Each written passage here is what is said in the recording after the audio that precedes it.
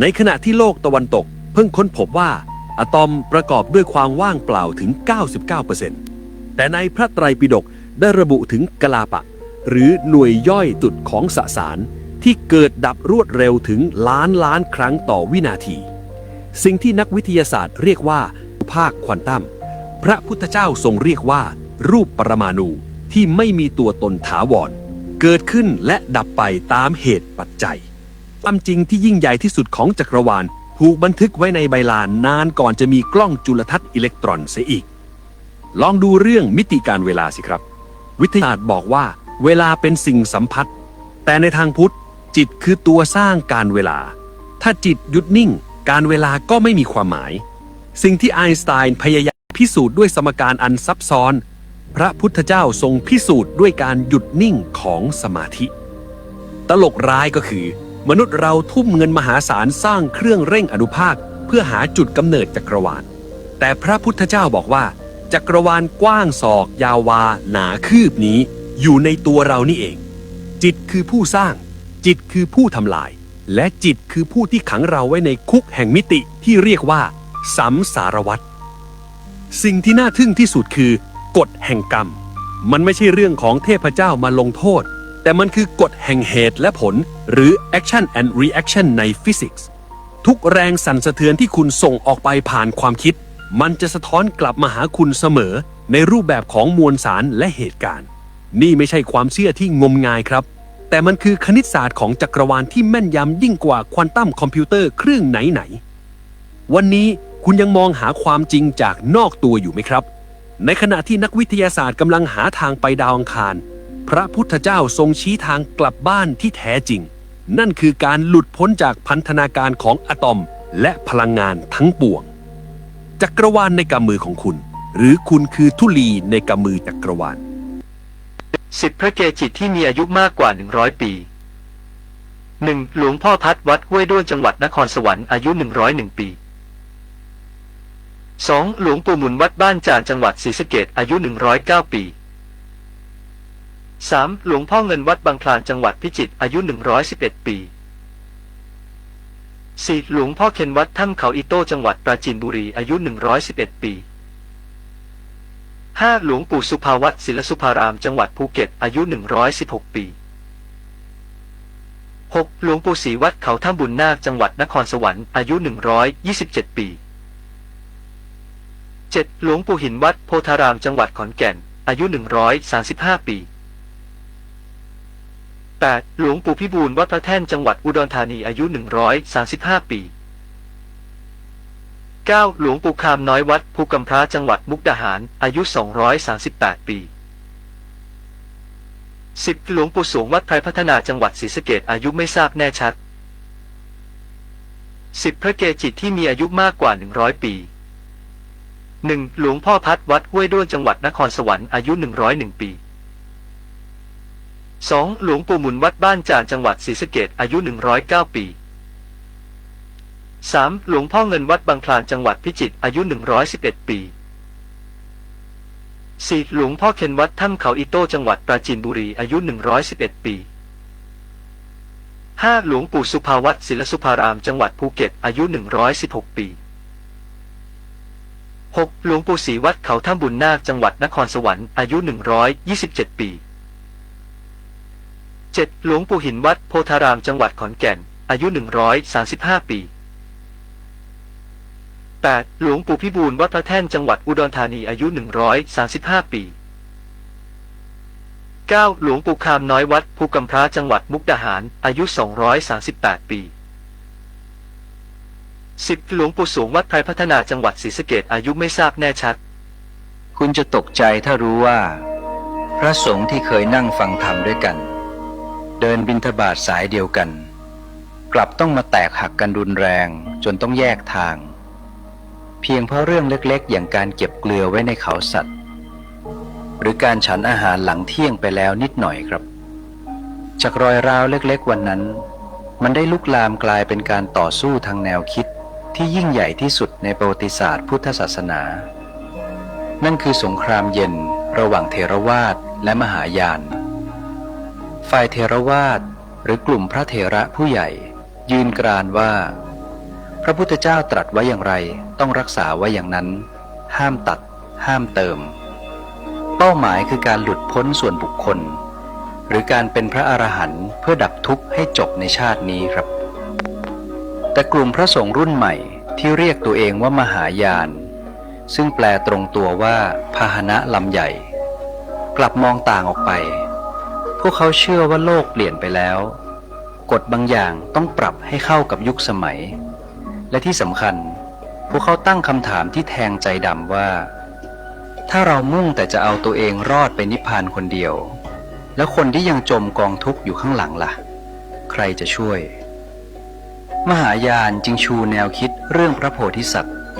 คือผู้ที่ยอมทิ้งโอกาสนิพพานของตัวเองเพื่อกลับมาช่วยขนสัตว์โลกให้หมดก่อนแล้วค่อยนิพพานเป็นคนสุดท้ายแนวคิดนี้ยิ่งใหญ่และกินใจคนหมู่มากจนแพร่ไปทั่วเอเชียเหนือทั้งจีนญี่ปุ่นเกาหลีในขณะที่เถรวาทก็อย่างรากลึกในศรีลังกาพม่าและไทยสองฝ่ายนี้เฉือนคมกันมาตลอดหลายร้อยปีฝ่ายหนึ่งมองว่าอีกฝ่ายแต่งคัมภีร์ใหม่ไม่ใช่พุทธแท้ส่วนอีกฝ่ายก็เรียกพวกแรกว่าหินนยานหรือพาหนะลำเล็กที่คับแคบและเห็นแก่ตัวแล้วสรุปว่าสู้กันมาเป็นพันปีใครคือผู้ชนะกันแน่ครับความจริงที่น่าเจ็บปวดก็คือในขณะที่พุทธศาสนาสองนิกายนี้กำลังเถียงกันและแยกย้ายไปเติบโตนอกประเทศแผ่นดินแม่อย่างอินเดียกลับถูกกองทัพต่างศาสนาบุกกวาดล้างมหาวิทยาลัยสงฆ์ที่ใหญ่ที่สุดอย่างนาลันทาถูกเผาทำลายจนราบเป็นหน้ากลองคัมภีร์ถูกเผาทิ้งพระสงฆ์ต้องหนีตายจนพุทธศาสนาแทบจะสูญสิ้นไปจากอินเดียเลยครับสุดท้ายมันไม่มีใครชนะหรอกครับเพราะแก่นแท้ที่พระพุทธเจ้าสอนไม่ใช่การมานั่งเถียงกันว่าเรือของใครใหญ่กว่าหรือเรือใครเป็นของแท้ดั้งเดิมแต่เป้าหมายคือการใช้เรือลำนั้นข้ามฝั่งไปให้พ้นจากความทุกข์ต่างหากตราบใดที่คุณยังโกรธยังเกลียดยังมีความทุกข์ไม่ว่าคุณจะแขวนป้ายชื่อนิกายอะไรมันก็ไร้ความหมายทั้งนั้นแล้วคุณล่ะครับคิดว่าการรักษาของเดิมไว้แบบเป๊ะๆหรือการปรับตัวเพื่อช่วยคนได้มากขึ้นแบบไหนคือสิ่งที่โลกยุคนี้ต้องการมากกว่ากันสวัสดีครับท่านผู้ฟังที่เคารพสารธรรมนำเล่าประวัติครูบาชัยวงศาพัฒนาเกี่ยวกับการสร้างบุญญาบารมีของหลวงปู่ครูบาวงศาพัฒนาวัดพระพุทธบาทห้วยต้มอำเภอรีจังหวัดลำพูนได้นำเล่าสืบต่อกันมาหลายตอนในช่วงที่ผ่านมาซึ่งครูบาชัยวงศานั้นได้สร้างวรวัตถุที่เป็นพระมหาธาตุเจดีย์ก็ถือว่ามีการสร้างต่อจนแล้วเสร็จก็มีการนำเล่าประวัติครูบาชัยวงศาอย่างต่อเนื่องผมเกษตรเพชรสำนิดวิทยากรถ่ายทอด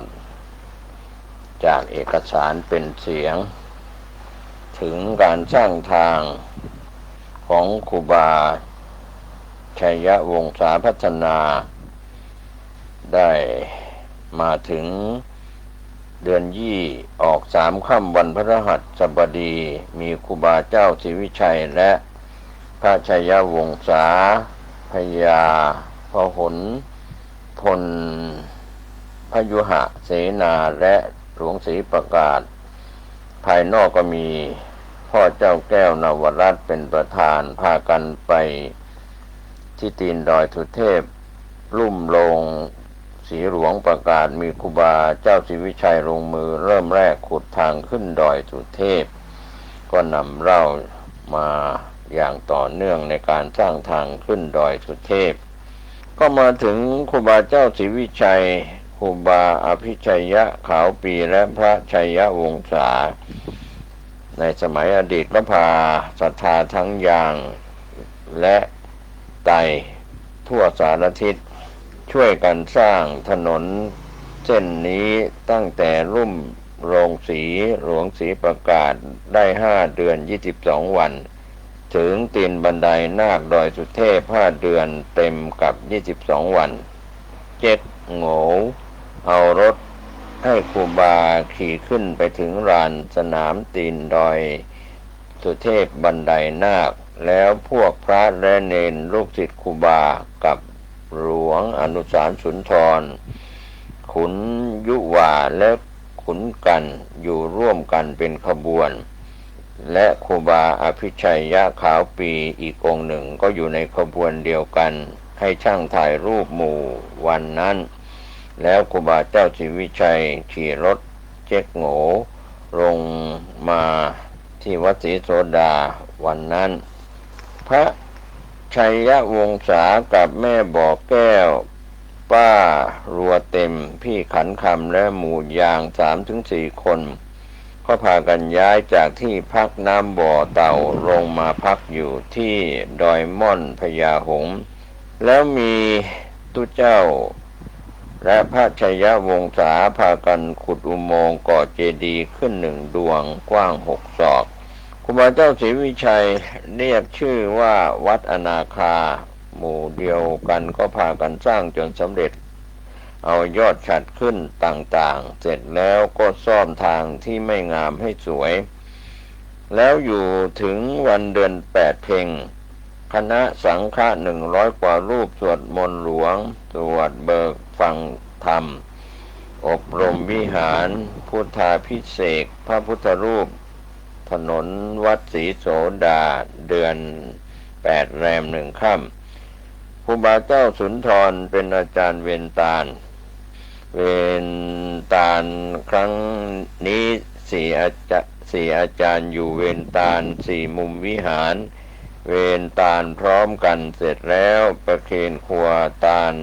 ต้นกันต่างๆพระชัยวงศาก็ทำต้นกันแห่ลงมาถวายทานด้วยกันต้นกันของครูบาเจ้าศรีวิชัยต้นสูงใหญ่ต้นหนึ่งถวายทานด้วยกันแล้วถวายสังฆทานแด่พระสังฆะเสร็จเวลาเวรตาลฝนก็ตกใหญ่พวกพระเณรศรัทธาทั้งหลายก็เปียกชุ่มฝนทุกรูปทุกคนสนุกก็สนุกเปียกก็เปียกส่วนบุญในวันนั้นก็เสร็จไปแล้วอยู่ถึงเดือน8เหนือแรม2 ค่ำครูบาเจ้าศรีวิชัยพาครูบาเจ้าอภิชัยยะขาวปีลงไปวัดพระสิงห์วรมหาวิหารเพื่อต่อนิสัยแล้วให้ครูบานุ่งห่มเหลืองต่อไปวันนั้นแลถึงเดือน8แรม3 ค่ำพระชัยยวงศาก็พาศรัทธาที่มาด้วยกันกลับวัดจอมหมอกเมืองตืนที่เก่าอยู่ถึงเดือน8 เพ็งพระชัยวงศาอายุได้22 ปีจำพรรษาครั้งที่3ที่วัดจอมหมอกอยู่ไปถึงออกพรรษาแล้วจนถึงเดือนยี่ออก1 ค่ำพุทธศักราช 2478 ศ.จุลศักราช 1198 ปีดับไข้พระชัยวงศาอายุได้23 ปีก็พาโยมติดตาม2 คนขึ้นไปทำบุญฟังธรรมมหาชาติเท่าอายุครูบาศรีวิชัยครบ58 ปีที่วัดพระสิงห์หลวงเชียงใหม่ประทับรอยเท้าเป็นอนุสรณ์เรื่องราวขณะที่หลวงปู่ครูบาวงศ์ช่วยครูบาศรีวิชัยสร้างทางขึ้นดอยสุเทพท่านได้ประทับรอยเท้าลึกลงไปในหินประมาณ1 เซนติเมตรข้างน้ำตกห้วยแก้วช่วงตอนกลางทางขึ้นดอยสุเทพเพื่อเป็นอนุสรณ์ที่ท่านได้มาช่วยครูบาศรีวิชัยสร้างทางปีพุทธศักราช 2523 ผู้เรียบเรียงและคณะได้มีโอกาสติดตามหลวงปู่ครูบาชัยวงศาขึ้นไปนมัสการพระธาตุดอยสุเทพขากลับท่านก็ได้พาไปนมัสการวัดอนาคามีซึ่งเป็นวัดที่ครูบาศรีวิชัยได้มอบให้ท่านเป็นผู้ควบคุมการสร้าง ปัจจุบันทรุดโทรมไปหมดแล้วระหว่างทางท่านได้พาพวกเราไปดูรอยเท้าที่ท่านประทับไว้รอยเท้านั้นลึกลงไปในหินประมาณครึ่งเซนติเมตรมีรอยถูกน้ำกัดเซาะพวกเราแปลกใจมากที่เห็นรอยเท้านั้นพอดีกับเท้าของหลวงปู่ครูบาชัยยวงศาเมื่อท่านเหยียบลงไปการประทับรอยเท้าเช่นนี้ท่านเคยไปประทับรอยเท้าและรอยมือไว้บนแผ่นหินณประเทศศรีลังกาเป็นอนุสรณ์เช่นกันเป็นที่ประจักษ์สายตาของคณะศิษย์ที่ร่วมเดินทางไปทุกครั้งอุปสรรคของหลวงปู่ครูบาชัยวงศาเป็นผู้ที่ครูบาศรีวิชัยไว้ใจมากองค์หนึ่งเพราะเมื่อครูบาศรีวิชัยมีปัญหาเรื่องขาดกำลังคนครูบาศรีวิชัยก็จะมอบหน้าที่ให้ท่านไปนำกระเหรี่ยงอยู่บนดอยต่างๆมาช่วยสร้างทางหลวงปู่เล่าว่าการสร้างทางขึ้นดอยสุเทพและการสร้างบารมีของครูบาศรีวิชัยนั้นทุกข์ยากลำบากมากเพราะถูกกลั่นแกล้งจากบุคคลอื่นที่ไม่เข้าใจและอิจฉาริษยาอยู่เสมอทุกครั้งที่ครูบาศรีวิชัยให้ท่านไปนำกระเหรี่ยงมาช่วยสร้างทางระหว่างการเดินทางต้องคอยหลบหลีกจากการตรวจจับของพวกตำรวจหลวงและคณะสงฆ์ที่ไม่เข้าใจครูบาศรีวิชัยท่านได้เล่าว่าในเวลากลางวันต้องหลบซ่อนกันในป่าหรือเดินทางให้ห่างไกลจากเส้นทางสัญจรเพื่อหลบให้ห่างจากผู้ขัดขวางส่วนในเวลากลางคืนต้องรีบเดินทางกันอย่างฉุกระหุกเพราะเส้นทางต่างๆมืดมากต้องอาศัยโคมไฟตามบ้านเป็นการดูทิศทางเพื่อให้ถึงจุดหมายปลายทางเร็วที่สุดเท่าที่จะทำได้ด้วยบารมีและความตั้งมั่นในการทำความดีของครูบาศรีวิชัยที่มีต่อพระพุทธศาสนาทำให้พุทธบริษัททั้งชาวบ้านและชาวเขาจากในที่ต่างๆจำนวนมากมาช่วยสร้างทางขึ้นดอยสุเทพได้สำเร็จดังความตั้งใจของครูบาศรีวิชัยโดยใช้เวลาสร้างเพียง7 เดือนเท่านั้นเมื่อครูบาศรีวิชัยสร้างทางขึ้นดอยสุเทพสำเร็จแล้วหลวงปู่ครูบาชัยวงศาจึงได้ไปกราบลาครูบาศรีวิชัยกลับไปอยู่ที่เมืองตืนวัดจอมหมอกตำบลแม่ตืนกิ่งอำเภออมก๋อยจังหวัดเชียงใหม่ในสมัยนั้นในภาพที่ปรากฏว่ามีการห่มผ้าจีวรขาวเมื่ออายุได้23 ปีตรงกับปีพุทธศักราช 2479 ขณะที่หลวงปู่ครูบาชัยวงศาอยู่วัดจอมหมอกเจ้าคณะตำบลได้มาจับหลวงปู่ชัยวงศาศึกในข้อหาที่ท่านเป็นศิษย์และเป็นกำลังสำคัญที่ปฏิบัติเชื่อฟังครูบาศรีวิชัยอย่างเคร่งครัดซึ่งในขณะนั้นครูบาศรีวิชัยได้ถูกจับมาสอบสวนอธิกรณ์ที่กรุงเทพครั้งสุดท้ายแต่ตัวท่านเองไม่ปรารถนาที่จะศึกและหนีไม่ได้เมื่อทางคณะสงฆ์จะจับท่านศึกให้นุ่งห่มดำหรือแต่งแบบฆราวาสหลวงปู่ครูบาชัยวงศาไม่ยอมเพราะท่านไม่ได้ผิดข้อปฏิบัติของสงฆ์แต่เมื่อคณะสงฆ์ที่ไปจับท่านศึกไม่ให้ห่มเหลืองหลวงปู่ครูบาชัยวงศาจึงหาผ้าขาวมาห่มแบบสงฆ์เรียนเยี่ยงอย่างครูบาขาวปีวัดผาหนามซึ่งเคยถูกจับศึกไม่ให้ห่มเหลืองในข้อหาเดียวกันในคราวที่ครูบาศรีวิชัยถูกอธิกรณ์ก่อนที่จะสร้างทางขึ้นดอยสุเทพและยึดถือข้อวัดปฏิบัติเหมือนที่เป็นสงฆ์อย่างเดิมก็ได้กล่าวถึงหลวงพ่อครูบาพรหมจักรวัดพระบาทตากผ้าครูบาบุญทึมและเจ้าคุณราชเจ้าคณะจังหวัดลำพูนองค์กรของวัดจามเทวีได้เล่าให้ฟังว่าในหมู่พระสงฆ์และฆราวาสที่เป็นศิษย์ของครูบาศรีวิชัยก็ยังนับถือหลวงปู่ชัยวงศาเป็นพระสงฆ์เช่นเดิมเพราะการศึกในครั้งนั้นไม่สมบูรณ์ครูบาชัยวงศาไม่ได้กระทำผิดพระวินัยของสงฆ์ และในขณะที่ศึกนั้นจิตใจของท่านก็ไม่ยอมรับที่จะศึกก็ยังยึดมั่นว่าตัวเองเป็นพระสงฆ์เหมือนเดิมดังจะเห็นได้จากการที่ท่านยังปฏิบัติข้อวัดพระธรรมวินัยของสงฆ์ทุกประการหลวงปู่ครูบาชยวงศาเล่าให้ฟังว่าในคราวนั้นลูกศิษย์ลูกหาของครูบาศรีวิชัยระส่ำระสายกันมากบางองค์ก็ถูกจับศึกเป็นฆราวาสบางองค์หนีไปอยู่ที่อื่นบ้างในป่าในเขาบ้างเพื่อไม่ให้ถูกจับศึกรวมตัวกันที่บ้านปางหลังจากที่ครูบาศรีวิชัยพ้นจากอธิกรณ์ครูบาศรีวิชัยได้เดินทางกลับไปยังจังหวัดลำพูนเพื่อไปบูรณะและสร้างวัดบ้านปางอันเป็นวัดบ้านเกิดของท่านหลวงปู่ชัยวงศาและครูบาขาวปีขณะนั้นนุ่งขาวห่มขาวทั้งคู่ตลอดจนลูกศิษย์ที่ถูกจับศึกเป็นฆราวาสและหนีไปในที่ต่างๆก็ได้เดินทางกลับมาช่วยกันสร้างและบูรณะวัดบ้านปางเพื่อให้เป็นที่อยู่ถาวรของครูบาศรีวิชัยพระสงฆ์ที่เคยช่วยครูบาศรีวิชัยสร้างวัดบ้านปางก็ยังมีชีวิตอยู่ที่หลวงปู่ชัยวงศาพอจำได้ก็คือครูบาศรีนวลวัดเจริญเมืองจังหวัดเชียงรายครูบาก้อนย้ายจากวัดสวนดอกไปอยู่ที่จังหวัดลำปางครูบาก้อนนี้เป็นผู้นำเท่าอังคารของครูบาศรีวิชัยมาทำพระเครื่องรูปเหมือนครูบาศรีวิชัยซึ่งปัจจุบันพระเครื่องชุดนี้ได้รับความนิยมจากคนทั่วไป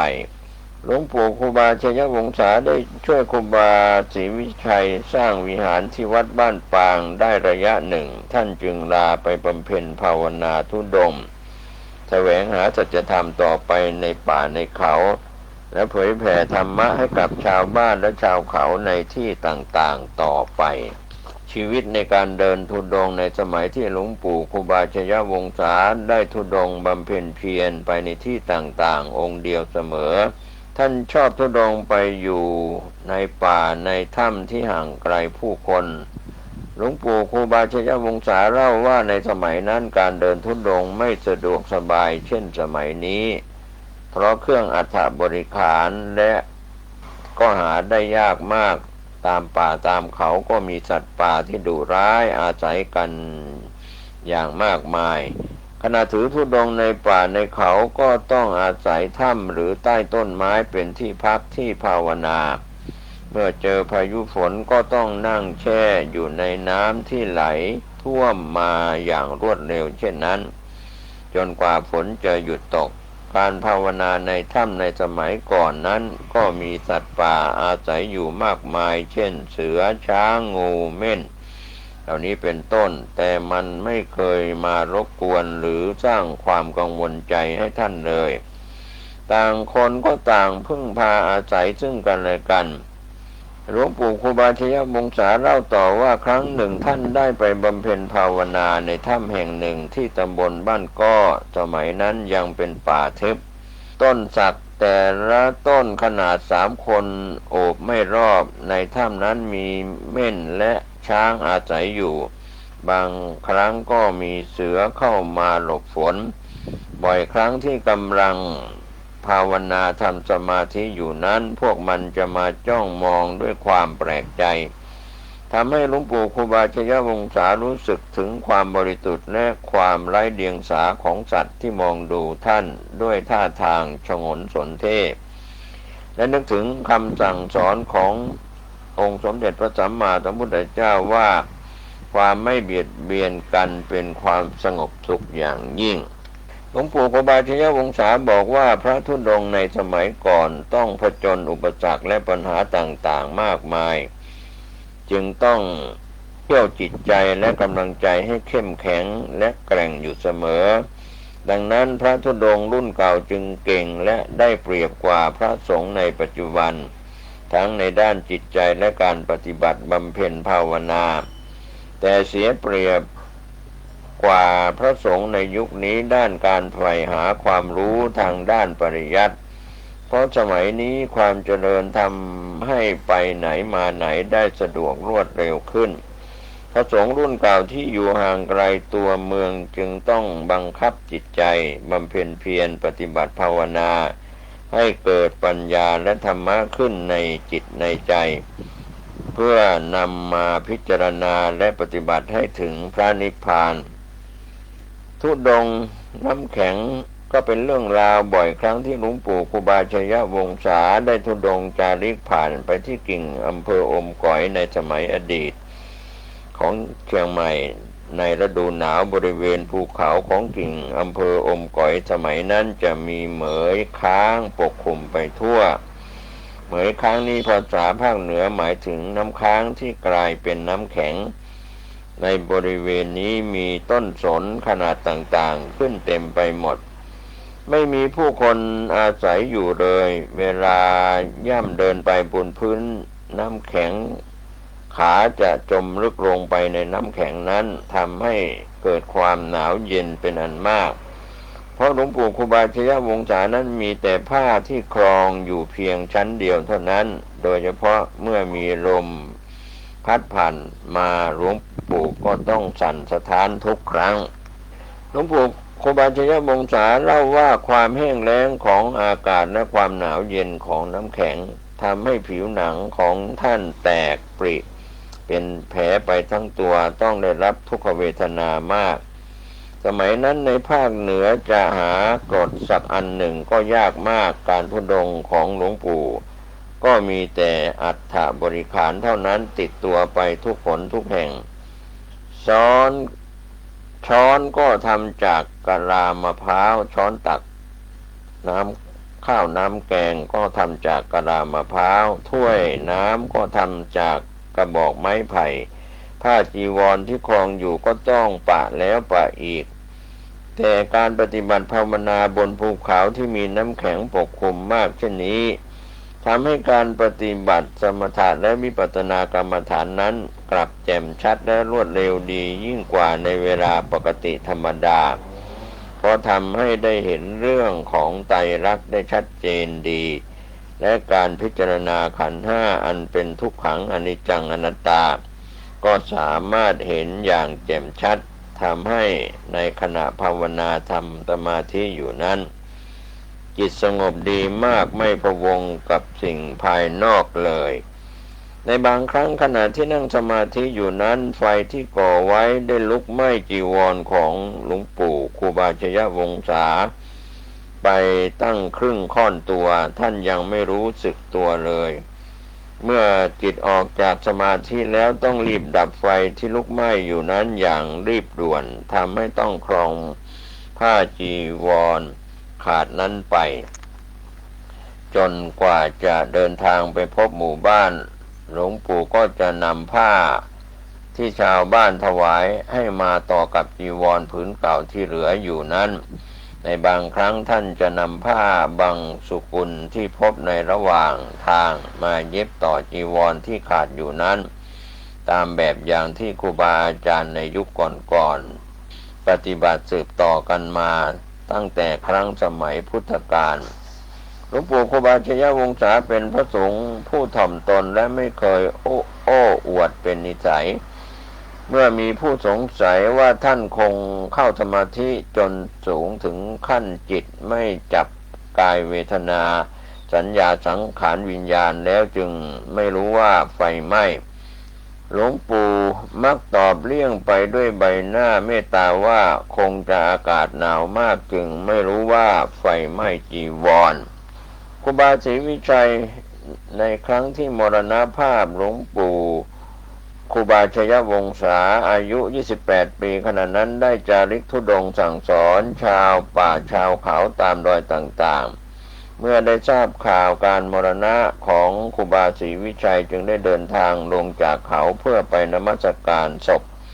และช่วยจัดทำพิธีศพของครูบาศรีวิชัยร่วมกับครูบาขาวปีและศิษย์ของครูบาศรีวิชัยที่วัดบ้านปางเมื่อเสร็จจากพิธีบรรจุศพครูบาศรีวิชัยแล้วกรมทางได้นิมนต์ให้ท่านไปช่วยสร้างเส้นทางบ้านห้วยการถึงบ้านห้วยละซึ่งในตอนนั้นหลวงปู่ครูบาชัยวงศาก็ยังห่มผ้าสีขาวอยู่ เมื่อการสร้างทางได้สำเร็จลงแล้วชาวบ้านห้วยละจึงได้มานิมนต์ท่านไปจำพรรษาและอบรมสั่งสอนพุทธบริษัทที่สำนักสงฆ์ห้วยละอำเภอบ้านโฮ่งจังหวัดลำพูนในสมัยอดีตนั้นห่มเหลืองอีกครั้งหนึ่งในขณะนั้นหลวงปู่ครูบาชยวงศาอายุได้28 ปีครูบายศซึ่งเป็นศิษย์คนหนึ่งของครูบาศรีวิชัยและเป็นเพื่อนสงฆ์กลุ่มเดียวกับหลวงปู่ครูบาขาวปีวัดผาหนามจังหวัดลำพูนครูบาทึมวัดจามเทวีจังหวัดลำพูนครูบาศรีนวลวัดเจริญเมืองจังหวัดเชียงรายครูบาก้อนจังหวัดลำปางเหล่านี้เป็นต้นชาวบ้านป่าพลูได้มานิมนต์ให้หลวงปู่ครูบาชยวงศาไปอยู่ช่วยบูรณะวัดป่าพลูและในปีนี้ท่านได้มีโอกาสห่มเหลืองเช่นพระสงฆ์ทั่วไปอีกครั้งหนึ่งโดยมีครูบาบุญมาวัดบ้านโฮ่งเป็นพระอุปชฌาย์ได้รับฉายาใหม่ว่าจันทวังโสในคราวนี้หลวงปู่แก้วอุบาลีวัดห้วยแทงจังหวัดลำพูนเป็นพระสงฆ์ที่อยู่ในพิธีด้วยองค์หนึ่งในการห่มเหลืองในครั้งนี้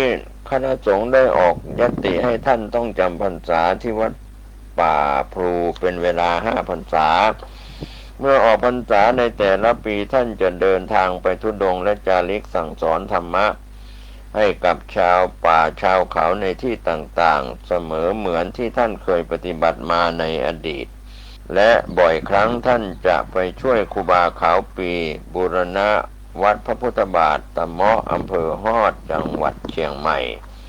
ดวงตามคำทำนายในเมื่อหลวงปู่ครูบาชยวงศาอยู่วัดป่าพลูครบ5 พรรษาตามบัญญัติของสงฆ์แล้วในขณะนั้นท่านมีอายุได้34 ปีนายอำเภอลี้และคณะสงฆ์ในอำเภอลี้ได้ให้ศรัทธาญาติโยมวัดนาเลี่ยงมานิมนต์ครูบาขาวปีหรือท่านองค์ใดองค์หนึ่งเพื่อไปอยู่เมตตาบูรณะวัดพระพุทธบาทห้วยข้าวต้มในชื่อเดิมแต่ครูบาขาวปีไม่ยอมไปและบอกว่าไม่ใช่หน้าที่ของกูครูบาศรีวิชัยเคยพูดไว้ว่าวัดพระพุทธบาทห้วยข้าวต้มนั้นมันเป็นหน้าที่ของครูบาวงองค์เดียวด้วยเหตุนี้ครูบาขาวปีจึงขอให้หลวงปู่ครูบาชยวงศาไปอยู่โปรดเมตตาสร้างวัดพระพุทธบาทห้วยข้าวต้มซึ่งต่อมาในภายหลังจากที่ท่านได้ไปอยู่ที่วัดพระพุทธบาทห้วยข้าวต้มแล้วท่านก็ได้เปลี่ยนชื่อให้ท่านลงเป็นวัดพระพุทธบาทห้วยต้มในขณะที่ท่านอยู่ที่เมืองตื่นนั้นชาวบ้านและชาวเขาต่างเรียกท่านว่าน้อยเมื่อท่านมาอยู่ที่วัดพระบาทห้วยต้มชาวบ้านทั้งหลายจึงเชื่อกันว่าท่านคงเป็นพระน้อยเมืองตื่นตามคำโบราณที่ได้จารึกไว้ณวัดพระพุทธบาทห้วยข้าวต้มชื่อเดิมเหตุการณ์นี้ตรงตามคำพูดของครูบาชัยลังกาและครูบาศรีวิชัยดังที่กล่าวแล้วในตอนต้นหลวงปู่ครูบาชยวงศาย้ายมาประจำที่วัดพระพุทธบาทห้วยต้มท่านก็ยังออกจาริกไปสั่งสอนธรรมะแก่ชาวบ้านและชาวเขาในที่ต่างๆอยู่เสมอเหมือนที่เคยปฏิบัติมาก็เป็นการนำเล่าประวัติของครูบาชยวงศาซึ่งเป็นพระนักพัฒนาแล้วก็มีประวัติอันยาวพอสมควรที่ได้รับการเรียบเรียงโดยประวัติของหลวงปู่ครูบาชยวงศาพัฒนานั้นปรากฏในช่วงบั้นปลายชีวิตท่านมรณภาพอายุ99 ปีเจดีย์บารมีครูบาวงนั้นสร้างเติมต่อจากครูบาชยวงศาจากคณะศรัทธาและศิษยานุศิษย์จนแล้วเสร็จครับวันนี้ผมเกษตรเพชรมิตรได้ถ่ายทอดประวัติของครูบาชยวงศาพัฒนาวัดพระพุทธบาทข้าวต้มหรือพระพุทธบาทห้วยต้มอำเภอลี้จังหวัดลำพูนยังไม่จบลงก็จะได้นำเล่าสืบต่อในคราวหน้าขอทุกท่านได้ใช้ สติปัญญาพิจารณาประวัติอาจมีข้อผิดพลาดจากเอกสารออกมาเป็นเสียงหวังจะได้รับอภัยจากบัณฑิตผู้รู้ผมเกษตรเพชรสำลิดถ่ายทอดเอกสารเป็นเสียงหวังจะให้อนุชนรุ่นหลังได้ศึกษาประวัติพระครูบาชัยวงศาพัฒนาสุขกายสุขใจสร้างบุญญาบารมีตามแบบท่านโชคดีสวัสดีครับที่เคารพข่าวชาวบ้านผมกาเกษตรเพชรสำลิดบรรณาธิการข่าวก้าวหน้านิวออนไลน์ทำหน้าที่สื่อสารมวลชนร่วมกับพี่น้องสื่อสารมวลชนทุกแขนงสาขาทั้งสื่อไทยสื่อเทศในรอบ 24 ชั่วโมงในรอบวันรอบสัปดาห์ก็เป็นเรื่องราวข่าวชาวบ้านที่ท่านติดตามข้อมูลผ่านเว็บไซต์ www.9hnanews.com ก็เป็นหนังสือพิมพ์ออนไลน์ที่เราได้รับอนุญาตนำมาลิงก์ไว้แล้วก็เป็นการ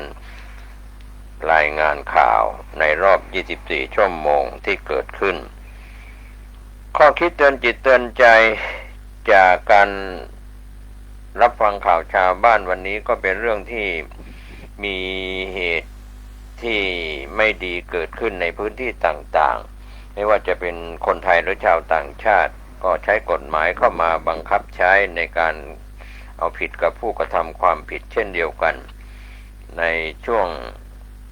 นี้ก็มีการกวาดล้างจับกุมผู้กระทำผิดในหลายรูปแบบนะครับที่เกิดขึ้นเราจะเห็นได้ว่ากฎหมายนั้นเป็นอำนาจที่ตุลาการจะใช้ในการตัดสินคดีความต่างๆที่เกิดขึ้นก็เป็นเรื่องที่ทำผิดแล้วก็ต้องรับโทษตามโทษานุโทษโทษหนักโทษเบาก็แล้วแต่สิ่งหนึ่งที่เป็นอารมณ์ไม่ดีใช้ศัพท์ว่าเป็นอนิจฐารมณ์นั้นก็เรื่องราวต่างๆที่เราได้รับรู้รับทราบในช่วงสัปดาห์นี้ก็มีข่าวที่เกี่ยวกับบัตรคนจนบ้างเรื่องราวต่างๆที่เราได้รู้ได้เห็นราคาน้ำมันแพงเข้าของสินค้าราคาแพงโดยเฉพาะบัตรคนจนหรือบัตรทองก็แล้วแต่นะครับเราเห็นได้ว่าภาคประชาสังคมหรือภาคประชาชนเรามีฐานะยากจนมีความลำบากเกิดขึ้นทุกหย่อมย่าเรียกว่าข้าวยากหมากแพงก็เป็นข้อคิดว่าเราจะผลักดันอย่างไรให้มีค่าแรงขั้นต่ำที่ภาคประชาชนทำงานแล้วสามารถเลี้ยงตนเองเลี้ยงครอบครัวเลี้ยงพ่อแม่หรือเลี้ยงผู้ที่เกี่ยวข้องได้อย่างเป็นสุขในรอบรายวันข่าวแรกวันนี้ก็เป็นข่าวเด่นข่าวดังจาก NBT เชียงใหม่ได้รายงานรองผู้บัญชาการตำรวจแห่งชาตินำทีมลุยเชียงใหม่ออกหมายค้นหมายจับ31บริษัททลายเครือข่ายนอมินีต่างด้าวเฟส 5พลตำรวจเอกกิตติรัตน์ พันเพชรผู้บัญชาการตำรวจแห่งชาติผบ.ตร.มอบหมายพลตำรวจเอกสำราญนวลมารองผู้บัญชาการตำรวจแห่งชาติพร้อมด้วยพลตำรวจโทนพสิน ภูลสวัสดิ์ผู้บัญชาการประจำสำนักงานผู้บัญชาการตำรวจแห่งชาติพลตำรวจโทกิตติพล ยี่สาครผู้บัญชาการตำรวจภูธรภาค 5พลตำรวจตรีวรพงษ์คำเรือรองผู้บัญชาการตำรวจภูธรภาค 5พลตำรวจตรีพงษ์สยามมีขันทองรองผู้บัญชาการท่องเที่ยวพลตำรวจตรีพิทักษ์อุทัยธรรมรองผู้บัญชาการประจำสำนักงานผู้บัญชาการตำรวจแห่งชาติพลตำรวจตรีสราวุธคนใหญ่ผู้บังคับการตม. 5พลตำรวจตรีจิตรพิสุทธิ์อิ่มสงวนผู้บังคับการสืบสวนสอบสวนตำรวจภูธรภาค 5พลตำรวจตรียุทธนาแก่นจันทร์ผู้บังคับการตำรวจภูธรจังหวัดเชียงใหม่นายรัตพล ณราดิศรผู้ว่าราชการจังหวัดเชียงใหม่นางณัฐพร มหาไพบูลย์พาณิชย์จังหวัดเชียงใหม่และนายสมเกียรติสุขพรสวรรค์เจ้าพนักงานที่ดินจังหวัดเชียงใหม่พร้อมด้วยกำลังเจ้าหน้าที่จากหน่วยต่างๆเปิดปฏิบัติการทลายเครือข่ายนอมินีต่างด้าวเฟส 5ในพื้นที่จังหวัดเชียงใหม่ตามนโยบายกวาดล้างขบวนการนอมินีของนายอนุทินชาญวีรกุลนายกรัฐมนตรีและรัฐมนตรีว่าการกระทรวงมหาดไทย สำนักงานตำรวจแห่งชาติมีนโยบายขับเคลื่อนตรวจสอบการประกอบธุรกิจของคนต่างด้าวที่ผิดกฎหมายหรือเครือข่ายโนมินีในพื้นที่จังหวัดเชียงใหม่เพื่อปกป้องระบบเศรษฐกิจและการแข่งขันทางการค้าของประเทศจากกลุ่มทุนต่างชาติที่อาศัยช่องโหว่ทางกฎหมายเพื่อแสวงหาผลประโยชน์ภายใต้การดำเนินงานสืบสวนเชิงลึกแนวทางเกาะพะงันโมเดล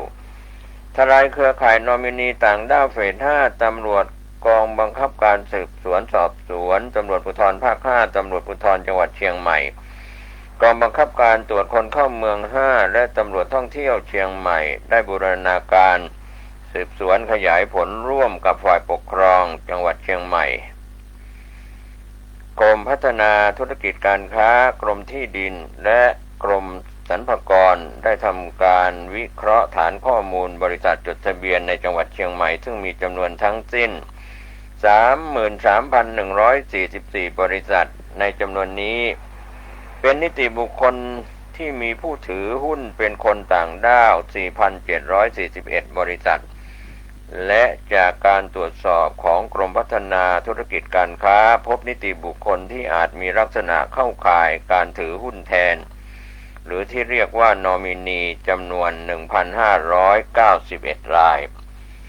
เจ้าหน้าที่ได้ทำการคัดกรองและวิเคราะห์จนพบกลุ่มเป้าหมายที่มีรายชื่อกรรมการและผู้ถือหุ้นซ้ำเข้าข่ายเป็นนิติบุคคลต่างด้าวต้องสงสัยเป็นนอมินีจำนวน 11 บริษัทแบ่งเป็นกลุ่มบริษัทที่มีพฤติการใช้คนไทยถือหุ้นแทนจำนวน 16 บริษัท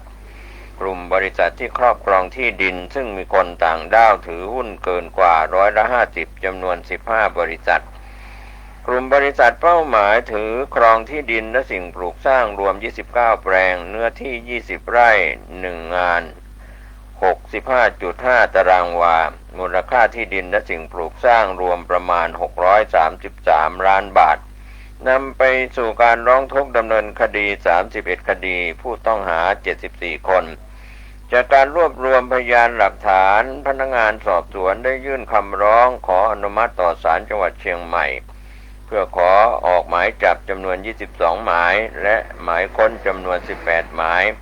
ครอบคลุมผู้กระทำความผิดหลากหลายสัญชาติประกอบด้วยสัญชาติไทย2 คนเมียนมา7 คนอินเดีย3 คนอังกฤษ1 คนและจีน9 คนผล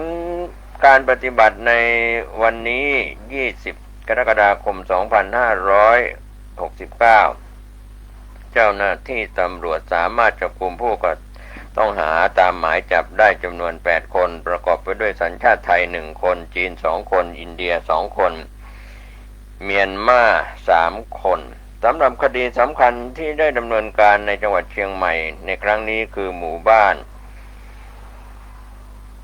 ก12ตั้งอยู่ในพื้นที่หมู่8ตำบลชัยสถานอำเภอสารพีจังหวัดเชียงใหม่ตรวจสอบเชิงลึกพบว่ามีนิติบุคคลใช้คนไทยถือหุ้นแทนซึ่งต้องสงสัยเป็นนอมินีครอบครองที่ดินและสิ่งปลูกสร้างในหมู่บ้านดังกล่าวจำนวน4 บริษัทขณะนี้เจ้าหน้าที่ตำรวจได้ดำเนินการทางกฎหมายอย่างเด็ดขาดต่อผู้ถือหุ้นและ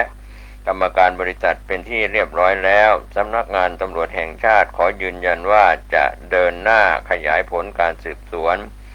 ไปถึงผู้มีส่วนเกี่ยวข้องทั้งหมดไม่ว่าจะเป็นผู้จัดตั้งผู้สนับสนุนและผู้รับผลประโยชน์ที่แท้จริงอย่างต่อเนื่องเพื่อกวาดล้างเครือข่ายธุรกิจที่ผิดกฎหมายและสร้างความมั่นคงให้แก่ระบบเศรษฐกิจของประเทศไทยอย่างถึงที่สุดสำนักงานตำรวจแห่งชาติย้ำจุดยืนดำเนินการเด็ดขาดกับผู้กระทำความผิดและพร้อมร่วมมือกับทุกหน่วยราชการที่เกี่ยวข้องปราบปรามการทุจริตประพฤติมิชอบเพื่อเสริมสร้างความโปร่งใสในการบริหารราชการแผ่นดินสร้างความเชื่อมั่นแก่ประชาชนและภาคธุรกิจทั้งนี้สำนักงานตำรวจแห่งชาติจะไม่หยุดยั้งเพียงแค่ในพื้นที่ใดพื้นที่หนึ่งแต่จะขยายผลปราบปรามในทุกพื้นที่ทั่วประเทศอย่างจริงจังและต่อเนื่องพร้อมกันนี้ขอความร่วมมือพี่น้องประชาชน หากพบเห็นพฤติกรรมต้องสงสัยหรือเบาะแสการกระทำผิดกฎหมายของกลุ่มทุนต่างชาติสามารถแจ้งเบาะแสได้ที่สถานีตำรวจในพื้นที่หรือสายด่วนสำนักงานตำรวจแห่งชาติ1599ได้ตลอด24ชั่วโมงข่าวคืบหน้าจะได้รายงานเพิ่มเติมขอบคุณ NBT เชียงใหม่ได้รายงานข่าวนี้พร้อมกับทีมงานของทีมงานแต่ละสื่อขอบคุณด้วยความขอบคุณในส่วนของข่าวที่ได้รายงานวันนี้และข่าวคืบหน้าจะได้รายงานเพิ่มเติมไปทางด้านข่าวจากกรุงเทพธุรกิจออนไลน์ได้รายงานหัวข้อข่าวรัฐควรผ่าทางตันงบประมาณแผ่นดินอย่างไรก็เป็นส่วนมุมมองจากดร.บัณฑิตนิษฐาวรเศรษฐศาสตร์บัณฑิตได้วิพากษ์ในหัวข้อรัฐควรผ่าทางตันงบประมาณแผ่นดินอย่างไรสัปดาห์ที่แล้วสื่อขอความเห็นเรื่องฐานะการคลังหลังศาลรัฐธรรมนูญมีความเห็นว่าพระราชบัญญัติกู้เงินไม่ขัดกฎหมายสำหรับประเด็นน่าห่วงคืองบประมาณปี 2570 ที่ตึงมือมากรายได้ไม่พอรายจ่ายรายได้จากภาษีหมดไปกับรายจ่ายประจำงบลงทุนต้องใช้เงินกู้และรัฐก็กู้จนติดเพดานหนี้ไม่มีพื้นที่การคลังเหลืออยู่ที่จะใช้ปีนี้กรณีฉุกเฉินเรื่องนี้น่าห่วงและถ้าไม่แก้ไขงบปีต่อๆไปก็จะเป็นแบบนี้คือหมดสภาพขยับอะไรไม่ได้ดังนั้นสิ่งที่รัฐต้องทำก็คือรื้อใหญ่การทำงบประมาณแผ่นดินลดรายจ่ายที่ไม่จำเป็นและทำให้การใช้เงินงบประมาณตอบโจทย์ยุทธศาสตร์การพัฒนาประเทศไม่งั้นประเทศไทยไม่ไปไหนนี่คือประเด็นที่กล่าวถึงวันนี้คำถามในใจหลายคนว่าทำไมงบปี70ตึงมืออันนี้เห็นได้จากรายจ่ายงบปี70ที่เพิ่มจากงบปีก่อนหน้าน้อยมากเพียงร้อยละ 0.2 หรือ 7,000 ล้านบาทและที่น้อยก็เพราะเพิ่มได้เพียงแค่นี้จากที่พระราชบัญญัติวิธีการงบประมาณกำหนดให้กระทรวงการคลังกู้เงินได้ไม่เกินร้อยละ 20ของงบประมาณรายจ่ายและร้อยละ 80ของงบชำระต้นเงินกู้ดังนั้นถ้ารัฐบาลต้องการใช้จ่ายเพิ่มเช่นลงทุนเพิ่มแม้พร้อมที่จะปรับขึ้นเพดานหนี้ก็จะใช้เงินกู้ได้เพียงร้อยละ 20ของเงินรายจ่ายที่เพิ่มขึ้นที่เหลือต้องมาจากการขึ้นภาษีหรือลดรายจ่ายเช่นลดรายจ่ายประจำที่มีสัดส่วนมากถึงร้อยละ 75ของงบประมาณแผ่นดินแต่การขึ้นภาษีและลดรายจ่ายเป็นเรื่องนักการเมืองไทยไม่ทำให้การคลังของประเทศจึงอยู่ในสภาพหลังพิงฝาเดินหน้าไม่ได้และถ้าไม่แก้ไขงบประมาณปีหน้าก็จะเป็นแบบนี้ทำให้นโยบายการคลังและงบประมาณแผ่นดินไม่สามารถเป็นเครื่องมือขับเคลื่อนประเทศซึ่งไม่เคยเกิดขึ้นมาก่อนสาเหตุสำคัญที่งบประมาณตึงมือมาจากรายจ่ายประจำที่เพิ่มขึ้นต่อเนื่องเช่นเงินเดือนและสวัสดิการข้าราชการงบชำระดอกเบี้ยเงินอุดหนุนเงินช่วยเหลือและรายจ่ายผูกพันทั้งหมดเป็นผลจากการตัดสินใจในอดีตของรัฐบาลหลายชุดที่สะสมกันสร้างภาระจนปัจจุบันกลายเป็นรายจ่ายใหญ่สุดในงบประมาณแผ่นดินกินพื้นที่งบลงทุนและพื้นที่นโยบายการคลังอย่างที่เกิดขึ้นเรื่องนี้รายงานจากธนาคารโลกชี้ว่าภาครัฐของไทยที่มีจำนวนข้าราชการมากประมาณ3 ล้านคนส่วนหนึ่งเป็นผลจากระบบราชการมีหน่วยงานจำนวนมากที่มีอำนาจหน้าที่ซ้ำซ้อนกันทำงานซ้ำกันจึงเพิ่มต้นทุนให้กับการแก้ปัญหาและลดประสิทธิภาพและความรับผิดชอบในการทำหน้าที่ตัวอย่างที่น่าจะกล่าวถึงคืองานต่อต้านการทุจริตที่เรามีทั้งปปชและปปทหรืองานภาคเกษตร และแหล่งน้ำรวมมี64หน่วยงานที่ดูแลเรื่องนี้เมื่อมีหลายหน่วยงานดูแลเรื่องเดียวกันก็จะมีปัญหาการประสานงานความรับผิดชอบไม่ชัดเจนและการใช้ทรัพยากรที่ไม่มีประสิทธิภาพ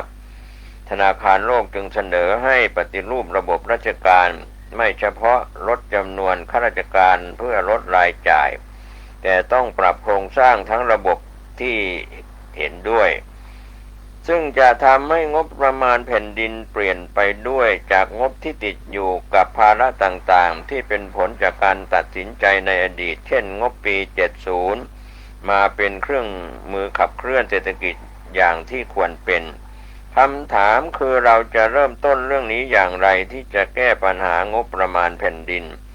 จากจุดปัจจุบันในความเห็นหลายคนการคลังเราขณะนี้ไม่ได้ขาดเงินหรือไม่มีเงินเศรษฐกิจเรามีช่องทางมากมายที่จะเพิ่มรายได้เช่นจากภาษีขึ้นอัตราภาษีขยายฐานภาษีหรือนำภาษีใหม่มาใช้เช่นภาษีทรัพย์สินเป็นอำนาจที่รัฐทำได้ตามกฎหมายแต่รัฐเลือกที่จะไม่ทำนอกจากนี้ประเทศเราก็สามารถกู้เพิ่มได้โดยไม่ทำลายความเชื่อมั่นของนักลงทุนถ้าเรามีโครงการลงทุนที่ดีที่จะสร้างความเข้มแข็งและรายได้ให้กับประเทศไทยในระยะยาวเช่นการศึกษาดิจิตอลปฏิรูปภาคการเกษตรและระบบน้ำปฏิรูประบบราชการและสร้างความสามารถให้กับคนในประเทศนี่คือสิ่งที่เราควรทำแต่ไม่ทำไม่ปฏิรูปดังนั้นสิ่งที่การคลังของเราขาดจึงไม่ใช่เงินแต่เป็นยุทธศาสตร์การใช้เงินที่เราไม่มีที่จะทำให้งบประมาณแผ่นดินเป็นเครื่องมือขับเคลื่อนและพัฒนาประเทศอย่างแท้จริงในความเห็นก็มองไปที่การเดินทางจากจุดปัจจุบันที่งบประมาณพังเรียกว่างบประมาณหลังจากพิงฝาไปสู่งบประมาณที่ขับเคลื่อนประเทศสิ่งที่รัฐต้องทำเรียงลำดับตามความสำคัญเร่งด่วนมี3เรื่องข้อแรกเรียกคืนพื้นที่การคลังโดยตรวจสอบและทบทวนรายจ่ายประจำทั้งหมดทั้ง 75% ของรายจ่ายงบประมาณทบทวนทุกรายการรายจ่ายประจำว่ายังจำเป็นหรือไม่ในสถานการณ์ปัจจุบันถ้าไม่จำเป็นก็ตัดทิ้งถ้ายังจำเป็นพิจารณาว่าเศรษฐกิจได้อะไรในแง่มูลค่าเพิ่มจากรายจ่ายที่ตั้งงบไว้ถ้าไม่มีคำตอบที่ดีก็ตัดทิ้งไปกรณีเงินอุดหนุนและเงินช่วยเหลือประชาชนโดยหน่วยราชการตรวจสอบว่าเงินเหล่านี้ถึงมือประชาชนที่เป็นกลุ่มเป้าหมายอย่างเต็มที่หรือไม่ถ้าไม่หรือรั่วไหลตัดทิ้งเพราะขัด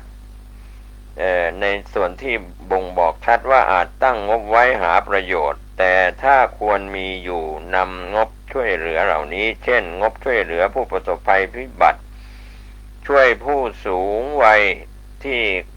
กระจัดกระจายอยู่ในหน่วยงานต่างๆมารวมกันและวางระบบใหม่ให้หน่วยงานเดียวเป็นผู้ดูแลเพื่อลดความซ้ำซ้อนเป้าของการทบทวนคือลดรายจ่ายผูกพันตัดโครงการที่เก่าซ้ำซ้อนและวางเงื่อนเวลายุติรายจ่ายที่มีมาต่อเนื่องส่วนงบชำระดอกเบี้ยวางเกณฑ์ให้หน่วยงานผู้กู้ปรับการกู้ถ้าอัตราดอกเบี้ยที่กู้สูงกว่าปัจจุบันเพื่อลดดอกเบี้ยสำหรับเงินเดือนและสวัสดิการข้าราชการควรปรับโครงสร้างองค์กรและระบบงานเพื่อลดตำแหน่งงานตามด้วยใช้ Early Time เป็นเครื่องมือลดคนรายจ่ายประจำนี้ถ้าทบทวนกันจริงจังอาจลดรายจ่ายประจำได้ถึง 20% จาก75%ของรายจ่ายงบประมาณเหลือ55%ซึ่งจะเท่ากับสัดส่วนรายจ่ายประจำในงบประมาณแผ่นดินในช่วงก่อนปี 2540 ที่ระบบราชการไม่โตขนาดนี้และรายจ่ายด้านอุดหนุนและสังคมสูงวัยมีไม่มากข้อที่2นำก้อนเงินที่ได้มาจากลดรายจ่ายประจำมาลงทุนเสริมสร้างความสามารถของประเทศเพื่อสนับสนุนการสร้างรายได้ และการเติบโตของเศรษฐกิจในอนาคตเช่นความสามารถด้าน AI ปฏิรูประบบการศึกษาระบบน้ำและเกษตรอัจฉริยะสาธารณสุขมวลชนรัฐบาลดิจิตอลโลจิสติกส์และปฏิรูประเบียบและกฎหมายนี่คือโอกาสที่จะดึงเงินงบประมาณออกจากการใช้จ่ายที่ให้ประโยชน์หรือผลิตภาพต่ำไปสู่การลงทุนที่จะสร้างผลตอบแทนที่สูงให้กับประเทศในระยะยาวข้อที่ 3 เปลี่ยนบริบทการทำงบประมาณแผ่นดินจากปัจจุบันที่เน้นเพิ่มรายจ่ายตามโปรแกรมงานที่แต่ละกระทรวงเสนอทั้งต่อของเก่าหรือเพิ่มของใหม่มาเป็นการทำงบประมาณเพื่อบรรลุเป้าหมายขับเคลื่อนประเทศที่รัฐระบุเป้าหมายที่ต้องการแก้หรือทำให้สำเร็จเช่นผลิตภาพการผลิตสังคมสูงวัยระบบน้ำและภาคเกษตรรัฐบาลดิจิตอลโดยในแต่ละเรื่องดึงทรัพยากรจากหลายกระทรวงมาร่วมกันทำงานให้เกิดผลติดตามและประเมินโดยดัชนี KPI สนับสนุนโดยงบประมาณที่แต่ละกระทรวงได้รับตามบทบาทหน้าที่ก็เป็นเรื่องราวที่กล่าวถึงโดยดร.บัณฑิตเนตรถาวรเศรษฐศาสตร์บัณฑิตได้มีมุมมองวิพากษ์ในส่วนของกรุงเทพธุรกิจออนไลน์จันทร์ที่ 20 กรกฎาคม 2569 หัวข้อข่าวรัฐควรผ่าทางตันงบประมาณแผ่นดินอย่างไรท่านใช้วิจารณญาณในเรื่องข้อมูลต่างๆเหล่านี้เพื่อแก้ไขการเปลี่ยนแปลงทั้งด้านงบประมาณแผ่นดินและในมุมมองต่างๆที่ดร.บัณฑิตนิษฐาวรได้วิพากษ์ไปก็เป็นแง่คิดที่ดีควรแก้ไขปรับปรุงส่งเสริมอย่างไรรักษาของเก่ามากน้อยแค่ไหนเพิ่มเติมของใหม่ในส่วนงบประมาณรายรับรายจ่ายต่างๆที่มีอยู่ข่าวขึ้นหน้าจะได้รายงานเพิ่มเติมขอบคุณกรุงเทพธุรกิจออนไลน์ไปทางด้านข่าวที่น่าสนใจหัวข้อข่าวจี้รัฐแก้ปมพ่อทิพย์ก็เป็นส่วนที่แหล่งข่าวได้รายงานปิยรัตน์แฉพ่อทิพย์รับรองเด็กเกือบ200คนได้สูติบัตรไทยมากกว่า6โรงพยาบาลจี้รัฐตรวจสอบ DNA พรรคประชาชนเปิดใต้ฐานภูเขาน้ำแข็ง20ปีข้างหน้าปมพ่อทิพย์รับรองเด็กจนได้สูติบัตรไทยแล้ว150-200 คน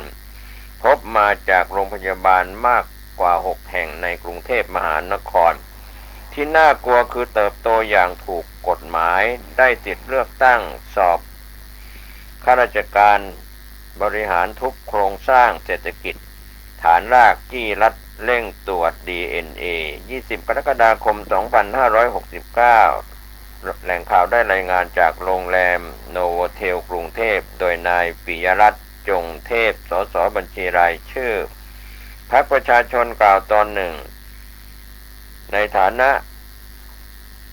เป็นฝ่ายค้านเกิดแก่เจ็บโกงคนไทยจะออกจากวงจรนี้อย่างไรถึงขบวนการพ่อทิพย์ว่า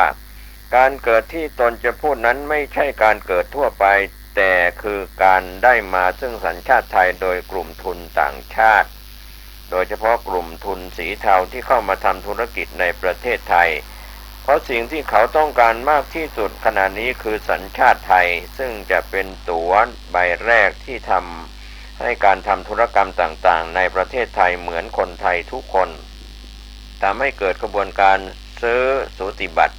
ให้ลูกของเขาเพื่อเป็นใบเบิกทางใบแรกให้มีบัตรประชาชนไทยมีทะเบียนบ้านและมีบัญชีธนาคารไทยเพื่อทำธุรกรรมต่างๆไม่ว่าจะเป็นการซื้อบ้านซื้อที่ดินหรือถือครองอสังหาริมทรัพย์โดยกรรมสิทธิ์ 100% เหมือนกับคนไทยกระบวนการซื้อสัญชาติให้ลูกนายปิยรัตน์กล่าวเพิ่มเติมว่าจากการทำข้อมูลร่วมกับชุดจับกุมขบวนการซื้อสัญชาติพบว่ามีการจ่ายเงิน 110,000 บาทซึ่งเป็นตัวเลขกลมๆเพื่อซื้อสัญชาติให้กับลูกของตัวเองเริ่มจากการพู พูดคุยผ่านแชทลับระหว่างพ่อแม่คนจีนกับนายหน้าในประเทศไทยจากนั้นนายหน้าจะประสานงานต่อกับเจ้าหน้าที่เวชระเบียนโรงพยาบาลในประเทศไทยมีการแก้ไขเอกสารรับรองการเกิดทร1/1เพื่อสวมสิทธิ์นำชื่อพ่อคนไทยที่มารับจ้างเสียบแทนชื่อพ่อคนจีนหรือเรียกว่าพ่อทิพย์แล้วนำเอกสารนี้ไปที่สำนักงานเขตหรือสำนักงานอำเภอเพื่อทำหน้าที่แก้ไขเอาชื่อเด็กเหล่านี้ออกเป็นสูติบัตรไทยทันทีโดยละเว้นการปฏิบัติหน้าที่ของหน้าที่ไม่มีการตรวจสอบไม่มีการสอบสวนพยานบุคคลตามระเบียบกฎหมายไทยจากนั้นก็จะมีสถานะเป็นคนไทยส่วน6โรงพยาบาลในกรุงเทพมหานครทำคลอดเด็กปมพ่อทิพย์ตอนนี้ตัวเลขในมือพบว่ามีมากกว่า6โรงพยาบาลในกรุงเทพมหานครมีการทำคลอดเด็กเหล่านี้มาแล้ว150 ถึง 200 คนมีสูติบัตรไทยเรียบร้อยแล้วนี่เป็นเพียงข้อมูลตัวเลขเบาะแสที่ได้มาโดยเป็นเองเท่านั้นเพราะฉะนั้นไม่อยากจะนึกว่าตัวเลขที่กล่าวถึงได้คุยกับเจ้าหน้าที่ล่าสุดน่าจะเฉียดหลายพันคนนี่ไม่ใช่คดีความเล็กน้อยที่เพียงแค่เป็นการปลอมแปลงเอกสารสิทธิ์ในคดีอาญาเล็กน้อยทั่วไปแต่นี่คือภัยความมั่นคงของชาตินายปิยรัตน์กล่าวเรื่องนี้ทางนายปิยรัตน์ยังกล่าวเพิ่มเติมว่ายิ่งใช้โมเดลภูเขาน้ำแข็งไปจับจะเห็นว่ามีความจริงที่น่ากลัวรออยู่สิ่งที่อยู่เหนือน้ำก็คือตัวเลขสวย 110,000 บาทที่จ่ายเพื่อซื้อสัญชาติแต่ใต้ฐานภูเขาน้ำแข็งเป็นต้นทุนแฝงที่คนไทยทุกคนต้องช่วยกันจ่ายคือการเข้ามาของเครือข่ายนี้ไม่ได้มีความน่ากลัวที่จะมาแย่งสวัสดิการของรัฐแต่คือการเข้ามาเพื่อสร้างอาณาจักรสร้างเครือข่ายและสร้างระบบนิเวศให้เขาอยู่อาศัยได้การเข้ามาไม่ต้องมีคนไทยบังหน้าไม่ต้องอาศัยนอมินีอีกต่อไปแต่จะเข้ามาด้วยทุนขนาดใหญ่ที่เรียกว่าทุนสีเทาที่ร้ายแรงกว่าก็คือเข้ามาทุบทำลายระบบเศรษฐกิจฐานรากของประเทศไทยผู้ประกอบการ SME ไทยจะพินาศย่อยยับด้วยทุนนี้เด็กกลุ่มนี้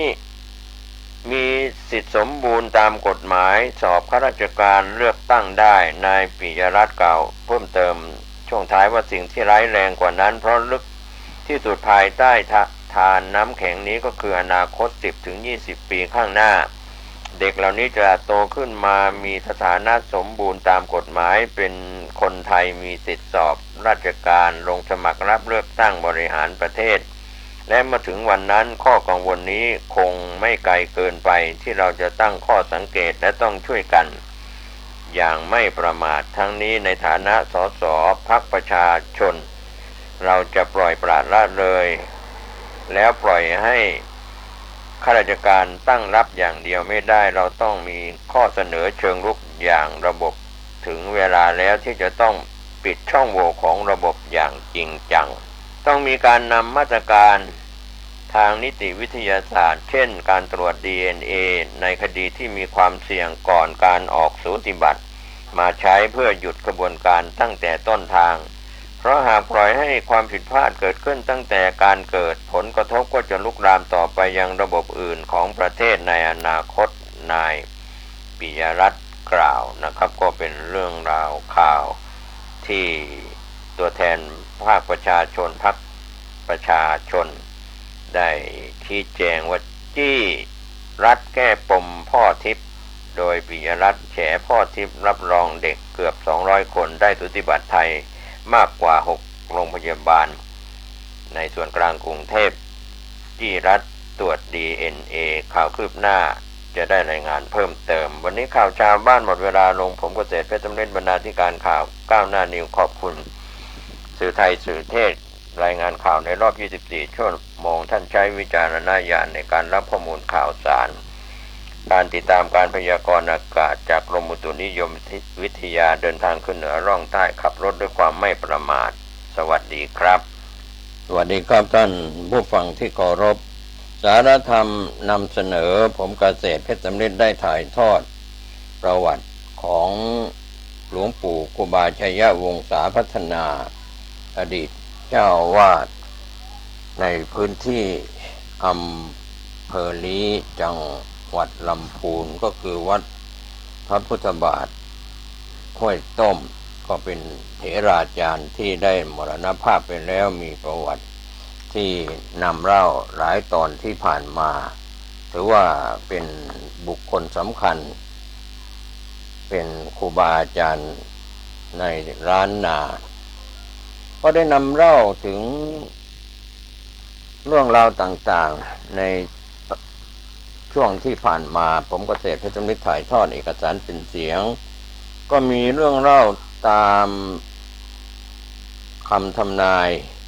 ว่าหลวงปู่ครูบาชัยวงศานั้นไปอยู่ที่วัดป่าภูครบ5 พรรษาตามบัญญัติของสงฆ์แล้วในขณะนั้นท่านมีอายุ34 ปีในอำเภอลี้และคณะสงฆ์ในอำเภอลี้ในอดีตได้ให้ศรัทธาญาติโยมวัดนาเลี่ยงมานิมนต์ครูบาขาวปีหรือ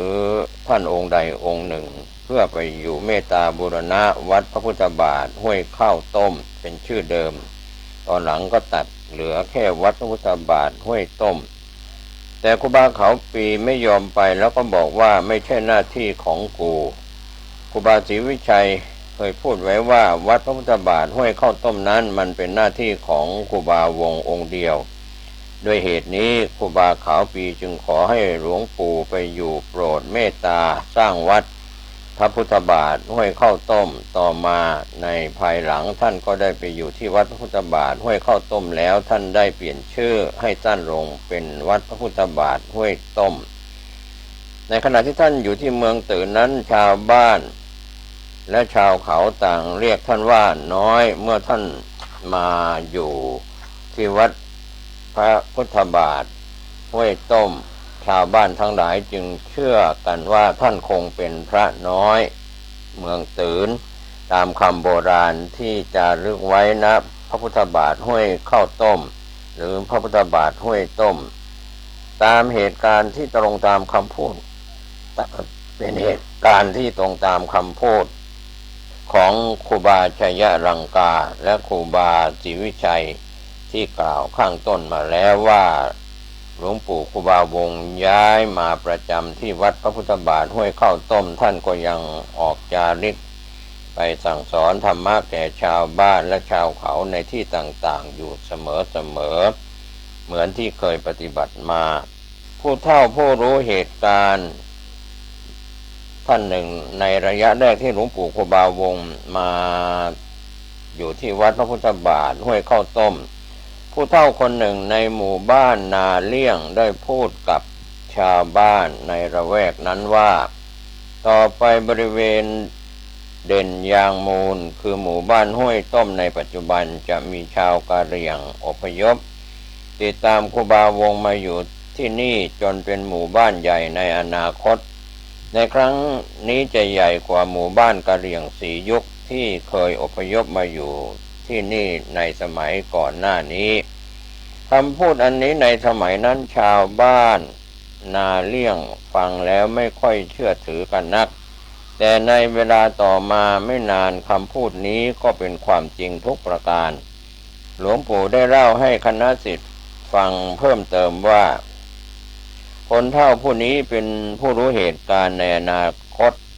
และมักจะพูดได้ถูกต้องเสมอมีอยู่ครั้งหนึ่งหลังจากที่ท่านได้สร้างวิหารที่วัดพระพุทธบาทห้วยข้าวต้มเป็นรูปร่างขึ้นแล้วผู้เฒ่าคนนี้ในสมัยก่อนเคยเห็นคำทำนายโบราณของวัดพระพุทธบาทห้วยข้าวต้มมาก่อนได้มาพูดกับหลวงปู่ครูบาวงว่าท่านครูบาจะสร้างให้ใหญ่เท่าไหร่ก็สร้างได้แต่จะสร้างใหญ่จริงอย่างไรก็ไม่สำเร็จต่อไปจะมีคนหนึ่งมาช่วยถ้าคนนี้มาแล้วจะสำเร็จได้ ชาวเขาก็อพยพตามครูบาชัยวงศามาอยู่ที่วัดพระพุทธบาทห้วยข้าวต้ม เมื่อครูบามาอยู่ที่วัดพระพุทธบาทห้วยข้าวต้มได้ไม่นานคำพูดของผู้เฒ่าคนนี้ก็เป็นความจริง เพราะชาวเขาจากที่ต่างๆที่ท่านได้อบรมสั่งสอนมา ก็ได้อพยพถิ่นฐานติดตามมาอยู่กับท่านเรื่อยๆเพื่อมาขอพึ่งใบบุญและปฏิบัติธรรมะกับท่านในระยะแรกๆนั้นหลวงปู่ครูบาชัยวงศาได้ตั้งกฎให้กับพวกกะเหรี่ยงที่มาอยู่ว่าพวกเขาจะต้องนำมีดไม้ที่เคยฆ่าสัตว์มาถวายวัดและให้สาบานว่าจะไม่ฆ่าสัตว์ตัดชีวิตและจะกินมังสวิรัติตลอดไปหลวงปู่ครูบาชัยวงศาได้เมตตาให้เหตุผลว่าต้องการให้เขาเป็นคนดีลดการเบียดเบียนมีศีลมีธรรมหมู่บ้านห้วยต้มจะได้มีแต่ความสงบสุขทั้งทางโลกและก็ทางธรรมจะได้ไม่เป็นปัญหาของประเทศชาติต่อไปดังที่เราจะเห็นได้จากการที่ชาวกะเหรี่ยงในหมู่บ้านห้วยต้มนี้มีความเป็นอยู่ที่เป็นระเบียบและก็มีความสงบสุขตามที่หลวงปู่ครูบาชัยวงศาได้เมตตาอบรมสั่งสอนมาทั้งที่ในหมู่บ้านนี้ก็มีกะเหรี่ยงอยู่หลายพันคนแต่ในสมัยนี้กฎและระเบียบของชาวกะเหรี่ยงที่จะย้ายมาอยู่หมู่บ้านห้วยต้มจะต้องนำมีดไม้ที่เคยฆ่าสัตว์มาสาบานให้กับหลวงปู่ครูบาชัยวงศานั้นได้ยกเลิกไปโดยปริยายเพราะหลวงปู่เห็นว่าทางราชการได้ส่งหน่วยงานต่างๆเข้ามาจัดการดูแลช่วยเหลือและให้การศึกษาแก่พวกเขาคงจะช่วยพวกเขาให้มีการดำรงชีวิตที่ดีขึ้นและมีความสงบสุขเป็นระเบียบเหมือนที่ท่านเคยอบรมสั่งสอนมามีการบูรณะวัดพระพุทธบาทห้วยต้มเมื่อหลวงปู่ครูบาชัยวงศามาจำพรรษาอยู่ที่วัดพระพุทธบาทห้วยต้มท่านได้บุกเบิกปฏิสังขรณ์และก่อสร้างถาวรวัตถุหลายอย่างเช่นวิหารครอบรอยพระพุทธบาทพระเจดีย์ 84,000 พระธรรมขันธ์สำหรับบรรจุพระบรมสารีริกธาตุพระธรรมและพระพุทธรูปจำนวน 84,000 องค์ภายในทำเป็นชั้นสูง16ชั้นมณฑปพระบาทโดยเฉพาะวิหารครอบรอยพระพุทธบาทหลวงปู่ครูบาชัยวงศาก่อสร้างมาเป็นเวลา34 ปีทั้งนี้เนื่องจากท่านมีภารกิจในการก่อสร้าง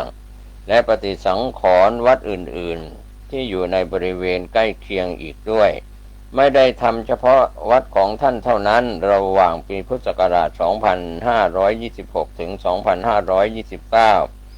หลวงปู่ครูบาชัยวงศาสร้างพระประธานถวายวัดต่างๆก็ที่ขอมาเมื่อพิจารณาเห็นสมควรจะให้ประมาณ20องค์ขนาดหน้าตักตั้งแต่89นิ้วถึง30นิ้ว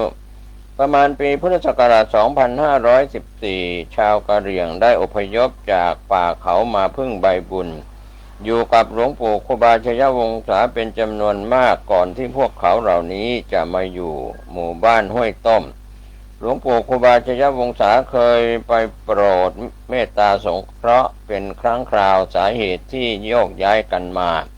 เนื่องจากการไปมาติดต่อลำบากจะทำบุญกับหลวงปู่ครูบาชัยวงศาสักครั้งหนึ่งก็สิ้นเปลืองเงินทองและเสียเวลาเดินทางมากบางพวกทางราชการได้มาสร้างเขื่อนภูมิพลที่จังหวัดตากขึ้นทำให้มีที่ทำกินการอพยพมาอยู่ในระยะแรกมีความลำบากมากเพราะพื้นที่บางส่วนเป็นหินศิลาแรงและแห้งแล้งอีกประการหนึ่งกะเหรี่ยงเหล่านี้ส่วนใหญ่เคยสูบฝิ่นกินเนื้อสัตว์มาก่อนผู้ที่จะมาอยู่กับหลวงปู่ครูบาชัยวงศาท่านให้ตั้งสัตว์อธิษฐานว่าต้องเลิกสูบฝิ่นและเลิกกินเนื้อสัตว์ทุกคนเพราะสถานที่แห่งนี้ตามตำนานในอดีตพระพุทธเจ้าเคยเสด็จมาโปรด พระพุทธองค์ไม่ทรงเสวยเนื้อสัตว์และทรงโปรดประทับรอยพระพุทธบาทไว้ด้วยจึงถือเป็นประเพณีตั้งแต่นั้นสืบมาผู้ที่ไม่เชื่อฟังมักอยู่อย่างไม่มีความสุขมีเรื่องทุกข์ร้อนใจและก็เจ็บป่วยอยู่เสมอกะเหรี่ยงบางคนไม่สามารถทนได้อยู่ได้ต้องอพยพกลับไปอยู่ถิ่นเดิมพวกที่ทนอยู่ได้ก็ตั้งหน้าทำความดีทำบุญให้ทานรักษาศีลภาวนามีความขยันขันแข็งต่อสู้อุปสรรคอันแห้งแล้งของธรรมชาติมีชีวิตอยู่อย่างง่ายๆไปวันหนึ่งหลวงปู่ครูบาชยวงศาเล่าให้ฟังว่าก่อนที่พวกกะเหรี่ยงจะมาอยู่พวกอื่นจะเข้ามาอยู่ทำไร่ไถนาทำไม่ได้ต้องมีอันเป็นไปเกือบทุกรายน้ำที่เคยแห้งแล้งก็มีเพิ่มขึ้นมาเรื่อยๆทั้งนี้อาจจะเป็นเพราะคุณธรรมความดีที่พวกเขาได้พยายามสร้างสรรค์นั่นเองถึงแม้ชาวกะเหรี่ยงทำไร่นาได้น้อยจนแทบจะไม่พอกินก็ตามเมื่อเขาได้ผลิตผลเก็บเกี่ยวมาได้ผู้ที่พวกเขานำมาถวายเป็นอันดับแรกก็คือหลวงปู่ครูบาชยวงศาเพื่อให้ได้รับผลบุญกุศลไว้กินไว้ใช้ภายภาคหน้าและประโยชน์สุขในปัจจุบันเสียก่อนแล้วจึงนำส่วนที่เหลือมากินเพื่อเลี้ยงตนครอบครัวและขายต่อไปอาชีพอีกอย่างหนึ่งก็คือการขุดศิลาแรงขายนับว่าต้องให้ความอุตสาหะพยายามมากเพราะเครื่องมือที่ใช้มีแต่เพียงมีดสำรับเดียวชุดเดียวเพียงขุดอย่างเดียวจะต้องตกแต่งศิลาแรงที่เป็นแผ่นใหญ่ให้ได้ตามขนาดต้องการผู้ที่มีความขยันจริงๆจะขุดหินศิลาแรงได้โดยเฉลี่ยวันละประมาณ10 ก้อนต้องทำงานตั้งแต่เช้าจนกระทั่งค่ำสำหรับศิลาแรงที่จะขายให้วัดก็ลดให้อีกราคาหนึ่งโดยแบ่งเป็น3 ส่วนกินส่วนหนึ่งทำบุญส่วนหนึ่งและเป็นค่าภาษีอีกส่วนหนึ่งทุกเช้ากะเหรี่ยงเกือบทุกหลังคาเรือนจะนำอาหารมาถวายที่วัดเป็นประจำการใส่บาตรที่นี่ไม่เหมือนที่อื่นเนื่องจากพระภิกษุจะออกรับบิณฑบาตในวัดโดยนั่งเป็นแถวเรียงยาวนับตั้งแต่ผู้อาวุโสสูงสุดก็คือหลวงปู่ครูบาชยวงศาแล้วก็ไล่เรียงลงมาตามลำดับการใส่บาตรจะให้ผู้ชายใส่ก่อนแล้วตามด้วยผู้หญิงอาหารที่จะใส่บาตรก็มีเพียงข้าวเหนียวมีเพียงข้าวเหนียวอย่างเดียวสำหรับข้าวเจ้าและกับข้าวจะใส่แยกไว้ถวายต่างหากภายหลังนอกจากนี้ยังมีการถวายน้ำซึ่งนำมาจากบ้านใส่ลงคนโทที่ตั้งเรียงไว้แล้วนำน้ำนี้ไปถวายเพื่อให้พระภิกษุที่ออกบิณฑบาตกรวดน้ำอีกครั้งหนึ่งทุกวันในตอนเย็นพวกกะเหรี่ยงบางส่วนจะมาฟังพระสวดมนต์ทำวัดเย็นและกราบไหว้บูชาพระธาตุเจดีย์เสมอการถือศีลนั้นพวกเขาถือเป็นชีวิตจิตใจอยู่แล้วส่วนการที่จะเจริญภาวนากรรมฐานจะกระทำทุกเช้าก่อนออกไปทำงานและตอนเย็นก่อนนอนโดยใช้ชีวิตตกลูกประคำนึกถึงคุณของพระพุทธพระธรรมพระสงฆ์โดยภาวนาพุทโธธัมโมสังโฆและพิจารณายอดของวิปัสสนาอนิจจังทุกขังอนัตตาก่อนวันพระ1 วันก่อนสวดมนต์ทำวัดเย็นพวกกะเหรี่ยงจะพากันมารับศีล 5ที่วัดกับพระภิกษุแล้วพากันไปสวดมนต์ที่วิหารครอบรอยพระพุทธบาทสำหรับในวันพระจะมีคนมาทำบุญกันมากเป็นพิเศษเพราะเป็นวันที่พวกกะเหรี่ยงถือว่าวันพระเป็นวันสำคัญต้องหยุดทำงานมาช่วยบำเพ็ญประโยชน์ให้กับวัดเช่นกวาดถูลานวัดพื้นวัดขนหินดินทรายถมที่ให้วัดหลังจากพระฉันเพลจะมีการทำบุญอีกครั้งหนึ่ง แล้วพวกกะเหรี่ยงจะนำขันน้ำส้วมปล่อยไปประพรมสถานที่สำคัญเช่นรอยพระพุทธบาทพระธาตุเจดีย์พระบาทกบ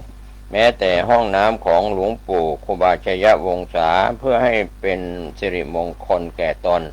ส่วนในตอนกลางคืนจะมีการฟังเทศน์ตั้งแต่เวลาประมาณ20:30ถึงประมาณ5 ทุ่มสำหรับการเทศน์เป็นภาษาล้านนาผู้ฟังส่วนใหญ่ฟังกันไม่รู้เรื่องแต่ถือว่าเป็นการฟังเพื่อเอาบุญพวกเขาก็ยินดีกระทำกันกะเหรี่ยงบางคนมาช่วยทางวัดก่อสร้างเกือบทุกวันกระทำเพื่อหวังส่วนบุญแต่เพียงอย่างเดียวนอกจากจะไม่มีกินจริงๆจะขอแต่เพียงข้าวสารเกลือนำไปหุงกินเท่านั้นและเป็นที่น่าสังเกตว่าการก่อสร้างที่ใช้ฝีมือจะเป็นกะเหรี่ยงชายทั้งหมดส่วนการทำงานหนักเช่นขนหินดินทรายน้ำส่วนมากจะเป็นผู้หญิงทั้งนี้อาจจะเป็นเพราะสถานที่ศักดิ์สิทธิ์ต่างๆหลวงปู่ครูบาชัยวงศาท่านไม่ให้ผู้หญิงขึ้นไปเหยียบย่ำนั่นเองการก่อสร้างทุกอย่างที่ทำเสร็จไปบ้างแล้วและกำลังกระทำอยู่หลวงปู่ครูบาชัยวงศาท่านเป็นผู้ออกแบบและควบคุมงานเองทั้งหมดนอกจากนั้นท่านยังสามารถทำให้ดูเป็นตัวอย่างได้ด้วยกำลังที่ได้ส่วนใหญ่ก็คือชาวกะเหรี่ยงซึ่งหลวงปู่ครูบาชัยวงศาได้ฝึกฝนแทนองค์ท่านถึงแม้ว่าสภาพสังขารของหลวงปู่จะร่วงโรยไปมากแล้วแต่คำว่าย่อท้อของท่านนั้นไม่มีเห็นหลวงปู่ทำงานแล้วบางครั้งน้ำตาแทบจะไหลเพราะขณะนั้นหลวงปู่เดินเกือบจะไม่ได้ใช้รถเข็นแทนก็ยังอุตส่าห์ทำงานจนเสร็จตื่นนอนตั้งแต่ตอนเช้าจนถึง5 ทุ่มเที่ยงคืนหลวงปู่ครูบาชัยวงศาต้องทำงานทุกอย่างทั้งด้านวัตถุและจิตใจไม่ว่าจะเป็นการก่อสร้างความทุกข์ร้อนของผู้คนจากทั่วสารทิศการทำมาหากินและปัญหาอื่นๆอีกมากมายวันสำคัญในทางพระพุทธศาสนาเช่นวันเข้าพรรษาวันออกพรรษาวันสงกรานต์นอกจากจะมีการทำบุญตามปกติแล้วยังมีการสงน้ำหลวงปู่ครูบาชัยวงศาโดยท่านเข้าไปนั่งอยู่ในกุฏิเล็กๆที่สร้างไว้แล้วทำรางน้ำยื่นออกมาผู้ที่จะสงน้ำก็เทน้ำลงตามรางไหลโปรดไหลไปรถที่องค์ท่านมีกะเหรี่ยงหลายคนนำถุงพลาสติกบ้างกระป๋องบ้างไปรองน้ำที่ใต้ถุนซึ่งตกลงมาจากหลวงปู่มาดื่มกินบางคนก็เอาตัวไปอาบแม้กระทั่งผ้าที่สงแล้วบางคนก็บิดเอาน้ำที่ยังค้างอยู่มาดื่มกินด้วยความเคารพศรัทธาในหลวงปู่ครูบาชัยวงศาเป็นอย่างยิ่งและหลังจากที่หลวงปู่สงน้ำเปลี่ยนผ้าเรียบร้อยแล้วกะเหรี่ยงผู้ชายจะนอนเรียงกันเป็นแถวยาวให้ท่านเหยียบเดินจนกระทั่งไปถึงที่ท่านสวดมนต์มิใช่ว่าพวกเขาจะเพิ่งเริ่มกระทำประเพณีเช่นนี้แต่ได้ทำกันมาตั้งแต่อยู่ตามป่าเขาแล้วการทำไร่ทำนาในปีใดมีฝนตกน้อยกว่าปกติชาวกะเหรี่ยงจะทำพิธีขอฝนโดยหลวงปู่ครูบาชัยวงศาเป็นประธานวิธีการตามที่ได้เห็นมานั้นอันดับแรกจะมีการรับศีลถวายของทานแก่พระภิกษุสงฆ์แล้วหลวงปู่ครูบาชัยวงศาจะแสดงธรรมในวิหารครอบรอยพระพุทธบาทจากนั้นหลวงปู่จะออกไปทำพิธีอยู่สักพักใหญ่แล้วก็ราดน้ำลงบนค้องเมื่อเสร็จพิธีแล้วจะนำค้องออกเดินตีไปทั่วบริเวณตามที่ได้ยินได้ฟังมาฝนตกทุกครั้งแต่จะมากหรือน้อยก็ขึ้นอยู่กับศรัทธาของผู้ร่วมทำถ้ามีศรัทธามากฝนก็ตกมากถ้ามีศรัทธาน้อยก็ตกน้อยในหมู่คนดีย่อมมีคนไม่ดีร่วมอยู่ด้วยที่หมู่บ้านห้วยต้มนี้ก็เช่นเดียวกันหมู่บ้านกะเหรี่ยงทั้งหมดเกือบ600 หลังคาเรือน มีคนอาศัยอยู่3,000 กว่าคนมีกะเหรี่ยงบางคนเที่ยวชักชวนกันเล่นไพ่ไฮโลดื่มสุราร้องรำทำเพลงกินชิ้นกินเนื้อกันเป็นที่สนุกสนานหลวงปู่ครูบาชยวงศาได้รับทราบข่าวเรื่องนี้มานานแล้วและพยายามบอกเล่าตักเตือนกันไป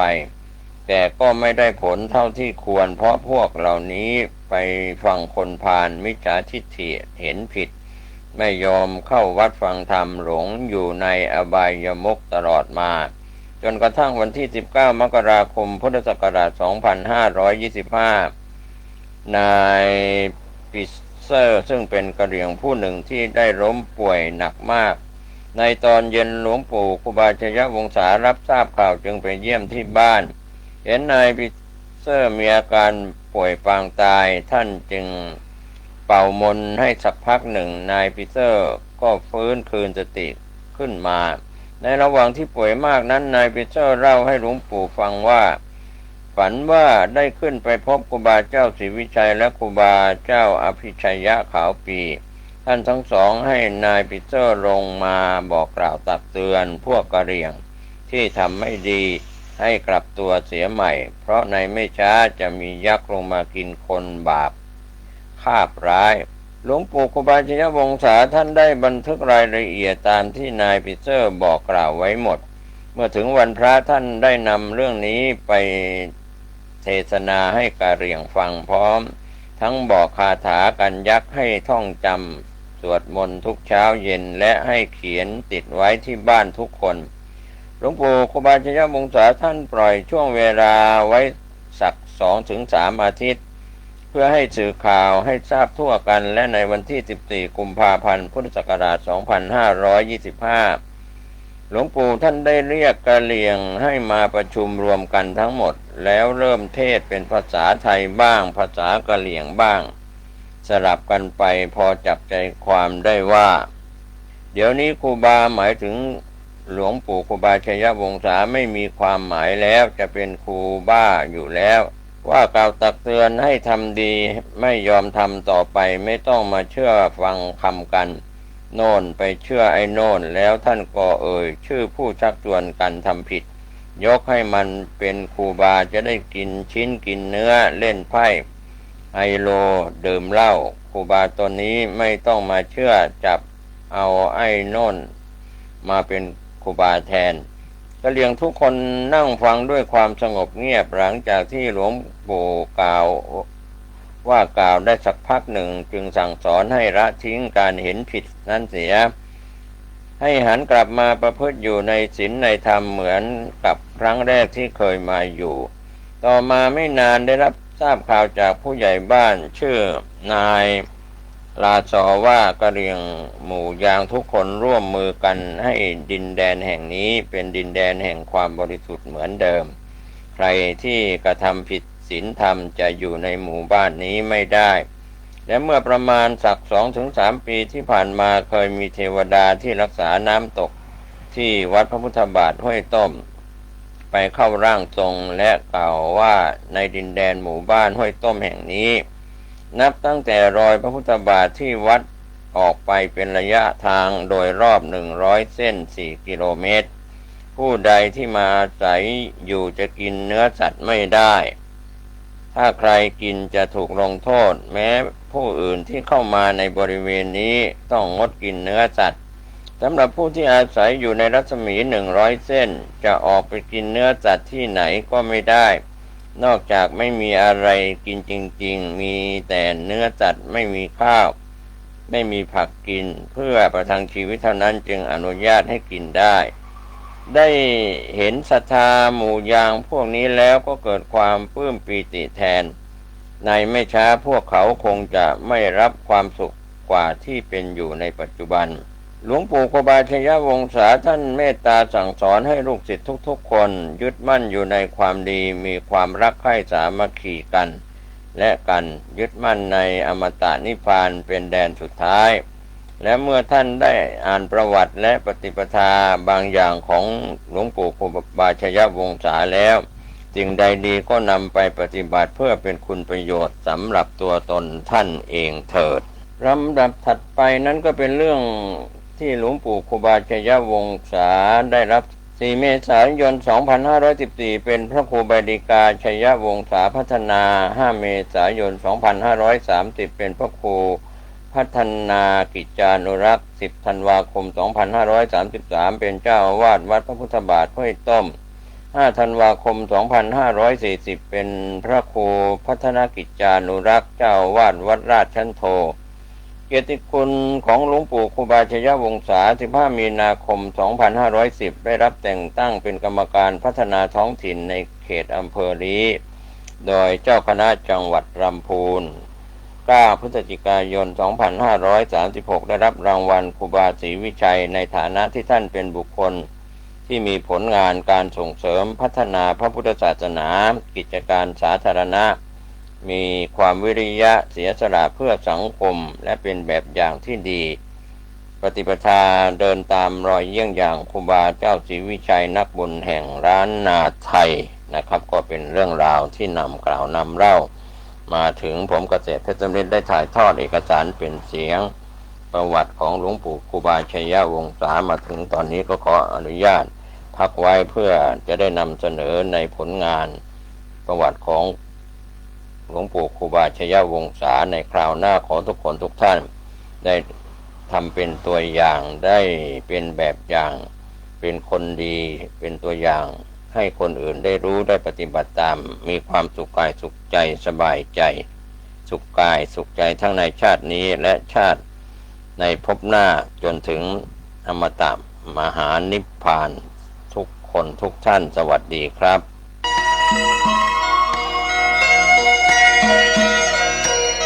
สารเพื่อการประชาสัมพันธ์โครงการปรับภูมิทัศน์และพัฒนาปรับพื้นที่รอบโบสถ์วัดป่าแดงมหาวิหารมติคณะกรรมการบริหารวัดป่าแดงมหาวิหารครั้งที่ 4/2567 ได้เห็นชอบและอนุมัติให้ดำเนินโครงการใช้เงินบริจาคและเงินสะสมของวัดเพื่อพัฒนาปรับพื้นที่ของวัดป่าแดงมหาวิหารจึงขอเชิญชวนผู้มีจิตศรัทธาร่วมพัฒนาเพื่อถวายเป็นพระราชกุศลถวายพระเจ้าสามฝั่งแกนและพระเทวีพระเจ้าสิโรกราชพระเมืองแก้วและอดีตเจ้าอาวาสวัดป่าแดงมหาวิหารขอเชิญชวนผู้มีจิตศรัทธามีเจตนาร่วมในคราวครั้งนี้โอนเงินผ่านธนาคารกรุงไทยสาขาสุเทพชื่อบัญชีวัดป่าแดงมหาวิหารเลขที่บัญชี 521-064-7501 สอบถามรายละเอียดเพื่อร่วมทำบุญได้ที่ 0818815690 ก็เป็นโครงการปรับภูมิทัศน์และพัฒนาปรับพื้นที่รอบอุโบสถวัดป่าแดงมหาวิหารตำบลสุเทพอำเภอเมืองเชียงใหม่จังหวัดเชียงใหม่โครงการนี้เริ่มดำเนินการท่านที่จะร่วมบุญร่วมกุศลร่วมอนุโมทนาได้บุญได้กุศลได้ความดีโดยทั่วหน้ากัน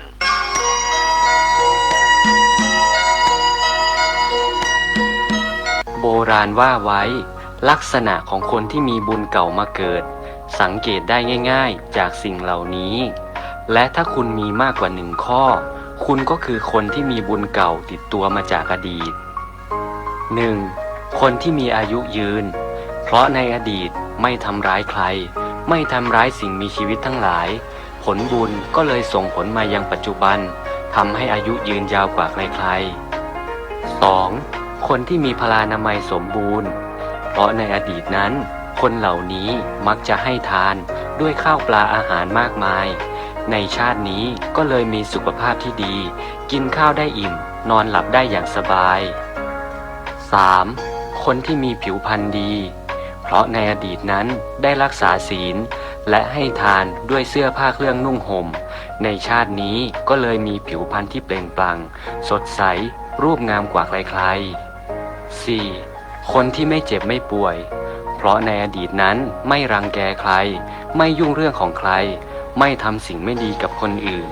ในชาตินี้ก็เลยมีร่างกายที่ดีและสมบูรณ์ครบ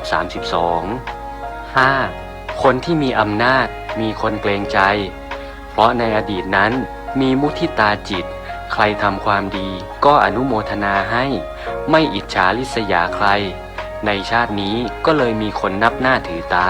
มีอำนาจมีบริวารมากมาย 6. คนที่ฉลาดและมีสติปัญญาเป็นเลิศ เพราะในอดีตคบแต่คนมีความรู้คบบัณฑิตคบแต่คนดีๆฝึกสมาธิเจริญปัญญาอยู่เป็นประจำในชาตินี้ก็เลยเป็นคนฉลาดหัวไวมีสติปัญญาเป็นเลิศ 7. ผู้ที่ร่ำรวยมีทรัพย์สินมากมายเพราะในอดีตชอบให้ทานชอบทำบุญรักในการให้โดยไม่หวังสิ่งตอบแทนในชาตินี้ผลบุญก็เลยส่งผลให้มีทรัพย์สินมากมายมีเงินใช้ไม่ขาดมือ 8. คนที่เกิดในตระกูลสูงเพราะในอดีตนั้นเทิดทูนบุคคลที่ควรเทิดทูนทำดีกับพ่อแม่ชีวิตเทิดทูนแต่สิ่งดีๆในชาตินี้ก็เลยทำให้มีชาติกำเนิดที่ดีอยู่สุขสบายเกิดในตระกูลที่สูงส่งทำนายของคนเฒ่าบะเก่าเพิ่นได้พยากรณ์ไว้ว่าต่อไปเบื้องหน้าบัดแตงลายจะขึ้นกลางจ้างจะเล่นกีฬาปลาจะติดคุกคนตุกจะรวยควายจะขี่รถข้าวโพดจะกินหมูปูจะขึ้นเครื่องบินดำทมินจะมีก้าป้าจะได้เลี้ยงหลานอาจารย์จะเมาเหล้าตุเจ้าจะเอาเมียเฮือจะมีตีนเครื่องบินจะออกลูกของถูกจะกลับมาแปลงของแดงจะเป็นของขาวสาวๆจะเอวหาบ่าวนักข่าวจะรุ่งเรืองสีเหลืองจะเหลือน้อยจะใส่ซอยแผ่วข้อตีนของกินบ่ต้องได้ทำฝนตกหำบ่ท่ากลัวเปี้ยควายเผือกจะบ่มีหื้อหันลูกหลานจะออกซ่าหาจะลงมากินมีตีนบ่ท่าได้ย่างห้อมตางบ่มีคนไต่มองใหม่บ่มีคนต่ำเสือลายดำจะสุ่นปื้นบ้านฝูงแรดจ้างจะอยู่บนหลังคาปูป๋าจะดาบดื่นต้องอึงบ่ตันได้ปองบวกน้องจะเป็นปิดสัตว์ปีกจะหนีไก่นกยางตีนใสจะกินบะแห่พ่อแม่จะอยู่ลุ่มลูกคนหนุ่มจะอยู่ตังบนซาเปาจะจนกันกลางอากาศคนฉลาดจะนอนดึงคนซึงจะไปหยาการน้อยนานจะหนีป่าน้ำต้าจะไหลขึ้นเหือนดินจะเปียงกันอย่างหน้ากองตีดอนจะกลายเป็นตีลุ่มคนหนุ่มจะบ่อยู่บ้านไม่การจะบ่มีไผหู้จักพืชพักจะได้นอนมุ้งญี่ปุ่นเมืองจีนจะครองเมืองไทยอยากกินอันใดบ่ต้องไปสอดปวกกับหมอดจะบ่มีอย่างกินหนี้สินจะมีกันทั่วบัดทั่วจะบ่มีคนปลูกขายนิยายจะกลายเป็นความจริงแม่ยิงจะเอาเมียจะมีในเบื้องหน้าแต่แลตั้นทั้งหลายเฮ้ยสวัสดีครับท่านผู้ฟังที่เคารพวันนี้มีแง่คิดชวนท่านคิดพิจารณาตามหลักวงการแพทย์ผมเกษตรเพื่อสำเร็จบรรณาธิการข่าวก้าวหน้านิวมีเรื่องที่นำมาเสนอเป็นข้อคิดว่าจริงเท็จประการใดแพทย์ได้อธิบายว่าเหตุใดการงีบหลับในเวลากลางวันจึงไม่สามารถชดเชยการนอนหลับในเวลากลางคืนได้ในการนอนหลับเวลากลางวันและนอนไม่หลับในเวลากลางคืนไม่ใช่แค่เป็นนิสัยที่ไม่ดีเท่านั้นแต่ยังเป็นปัจจัยที่รบกวนสมดุลของหยินและหยางรวมถึงการทำงานของอวัยวะภายในอย่างรุนแรงตามหลักการแพทย์แผนโบราณตามที่ดร.เกียวส่วนไทยผู้เชี่ยวชาญจากศูนย์การแพทย์มหาวิทยาลัยโฮจิมินห์สาขา3ของเวียดนามกล่าวว่าการนอนดึกดูเหมือนจะกลายเป็นนิสัยทั่วไปในสังคมปัจจุบันหลายคนเข้านอนดึกหรือแม้กระทั่งนอนดึกเกือบทั้งคืนแล้วชดเชยด้วยการนอนหลับในเวลากลางวันในระยะแรกร่างกายอาจไม่แสดงอาการผิดปกติอย่างชัดเจนแต่เมื่อเวลาผ่านไปความเหนื่อยล้าเรื้อรังสมาธิลดลงปัญหาการนอนหลับและสุขภาพโดยรวมเสื่อมโทรมลงก็จะค่อยๆปรากฏขึ้นโดยเฉพาะอย่างยิ่งในช่วงปลายปีตารางงานที่ยุ่งและภาระงานที่เพิ่มขึ้นส่งผลกระทบต่อการนอนหลับอย่างมากการตรวจพบปัญหาตั้งแต่เนิ่นๆและการปรับเปลี่ยนอย่างทันท่วงทีไม่เพียงแต่ช่วยให้การนอนหลับดีขึ้นเท่านั้นแต่ยังเป็นขั้นตอนสำคัญในการปกป้องสุขภาพในระยะยาวในวิถีชีวิตที่เร่งรีบในปัจจุบันอีกด้วยการนอนหลับที่เกี่ยวข้องกับหยินและหยางการแพทย์แผนโบราณก็มองว่าร่างกายมนุษย์เป็นองค์รวมที่ทำงานตามกฎของธรรมชาติกลางวันเป็นของหยางกลางคืนเป็นของหยินเมื่อตก กลางคืนพลังหยางจะลดลงพลังหยินจะเพิ่มขึ้นและร่างกายจะเข้าสู่สภาวะสงบที่เกิดการสะสมแล้วก็ฟื้นฟูการนอนหลับในเวลากลางคืนจึงเป็นสภาวะทางสรีรวิทยาที่จำเป็นสำหรับการคืนพลังหยางสู่หยินการบำรุงเลือดหยินการปรับสมดุลของซี่และก็เลือดและการทำให้จิตใจสงบเมื่อคนเราตื่นในเวลากลางคืนและนอนหลับในเวลากลางวันความสมดุลนี้จะถูกรบกวนพลังหยางจะไม่ถูกเก็บสะสมอย่างเหมาะสมและเลือดหยินจะไม่ได้รับการบำรุงอย่างเพียงพอหากสถานการณ์นี้ยังคงอยู่จะทำให้หยางไม่คืนสู่หยินและหยินไม่เก็บสะสมหยางทำให้ความสามารถในการควบคุมตนเองของร่างกายอ่อนแอลงและก่อให้เกิดโรคเรื้อรังต่างๆมากมายดร.ส่วนไทยอธิบายผลกระทบของพฤติกรรมการนอนหลับในเวลากลางวันและการตื่นในเวลากลางคืนต่ออวัยวะภายในวงจรการนอนหลับและการตื่นมีความสัมพันธ์อย่างใกล้ชิดกับหัวใจตับม้ามและไตเมื่อจังหวะนี้ถูกรบกวนการทำงานของอวัยวะเหล่านี้ก็จะได้รับผลกระทบตามลำดับผ่านกลไกเฉพาะต่างๆผลกระทบต่อจิตใจเป็นอวัยวะที่ควบคุมจิตวิญญาณเกี่ยวข้องโดยตรงกับสติสัมปชัญญะสภาวะทางจิตและการนอนหลับเมื่อคนเรานอนหลับตรงเวลา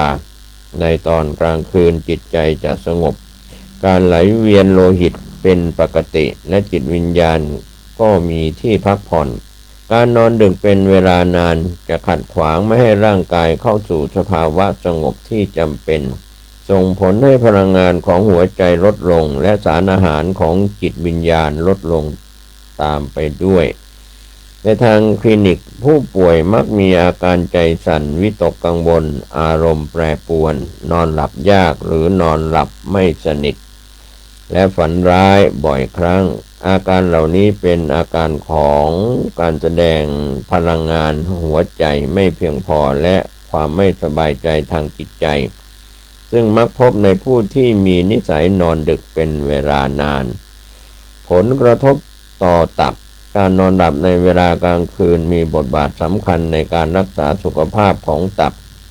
การนอนหลับดึกเป็นเวลานานจะทำให้ร่างกายไม่เข้าสู่สภาวะสงบและเลือดจะไม่ไหลกลับสู่ตับอย่างเพียงพอในทางคลินิกผู้ป่วยมักจะหงุดหงิดง่ายรำคาญใจถอนหายใจบ่อยรู้สึกแน่นหน้าอกเวียนศีรษะปวดตาและนอนหลับไม่สนิทผลกระทบต่อม้ามวิถีชีวิตและพฤติกรรมการกินที่ไม่สม่ำเสมอเช่นการนอนดึกจะทำลายพลังงานของม้ามทำให้การทำงานของระบบย่อยอาหารลดลงเมื่อพลังงานของม้ามพร่องการผลิตซี่และเลือดก็จะแย่ลงส่งผลให้เกิดอาการอ่อนเพลียเรื้อรังเบื่ออาหารท้องอืดและความผิดปกติของระบบย่อยอาหารผลกระทบต่อไตเวลากลางคืนมีความสำคัญอย่างยิ่งต่อการรักษาและบำรุงสาระสำคัญของไตการนอนดึกเป็นเวลานานจะทำให้สาระสำคัญของไตลดลงโดยเฉพาะหยินของไตเมื่อหยินของไตไม่เพียงพอหยินจะไม่สามารถควบคุมอย่างได้ทำให้เกิดความร้อนภายในร่างกายซึ่งรบกวนการนอนหลับมากขึ้นผู้ป่วยอาจมีอาการปวดหลังและเข่าหูอื้อปากแห้งรู้สึกร้อนภายในร่างกายพลังชีวิตลดลงและอ่อนเพลียเรื้อรังอาการเหล่านี้เป็นสัญญาณว่าความเสียหายได้ลุกลามไปยังรากเหง้าของร่างกายทำให้การฟื้นตัวช้าลงการรักษาสุขภาพที่ดีมีบทบาทสำคัญในการป้องกันและฟื้นฟูสุขภาพควรเข้านอนก่อนเวลา 23 นาฬิกาเพื่อให้สมดุลของหยินและหยางเกิดขึ้นในระหว่างวันการออกกำลังกายอย่างพอเหมาะเป็นสิ่งจำเป็นเพื่อสร้างพลังหยางและควรหลีกเลี่ยงการนอนดึกในตอนเย็น ควรลดสิ่งกระตุ้นรักษาสภาวะจิตใจให้สงบและช่วยให้ร่างกายเปลี่ยนจากสภาวะที่กระฉับกระเฉงไปสู่สภาวะสงบอย่างเป็นธรรมชาติดร.เกียวส่วนไทยผู้เชี่ยวชาญด้านอายุรศาสตร์กล่าวแนะนำก็เป็นเรื่องราวข้อคิดดีๆที่เราควรรู้ควรทราบก็เป็นเรื่องราวดีๆเกี่ยวกับแพทย์อธิบายว่าเหตุใดการงีบหลับในเวลากลางวันจึงไม่สามารถชดเชยการนอนหลับในเวลากลางคืนได้ก็เป็นเรื่องที่ดร.เกียวส่วนไทยผู้เชี่ยวชาญจากศูนย์การแพทย์มหาวิทยาลัยโฮจิมินห์สาขา3ของเวียดนามได้กล่าวท่านใช้วิจารณญาณในการรับข้อมูลเรื่องราวดีๆเหล่านี้ว่าการนอนหลับนั้นมีความสำคัญและควรจะหลับเวลาไหนช่วงไหนของกลางคืน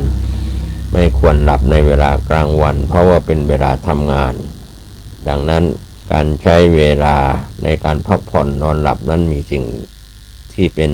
สิ่งจำเป็นและสำคัญต่อการพักผ่อนของร่างกายชีวิตมนุษย์ชายหญิงเราทั้งเด็กทั้งผู้ใหญ่ผมเกษตรเพชรสำริดได้นำข้อมูลแง่คิดดีๆมาฝากไว้เกี่ยวกับเรื่องของแพทย์ผู้เชี่ยวชาญออกมากล่าวถึงการนอนกลางวันการนอนกลางคืนเป็นอย่างไร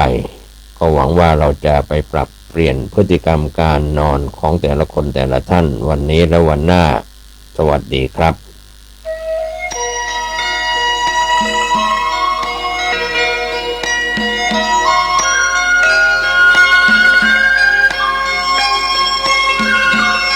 วันนี้ผมเกษตรเพชรสำริดวิทยากรได้รับปริศนาธรรมที่กล่าวไว้เป็นประโยชน์ต่อท่านผู้ฟังผู้เป็นบัณฑิตเป็นปราชญ์ที่ควรรู้ทั้งหญิงทั้งชายทั้งเด็กทั้งผู้ใหญ่ทั้งมนุษย์ที่เป็นเทวบุตรเทวดาอินพรหมยมยักษ์ก็นำสืบทอดถ่ายทอดกันให้เราได้รับรู้รับทราบกันวันนี้และวันหน้าคำสอนคำเตือนโบราณอาจารย์บัณฑิตว่าปริศนาธรรมข้อแรกทองแท่งจะไร้ค่าก็มีความหมายว่าพระธรรมคำสอนของพระพุทธเจ้าจะมีคนสนใจศึกษาก็เหลือน้อยเต็มทีผู้คนจะไม่เห็นคุณค่าทั้งพระสงฆ์สามเณรและฆราวาสก็เบื่อหน้าหนีพระธรรมคำสอนกับทั้งผู้คนก็ไม่นิยมเข้าวัดฟังธรรมเห็นวัดเป็นสถานที่ไม่น่าอภิรมย์เข้าวัดเพื่อไปเที่ยวแต่ไม่เห็นเนื้อแท้ของทองคำส่วนปริศนาข้อที่2พระปฏิมาเป็นกากปุกก็มีความหมายในยุคปัจจุบันและในอนาคตว่าผู้คนจะมองว่าเป็นเพียงรูปเคารพเป็นเพียงอิฐหินดินปูนเป็นของประดับเริ่มไม่เคารพพระพุทธรูปและเริ่มเสื่อมศรัทธาในพระพุทธศาสนามากขึ้นกับทั้งมองว่าเป็นแค่วัตถุสิ่งของปริศนาข้อที่3ปรากเปื้อนจะเพิ่มพูนก็มีความหมายในปัจจุบันและอนาคตว่าความชั่วเลวทรามของผู้คนและความมีมิจฉาทิฏฐิความเห็นผิดจะเริ่มลุกลามแผ่ขยายมากขึ้นกับทั้งความหยาบกระด้างและความมีนิสัยเถื่อนถอยของผู้คนจะลุกลามเป็นเหมือนกรากเกลื่อนที่ติดต่อกันได้จากพฤติกรรมเรียนแบบกันจะปรากฏให้เห็นจนดาดเดินไปทุกแห่งปริศนาธรรมข้อที่4พระพิรุณจะซบเซาก็จะเป็นเหตุการณ์เกิดขึ้นในปัจจุบันและในอนาคตว่าน้ำจิตน้ำใจของผู้คนในสังคมจะเหือดแห้งมากขึ้นจะมีแต่ความเห็นแก่ตัว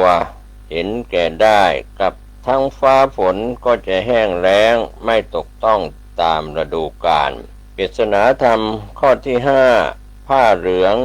จะโดนย่ำก็มีความหมายว่าผู้คนในปัจจุบันและในอนาคตนั้นผู้คนจะไม่กลัวบาปกลัวกรรมเมามันกับการติเตียนดูหมิ่นดูแคลนพระสงฆ์ กับทั้งพระสงฆ์สามเณรก็ไม่ตั้งอยู่ในศีลธรรมไม่เคารพรักธรรมนิยมใช้ผ้าเหลืองแสวงหาราภจะหาผู้มีศีลมีธรรมก็เหลือน้อยปริศนาธรรมข้อที่6ตะกรวดดำจะเป็นเจ้าก็มีความหมายว่าคนในปัจจุบันและในอนาคตคนในตระกูลต่ำคนมีจิตใจต่ำทรามเมื่อเป็นใหญ่ครองอำนาจก็จะหลงในอำนาจหลงในอำนาจเหลิงในอำนาจจนพาบ้านเมืองเสียหายพาองค์กรเสียหายกับทั้งกินเงินหลวงไม่อายชาวบ้านคาบไปกินต่อหน้าต่อตาไม่เกรงกลัวคนเห็นปริศนาธรรมข้อที่7ดอกตูมโรยแต่เช้าก็มีความหมายว่าในปัจจุบันและในอนาคตเด็กผู้หญิงเริ่มมีคู่ตั้งแต่อายุน้อยยังไม่โตเป็นสาวก็เที่ยวหาคู่นอนปทุมยังไม่เป็นถันก็ได้เสียกันแล้วกับทั้งเอาใจออกห่างพ่อแม่แก่แดดทั้งที่ยังเช้าอยู่ปริศนาธรรมข้อที่8หมาหัวเน่าพึ่งจะตอมก็มีความหมายว่าผู้คนในปัจจุบันและในอนาคตนั้นคนไม่ดีคนเนรคุณคนชั่วแต่สังคมจะยกย่องชมเชยหรือว่าชื่นชมกับทั้งเชื่อคำพูดคำปดมดเท็จของคนเหล่านี้ดุจพึ่งตอมกลิ่นพมรอันหอมปริศนาธรรมข้อที่9บุปผาจะเป็นหมันก็มีความหมายถึงผู้คนในปัจจุบันและในอนาคตว่าส่วนคนดีนั้นผู้คนจะพากันด่าสาดเสียเทเสียจนแทบแทรกแผ่นดินหนีคนทำดีคนจะไม่เห็นค่าทำความดีกลับถูกต่อว่าจนต้องแอบทำดีเท่าไหร่ไม่มีคนเห็นแต่คนจะกลับนิยมชื่นชมคนมีอำนาจคนมีเงินว่าเป็นคนน่ายกย่องปริศนาธรรมข้อที่10คืนและวันจะสั้นเข้าก็มีความหมายว่าผู้คนในปัจจุบันและในอนาคตผู้คนจะเพลิดเพลินไปกับการเสพสิ่งบันเทิงกินเที่ยวช้อปปิ้งเล่นโซเชียลจนเวลาในแต่ละวันผ่านไปจนไม่รู้วันรู้คืนและวิถีชีวิตที่ทำงานแลกเงินจนหมดเวลาไปกับการงานไม่มีเวลาพูดคุยกับใครในครอบครัวเวลาในครอบครัวก็จะสั้นลงไปด้วยปริศนาธรรมข้อที่11นกน้อยจะลืมเหย้าก็มีความหมายถึงผู้คนทั้งหญิงชายทั้งเด็กทั้งผู้ใหญ่โดยเฉพาะคนรุ่นใหม่ในปัจจุบันและในอนาคตก็ตามคนรุ่นใหม่เด็กรุ่นใหม่คนสมัยใหม่จะลืมพ่อลืมแม่และลืมบ้านเกิดเมืองนอนของตนกับทั้งลืมวัฒนธรรมประเพณีของตนรากเหง้าของตนปริศนาธรรมข้อที่12โคถึกเท่าจะวังเวงก็มีความหมายถึงหญิงชายในปัจจุบันและในอนาคตพูดถึงคนเฒ่าคนแก่จะถูกทอดทิ้งให้อยู่ตามลำพังขาดลูกหลานดูแลเหล่านี้ล้วนแล้วแต่เป็นปริศนาธรรม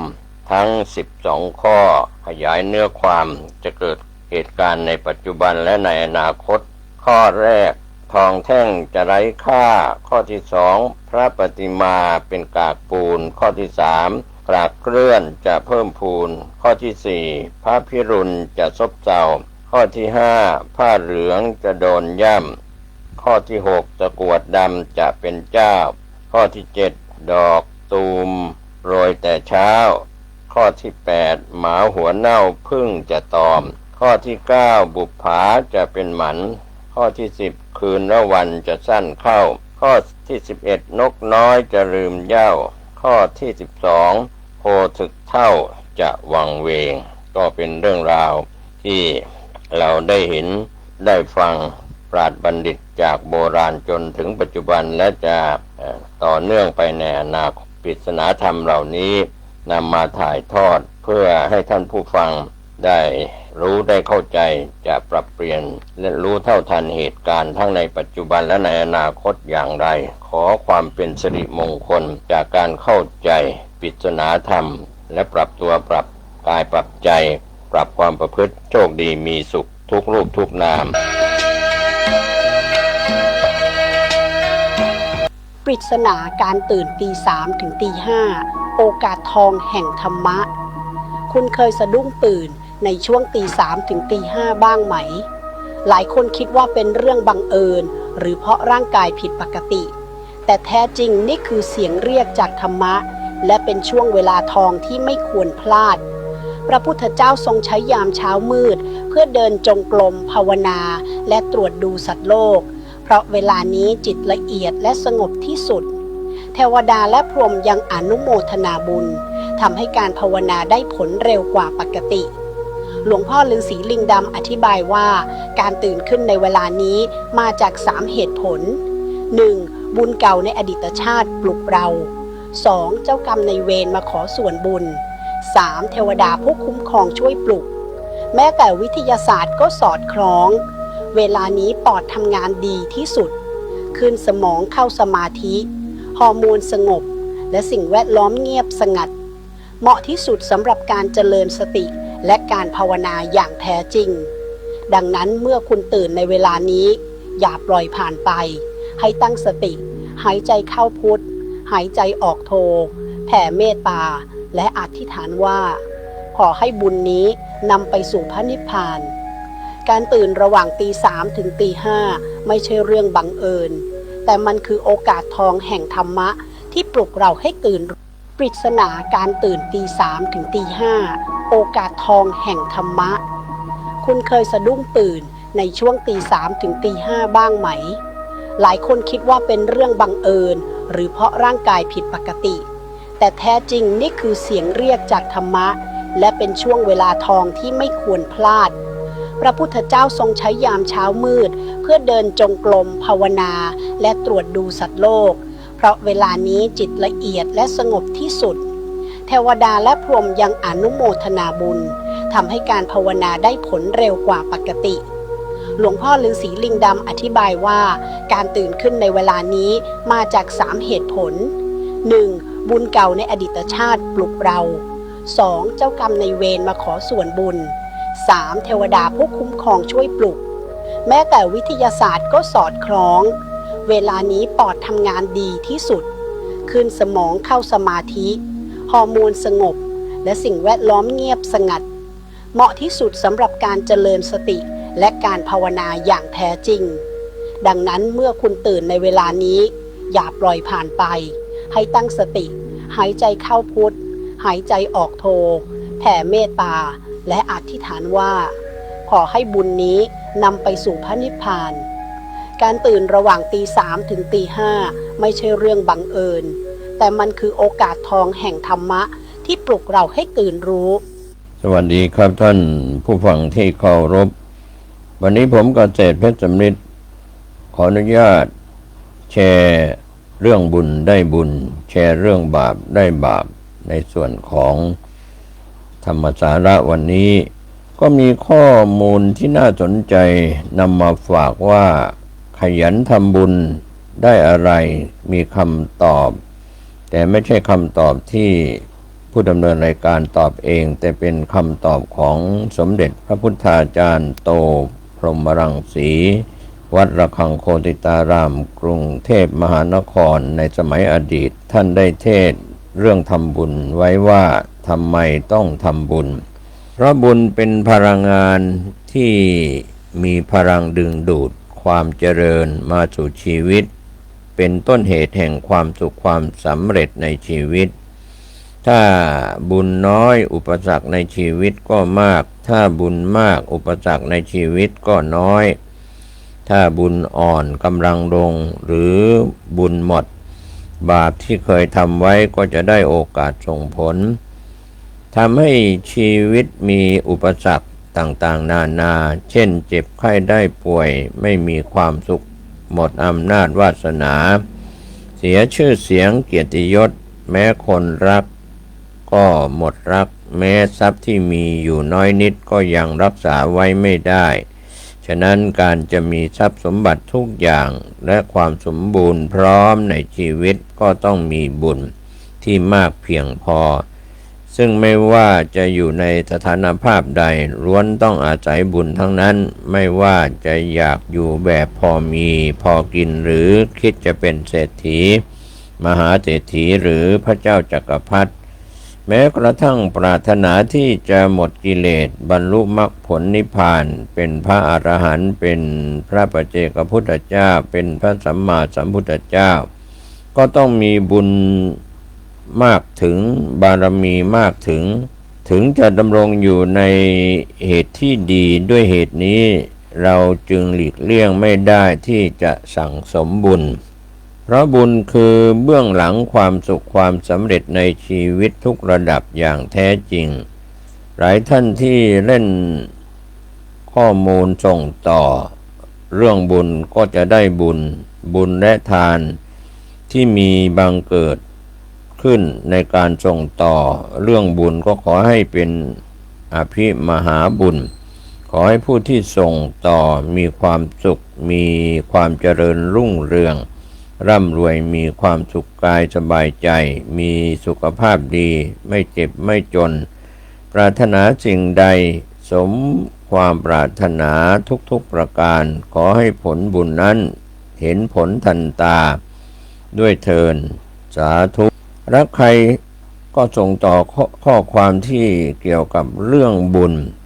จิตของผู้มีบุญมากข้อแรก1ไม่บ่นถ้ามีบุญแล้วผลแห่งบุญนั้นก็จะแปลสภาพให้เป็นปัญญาทำให้ยอมรับต่อความเป็นจริงของชีวิตทำให้รู้เห็นและเข้าใจถึงระดับวาสนาของตนและบุคคลอื่นความเป็นไปของชีวิตนั้นขึ้นตรงต่ออำนาจบุญกรรมที่ทำไว้บ่นไปก็แค่นั้นเองที่ได้มาที่มีอยู่ที่เสียใจที่ไม่ได้ดั่งใจทุกสิ่งทุกอย่างนั้นมันคือผลแห่งกรรมอันเป็นสมบัติของเราเองข้อที่2ไม่กลัวเมื่อมีบุญแล้วผลแห่งบุญนั้นก็จะแปลสภาพให้เป็นความเข้มแข็งกล้าหาญตามกำลังของบุญญาฤทธิ์ทำให้ไม่หวั่นไหวต่ออุปสรรคและปัญหาที่จะเกิดขึ้นเพราะความมั่นใจนี่เองในความเป็นผู้บริสุทธิ์ความเป็นผู้มีบุญของตนเมื่อจะคิดจะทำอะไรลงไปล้วนมีกำลังของบุญมารองรับทั้งหมดทั้งสิ้นข้อที่3ไม่ทำชั่วเมื่อมีบุญแล้วผลแห่งบุญนั้นก็จะแปลสภาพเป็นตัวควบคุมบริหารจัดการตามกำลังของบุญญาฤทธิ์ทำให้เกิดความกลัวความละอายต่อบาปต่อกรรมความผิดน้อยใหญ่ทั้งในที่รับและที่แจ้งเห็นถึงความเสียหายหลายภพหลายชาติเห็นถึงผลกระทบต่อครอบครัวต่อโลกต่อสังคมอย่างมากมายมหาศาลข้อที่4ไม่คิดมากเมื่อมีบุญแล้วผลแห่งบุญนั้นก็จะแปลสภาพให้เป็นความสะอาดความสว่างความสงบตามกำลังของบุญญาฤทธิ์ทำให้เกิดพลังแห่งความสงบแห่งจิตใจไม่ฟุ้งซ่านรำคาญใจไม่คิดเป็นทุกข์ความคิดทุกความคิดล้วนนำมาซึ่งความเบิกบานกายใจไม่คิดเบิกความทุกข์มาใช้ก่อน5รอได้คอยได้เมื่อมีบุญแล้วผลแห่งบุญนั้นก็จะแปลสภาพให้เป็นความใจเย็นมีความยืดหยุ่นตามกำลังของบุญญาฤทธิ์ไม่ใจร้อนใจเร็วเห็นถึงจังหวะและโอกาสของชีวิตข้อที่6อดได้ทนได้เมื่อมีบุญแล้วผลแห่งบุญนั้นก็จะแปลสภาพให้เป็นพลังงานเข้มแข็งตามกำลังของบุญญาฤทธิ์ทำให้ความอดทนเป็นหนึ่งเป็นเลิศมีความคิดที่ไม่หวั่นไหวเห็นความสำเร็จทุกชนิดมาจากความอดทนอย่างมีความสุข7สงบได้เย็นได้เมื่อมีบุญแล้วผลแห่งบุญนั้นก็จะเป็นสภาพให้เป็นคนที่สงบได้เย็นได้ตามกำลังของบุญญาฤทธิ์ ไม่เป็นคนที่ร้อนรนกระวนกระวายสับสายวุ่นวายในสิ่งที่ไม่เป็นสาระในสิ่งที่กำลังจะเกิดขึ้นแม้จะตกอยู่ในเหตุการณ์ที่เลวร้ายก็ทำใจได้เหมือนไม่มีอะไรเกิดขึ้น8ปล่อยได้วางได้เมื่อมีบุญแล้วผลแห่งบุญนั้นก็จะแปรสภาพให้เป็นคนที่รู้จักการละการวางตามกำลังของบุญญาฤทธิ์ไม่เป็นคนที่แบกทุกอย่างที่ขวางหน้ายึดทุกอย่างที่เกิดขึ้น9รู้ได้ตื่นได้และเบิกบานได้เมื่อมีบุญแล้วผลแห่งบุญนั้นก็จะแปรสภาพให้เป็นความรู้ตื่นเบิกบานตามกำลังของบุญญาฤทธิ์เป็นผู้รู้ต่อความเป็นจริงของชีวิตไม่ปล่อยชีวิตให้ตกไปในกระแสของความโลภความโกรธความหลงจิตใจก็มีความเป็นอิสระเต็มที่ทุกวันทุกเวลาทุกนาทีก็เป็นคำสอนที่มีเรื่องราวดีๆนำมาฝากทุกคนต่างรู้กันอยู่แล้วว่าการออกกำลังกายมีประโยชน์ต่อร่างกายและสุขภาพของเราแต่การออกกำลังกายสม่ำเสมอนั้นสิ่งที่จำเป็นที่สุดคือวินัยและเจ้าสิ่งนี้อาจเป็นเรื่องยากของใครหลายคนรู้หรือไม่ว่าเพียงเดินเพิ่มวันละ 1,009 ที่สามารถทำได้ง่ายๆและมีประโยชน์อย่างมากผลการวิจัยที่ถูกตีพิมพ์ในวารสารจากการติดตามชีวิตกลุ่มตัวอย่างจำนวน 226,889 รายต่อเนื่องเป็นเวลากว่า 7 ปีโดยวัดผลจากการเดิน 3,867 ก้าว 5,537 ก้าว 7,370 ก้าวและ 11,529 ก้าวไปตามลำดับนั้นก็พบว่ากลุ่มที่เดินเพิ่มขึ้นวันละ500 ก้าวจะเสียชีวิตจากโรคหัวใจและหลอดเลือดลดลงกว่า 7% และอีกกลุ่มที่เดินมากขึ้นเรื่อยๆวันละ 1,000 ก้าวโอกาสเสียชีวิตด้วยสาเหตุโดยรวมลดลงกว่า 15% และส่งผลดีต่อระบบหัวใจและหลอดเลือดสุขภาพจิตและการควบคุมน้ำหนักคุณสามารถเริ่มต้นด้วยการเพิ่มจำนวนก้าวทีละน้อยก็เป็นส่วนที่การเดินวันละ19,000ดีจริงหรือเป็นหัวข้อที่ให้ทุกคนได้รับรู้รับทราบโดยทุกฝีก้าวนับเป็นก้าวย่างสู่การสร้างหัวใจแข็งแรงและทำให้อายุยืนยาวขึ้นยิ่งเดินมากยิ่งอายุยืนยิ่งเดินมากขึ้นหัวใจของเราก็ยิ่งแข็งแรงมากขึ้นการออกกำลังกายให้หัวใจแข็งแรงนั้นไม่จำเป็นต้องออกกำลังด้วยการเล่นกีฬาอย่างหนักแต่เป็นการออกกำลังเพื่อให้กล้ามเนื้อ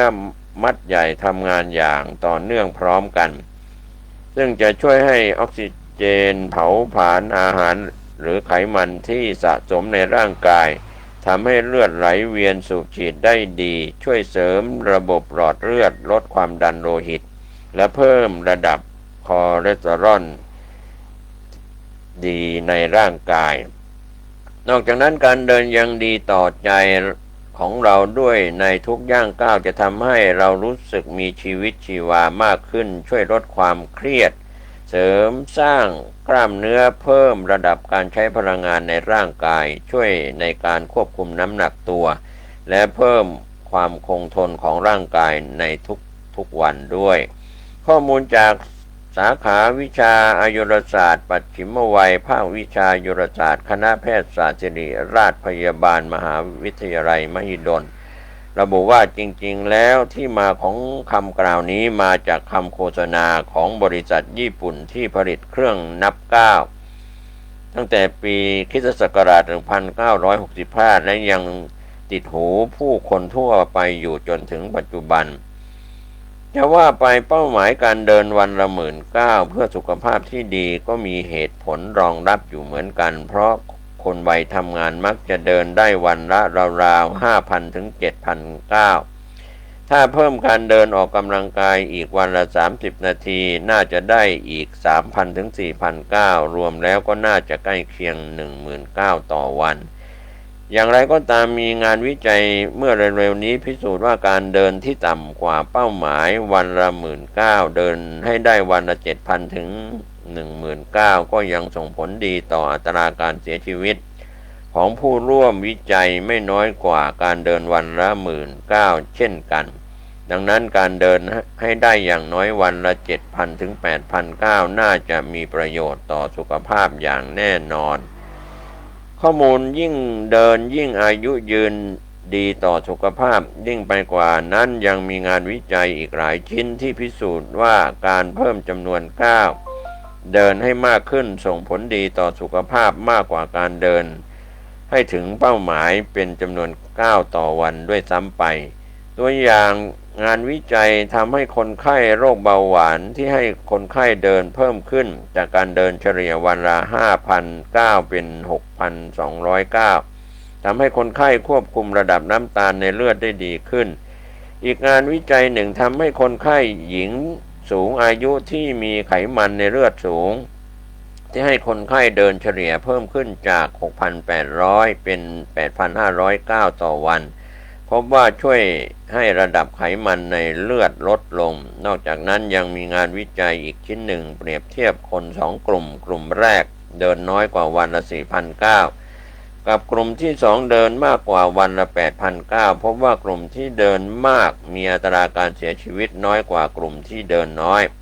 ข้อสรุปว่าถ้าท่านสามารถเดินได้ถึงหรือเกินกว่าวันละ 19,000 อยู่แล้วก็ขอให้เดินต่อไปแต่ถ้าท่านเดินได้น้อยกว่านั้นก็ไม่ต้องท้อ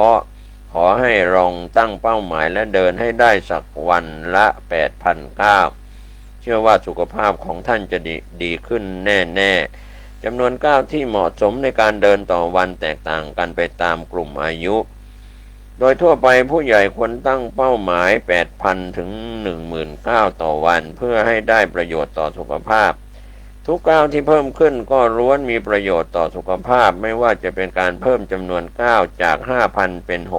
6,009 ก็สามารถส่งผลดีต่อสุขภาพได้ก็มีคำแนะนำช่วงอายุผู้ใหญ่ 18 ถึง 59 ปีควรตั้งเป้าหมาย 8,000 ถึง 19,000 ต่อวันเพื่อลดความเสี่ยงโรคเรื้อรังผู้สูงอายุ 60 ปีขึ้นไป 6,900 ถึง 8,900 ต่อวันช่วยรักษาความคล่องตัวและลดความเสี่ยงสุขภาพเด็กและวัยรุ่นควรเดินมากกว่า 12,900 ต่อวันเพื่อรองรับการเจริญเติบโตเหตุผลดีๆที่ควรเดินออกกำลังกายนายแพทย์ธนาวุฒิเลิศเอกธรรมศูนย์กล้ามเนื้อกระดูกและข้อโรงพยาบาลพญาไท3ระบุว่าการเดินเป็นอีกหนึ่งทางเลือกในการออกกำลังกายที่ง่ายสะดวกและลงทุนน้อยเหมาะสำหรับทุกเพศทุกวัยซึ่งการเดินที่ถูกต้องและสม่ำเสมอใช้เวลาเพียงไม่กี่นาทีแต่กลับสร้างเสริมสุขภาพที่แข็งแรงของเราได้ในระยะยาวช่วยให้ระบบต่างๆภายในร่างกายทำงานได้ดีมากขึ้นกว่าที่เคยเป็นจนเราต้องประหลาดใจทีเดียวช่วยลดความเสี่ยงโรคกระดูกพรุนสร้างความแข็งแรงให้กล้ามเนื้อเอ็นข้อต่อการเดินที่ถูกสุขลักษณะอย่างสม่ำเสมอสามารถเพิ่มความหนาแน่นของกระดูกในผู้หญิงวัยหมดประจำเดือนได้เพราะช่วยลดความเสี่ยงโรคกระดูกพรุนชะลอการสูญเสียมวลกระดูกเพราะการเดินเป็นการออกกำลังกายแบบต้านแรงโน้มถ่วงโลกทำให้กระดูกถูกกระตุ้นให้ผลิตเซลล์ออกมามากขึ้นลองสังเกตคนที่นอนหรือนั่งทั้งวันจะพบว่ามวลกระดูกจะลดลงกล้ามเนื้อรีบเหลวไม่กระชับการออกกำลังเพียงวันละ30 นาทีจะช่วยให้กระดูกแข็งแรงขึ้นและลดความเสี่ยงรวมทั้งผลกระทบอันเกิดจากโรคกระดูกพรุนได้ด้วยแถมยังสร้างความแข็งแรงของกล้ามเนื้อเอ็นที่ต้นขาเข่าน่องข้อเท้าช่วยกระชับหน้าท้องและสะโพกในคนที่เป็นโรคกระดูกพรุนรุนแรงหรือเคยกระดูกแตกควรหลีกเลี่ยงการออกกำลังกายที่อาจเสี่ยงอันตรายควรปรึกษาแพทย์เพื่อรักษาที่ต้นเหตุเสียก่อนและเลือกกิจกรรมการออกกำลังกายที่เหมาะสมที่สุดส่วนท่านที่มีอาการปวดข้อเข่าข้อเท้าการเดินออกกำลังกายในน้ำก็เป็นอีกทางเลือกที่เหมาะเพราะช่วยลดแรงกดที่ข้อ ต่างๆและแรงต้านในน้ำจะช่วยทำให้กล้ามเนื้อและเอ็นรอบข้อแข็งแรงขึ้นช่วยลดความเสี่ยงต่อการเกิดสารพัดโรคร้ายผลวิจัยด้านสุขภาพสตรีมหาวิทยาลัยฮาวาดพบการเดินต่อเนื่อง 3-5 ชั่วโมงต่อสัปดาห์ช่วยลดความเสี่ยงการเกิดมะเร็งเต้านมและมะเร็งมดลูกได้กว่า 54%ลดความเสี่ยงต่อการเกิดโรคมะเร็งลำไส้ใหญ่ได้ 20% อีกทั้งการเดินยังสามารถช่วยลดความเสี่ยงต่อการเกิดโรคเบาหวานชนิดที่ 2 ได้มากถึง 60% ผลการศึกษาพบว่าการเดินวันละ 10-15 นาทีทำให้อาการโรคเบาหวานดีขึ้นและยังเป็นการช่วยให้อินซูลินทำงานดีขึ้นร่างกายสามารถนำน้ำตาลไปใช้งานได้ดีขึ้นหมายถึงสามารถควบคุมเบาหวานได้ดีขึ้นนั่นเองนอกจากนี้การเดินเร็วติดต่อกันนาน 21 นาทีต่อวัน 4-5 วันต่อสัปดาห์หรือ 2.5 ชั่วโมงต่อสัปดาห์จะสามารถลดความเสี่ยงต่อภาวะโรคหลอดเลือดสมองและหัวใจได้ถึง 31%จึงมีคำกล่าวที่ว่าการเดิน1 นาทีจะทำให้ชีวิตยาวขึ้นอีก 12 นาทีเลยทีเดียวชะลอความจำเสื่อมมีการทดลองว่าคนที่เดินไปคิดไปสามารถคิดงานดีๆได้มากกว่าการนั่งอยู่เฉยๆถึง 60%ในการศึกษายังพบว่าการเดินออกกำลังกายนาน 40 นาที 3 วันต่อสัปดาห์สามารถเพิ่มขนาดสมองที่เชื่อมโยงกับการวางแผนและความจำได้ทั้งยังช่วยทำให้เลือดไหลเวียนดีและไปเลี้ยงสมองมากขึ้นการเดินไปในส่วนของผู้สูงวัยจะช่วยลดความเสี่ยงต่อการหดตัวของสมองและสามารถรักษาความทรงจำได้นานหลายปีชะลอความเสื่อมของสมองในผู้สูงวัยได้การเดินทำให้หลั่งสารแห่งความสุขการออกกำลังกายด้วยการเดินเร็วต่อเนื่องจะกระตุ้นให้สมองเกิดการหลั่งสารเอนโดฟินสารแห่งความสุขสารเคมีธรรมชาติที่มีฤทธิ์บรรเทาอาการปวดและทำให้จิตใจสบายสดชื่นอารมณ์ดีคลายความเครียดลดความวิตกกังวลลดความซึมเศร้าทำให้นอนหลับง่ายหลับดีขึ้นเพิ่มภูมิคุ้มกันมหาวิทยาลัยแห่งหนึ่งศึกษาพบว่าการเดินต่อเนื่อง 30-45 นาทีต่อวันสามารถเพิ่มจำนวนเซลล์ระบบภูมิคุ้มกันร่างกายได้การเดินทำให้กระเพาะลำไส้มีการเคลื่อนไหวส่งผลให้การย่อยอาหารและขับถ่ายดีขึ้นการเดินลดน้ำหนักยังทำให้มีรูปร่างที่สมส่วนหุ่นดีอีกด้วยในผู้ที่มีน้ำหนักตัวมากอาจใช้การเดินช่วยลดน้ำหนักตัวได้โดยเดินวันละประมาณ1 ชั่วโมงจะทำให้การเผาผลาญพลังงานในร่างกายเพิ่มขึ้นการเดินด้วยความเร็ว3 กิโลเมตรต่อชั่วโมงต่อเนื่อง30 นาทีจะเผาผลาญพลังงานได้ประมาณ75 แคลอรี่หากเพิ่มความเร็วเป็น 4-5 กิโลเมตรต่อชั่วโมงจะสามารถเผาผลาญพลังงานได้99 แคลอรี่และหากเดินเร็วขึ้นเป็น6 กิโลเมตรต่อชั่วโมงจะสามารถเผาผลาญพลังงานได้ถึง150 แคลอรี่สังเกตคนญี่ปุ่นจะสุขภาพแข็งแรงไม่อ้วนเพราะถูกฝึกให้ขยันเดินตั้งแต่เด็ก109ที่เราเดินเท่ากับ1 นาทีของการยกน้ำหนัก159ที่เราเดินเท่ากับ1 นาทีของการว่ายน้ำและการปั่นจักรยานการออกกำลังกายด้วยการเดินที่ถูกสุขลักษณะเดินปล่อยไหล่สบายๆไหล่ไม่ห่องุ้มไม่ก้มจนเกินไปสายตามองตรงไปข้างหน้าประมาณ 5-6 เมตรเดินลงน้ำหนักด้วยส้นเท้าแล้วค่อยวางเท้าลงจนเต็มฝ่าเท้ากดปลายเท้าและยกส้นเท้าขึ้นเพื่อส่งน้ำหนักไปที่เท้าส่วนหน้านิ้วเท้าจะช่วยผลักให้ก้าวเดินต่อไปได้อย่างสมดุลก้าวเท้าให้สั้นกว่าช่วงแขนตั้งฉากประมาณ1 ฝ่ามือไม่ก้าวยาวหรือสั้นเกินไปการเดินที่ช่วยเสริมสร้างความแข็งแรงของร่างกายต้องเป็นการเดินที่ต่อเนื่องกันนานประมาณ30 นาทีขึ้นไปการ เดินหยุดอาจไม่สามารถฝึกระบบหลอดเลือดหัวใจได้ความถี่ของการออกกำลังในด้านการออกกำลังกายควรเดินอย่างน้อย 3-5 ครั้งต่อสัปดาห์และกระทำอย่างสม่ำเสมอ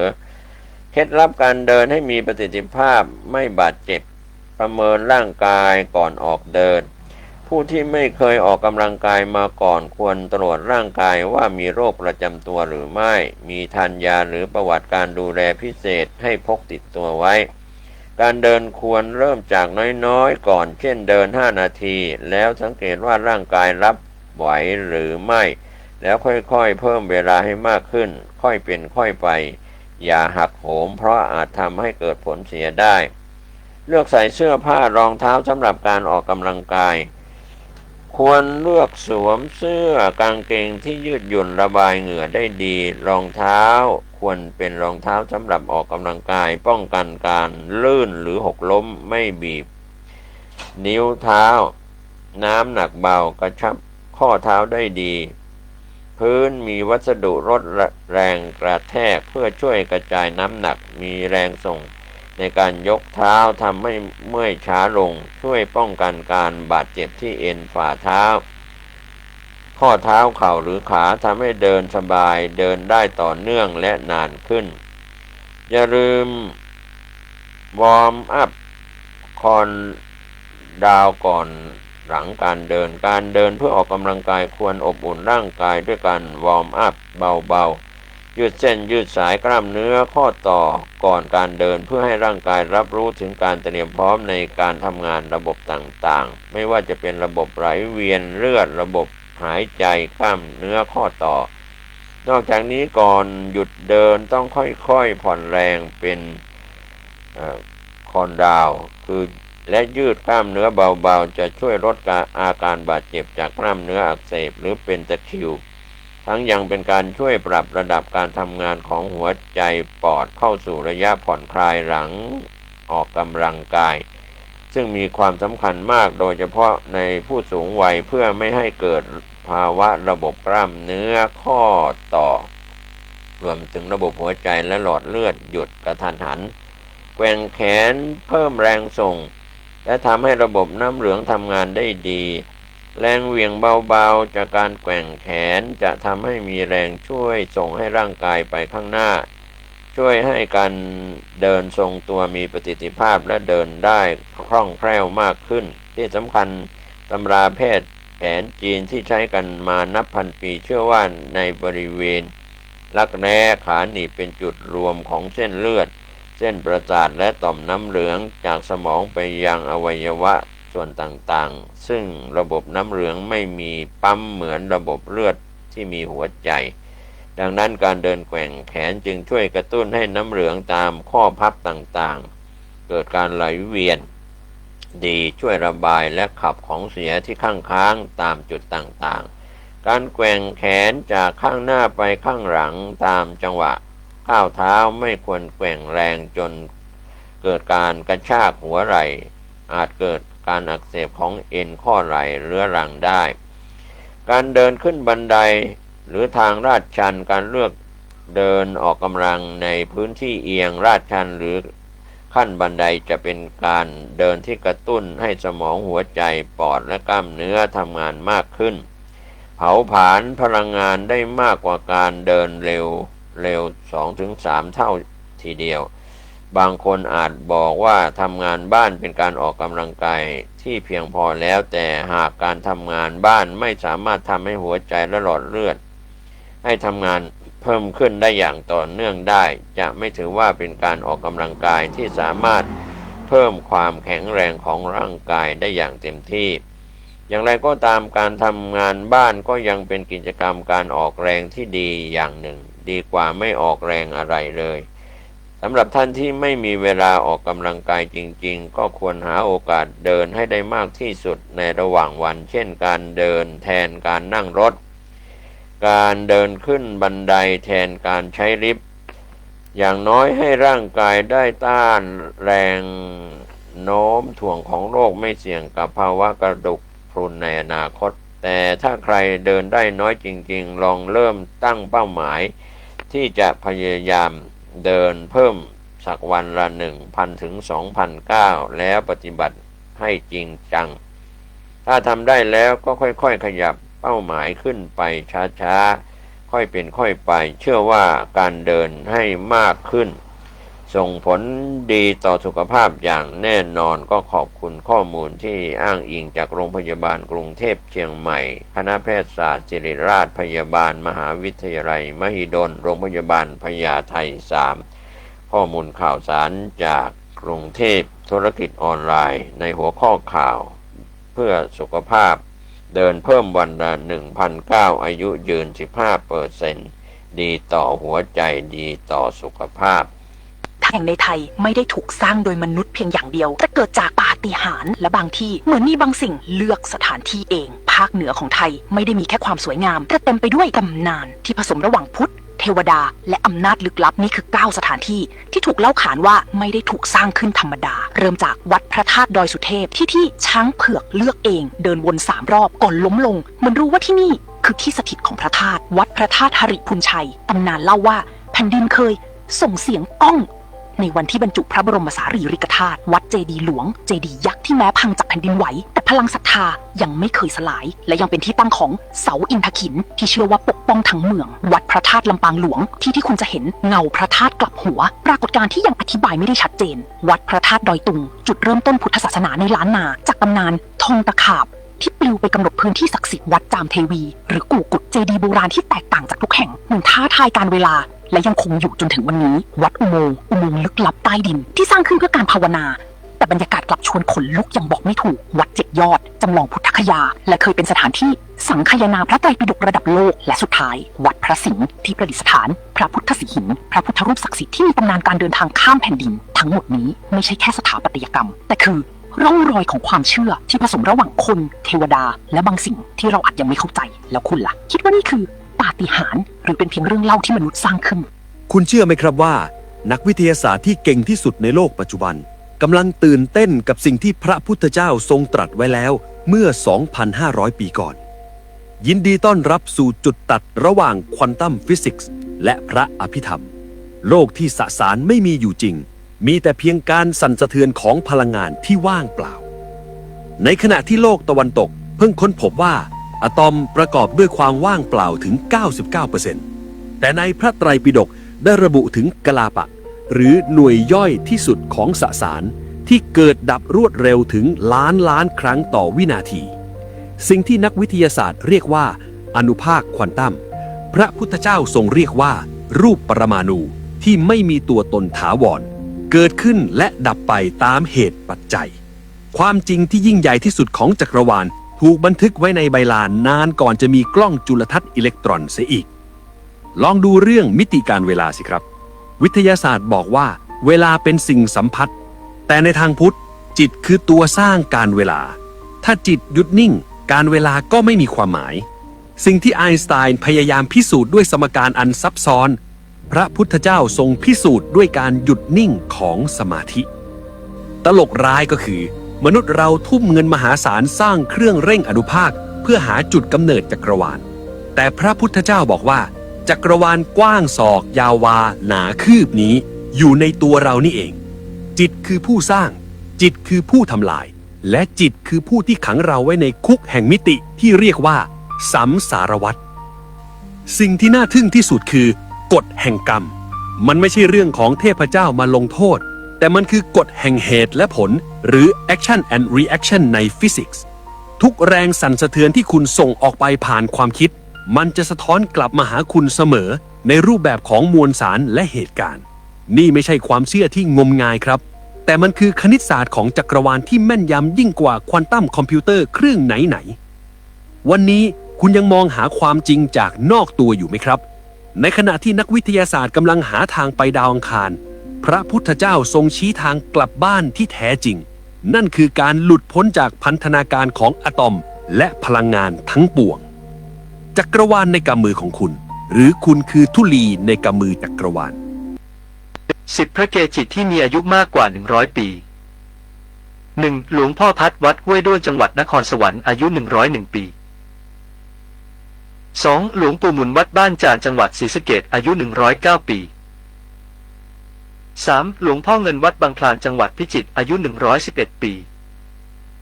4. หลวงพ่อเคนวัดถ้ำเขาอิโต้จังหวัดปราจีนบุรีอายุ111 ปี 5. หลวงปู่สุภาวัตรศิลสุภารามจังหวัดภูเก็ตอายุ116 ปี 6. หลวงปู่ศรีวัดเขาถ้ำบุญนาคจังหวัดนครสวรรค์อายุ127 ปี 7. หลวงปู่หินวัดโพธารามจังหวัดขอนแก่นอายุ135 ปี 8. หลวงปู่พิบูลวัดพระแท่นจังหวัดอุดรธานีอายุ135 ปี 9. หลวงปู่คามน้อยวัดภูกำพร้าจังหวัดมุกดาหารอายุ238 ปี 10. หลวงปู่สวงวัดไพรพัฒนาจังหวัดศรีสะเกษอายุไม่ทราบแน่ชัด 10. พระเกจิที่มีอายุมากกว่า100 ปี 1. หลวงพ่อพัดวัดห้วยด้วนจังหวัดนครสวรรค์อายุ101 ปี 2. หลวงปู่หมุนวัดบ้านจานจังหวัดศรีสะเกษอายุ109 ปี 3. หลวงพ่อเงินวัดบางคลานจังหวัดพิจิตรอายุ111 ปี 4. หลวงพ่อเคนวัดถ้ำเขาอิโต้จังหวัดปราจีนบุรีอายุ111 ปี 5. หลวงปู่สุภาวัตรศิลสุภารามจังหวัดภูเก็ตอายุ116 ปี 6. หลวงปู่ศรีวัดเขาถ้ำบุญนาคจังหวัดนครสวรรค์อายุ127 ปี 7. หลวงปู่หินวัดโพธารามจังหวัดขอนแก่นอายุ135 ปี 8. หลวงปู่พิบูลวัดพระแท่นจังหวัดอุดรธานีอายุ135 ปี 9. หลวงปู่คามน้อยวัดภูกำพร้าจังหวัดมุกดาหารอายุ238 ปี 10. หลวงปู่สวงวัดไพรพัฒนาจังหวัดศรีสะเกษอายุไม่ทราบแน่ชัด คุณจะตกใจถ้ารู้ว่า พระสงฆ์ที่เคยนั่งฟังธรรมด้วยกัน เดินบิณฑบาตสายเดียวกัน กลับต้องมาแตกหักกันรุนแรงจนต้องแยกทาง เพียงเพราะเรื่องเล็กๆอย่างการเก็บเกลือไว้ในเขาสัตว์ หรือการฉันอาหารหลังเที่ยงไปแล้วนิดหน่อยครับ จากรอยร้าวเล็กๆวันนั้น มันได้ลุกลามกลายเป็นการต่อสู้ทางแนวคิดที่ยิ่งใหญ่ที่สุดในประวัติศาสตร์พุทธศาสนา นั่นคือสงครามเย็นระหว่างเถรวาทและมหายาน ฝ่ายเถรวาทหรือกลุ่มพระเถระผู้ใหญ่ยืนกรานว่าพระพุทธเจ้าตรัสไว้อย่างไรต้องรักษาไว้อย่างนั้นห้ามตัดห้ามเติมเป้าหมายคือการหลุดพ้นส่วนบุคคลหรือการเป็นพระอรหันต์เพื่อดับทุกข์ให้จบในชาตินี้ครับแต่กลุ่มพระสงฆ์รุ่นใหม่ที่เรียกตัวเองว่ามหายานซึ่งแปลตรงตัวว่าพาหนะลำใหญ่กลับมองต่างออกไปพวกเขาเชื่อว่าโลกเปลี่ยนไปแล้วกฎบางอย่างต้องปรับให้เข้ากับยุคสมัยและที่สำคัญพวกเขาตั้งคำถามที่แทงใจดำว่าถ้าเรามุ่งแต่จะเอาตัวเองรอดไปนิพพานคนเดียวแล้วคนที่ยังจมกองทุกข์อยู่ข้างหลังล่ะใครจะช่วยมหายานจึงชูแนวคิดเรื่องพระโพธิสัตว์คือผู้ที่ยอมทิ้งโอกาสนิพพานของตัวเองเพื่อกลับมาช่วยขนสัตว์โลกให้หมดก่อนแล้วค่อยนิพพานเป็นคนสุดท้ายแนวคิดนี้ยิ่งใหญ่และกินใจคนหมู่มากจนแพร่ไปทั่วเอเชียเหนือทั้งจีนญี่ปุ่นเกาหลีในขณะที่เถรวาทก็อย่างรากลึกในศรีลังกาพม่าและไทยสองฝ่ายนี้เฉือนคมกันมาตลอดหลายร้อยปีฝ่ายหนึ่งมองว่าอีกฝ่ายแต่งคัมภีร์ใหม่ไม่ใช่พุทธแท้ส่วนอีกฝ่ายก็เรียกพวกแรกว่าหินนยานหรือพาหนะลำเล็กที่คับแคบและเห็นแก่ตัวแล้วสรุปว่าสู้กันมาเป็นพันปีใครคือผู้ชนะกันแน่ครับความจริงที่น่าเจ็บปวดก็คือในขณะที่พุทธศาสนาสองนิกายนี้กำลังเถียงกันและแยกย้ายไปเติบโตนอกประเทศแผ่นดินแม่อย่างอินเดียกลับถูกกองทัพต่างศาสนาบุกกวาดล้างมหาวิทยาลัยสงฆ์ที่ใหญ่ที่สุดอย่างนาลันทาถูกเผาทำลายจนราบเป็นหน้ากลองคัมภีร์ถูกเผาทิ้งพระสงฆ์ต้องหนีตายจนพุทธศาสนาแทบจะสูญสิ้นไปจากอินเดียเลยครับสุดท้ายมันไม่มีใครชนะหรอกครับเพราะแก่นแท้ที่พระพุทธเจ้าสอนไม่ใช่การมานั่งเถียงกันว่าเรือของใครใหญ่กว่าหรือเรือใครเป็นของแท้ดั้งเดิมแต่เป้าหมายคือการใช้เรือลำนั้นข้ามฝั่งไปให้พ้นจากความทุกข์ต่างหาก ตราบใดที่คุณยังโกรธยังเกลียดยังมีความทุกข์ไม่ว่าคุณจะแขวนป้ายชื่อนิกายอะไรมันก็ไร้ความหมายทั้งนั้น แล้วคุณล่ะครับคิดว่าการรักษาของเดิมไว้แบบเป๊ะๆหรือการปรับตัวเพื่อช่วยคนได้มากขึ้นแบบไหนคือสิ่งที่โลกยุคนี้ต้องการมากกว่ากัน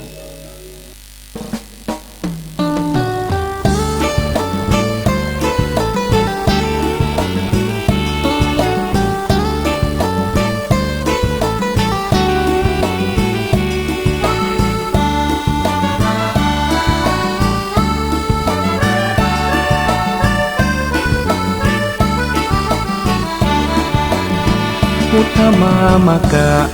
มีพระไว้ในดวงใจไม่มัวหลงไหลสิ่งใดแม้มาล่อลวงไม่ไปพันผูกอบายมุขทั้งปวงก้าวได้ลุล่วงผ่านพ้นจากคนตั้งใจถือครอบครัวเป็นหลักครองรักคู่ครองคนเดียวมั่นคงแน่นเหนียวรักเดียวเพียงพออุ่นไอศีลห้ายึดมั่นปัญหาเป็นอันหมดไปผุดผ่องสดใสไม่ไปเบียดเบียนผู้คนทำมาหากินทรัพย์สินประหยัดอดออมหวังวันที่พร้อมสร้างวันที่ไม่ขัดสนไม่หวังโชคช่วยเรื่องหวยจะรวยหรือจนสู้และอดทนแบบประชาชนคนดีพุทธมามกะมีพระชี้นำทางเดินอุปสรรคเผชิญสมาธิใจเกิดมีทำบุญตักบาตรไหว้พระจิตใจสุขีอิ่มเอมหรือดีเรานี้พุทธมามกะ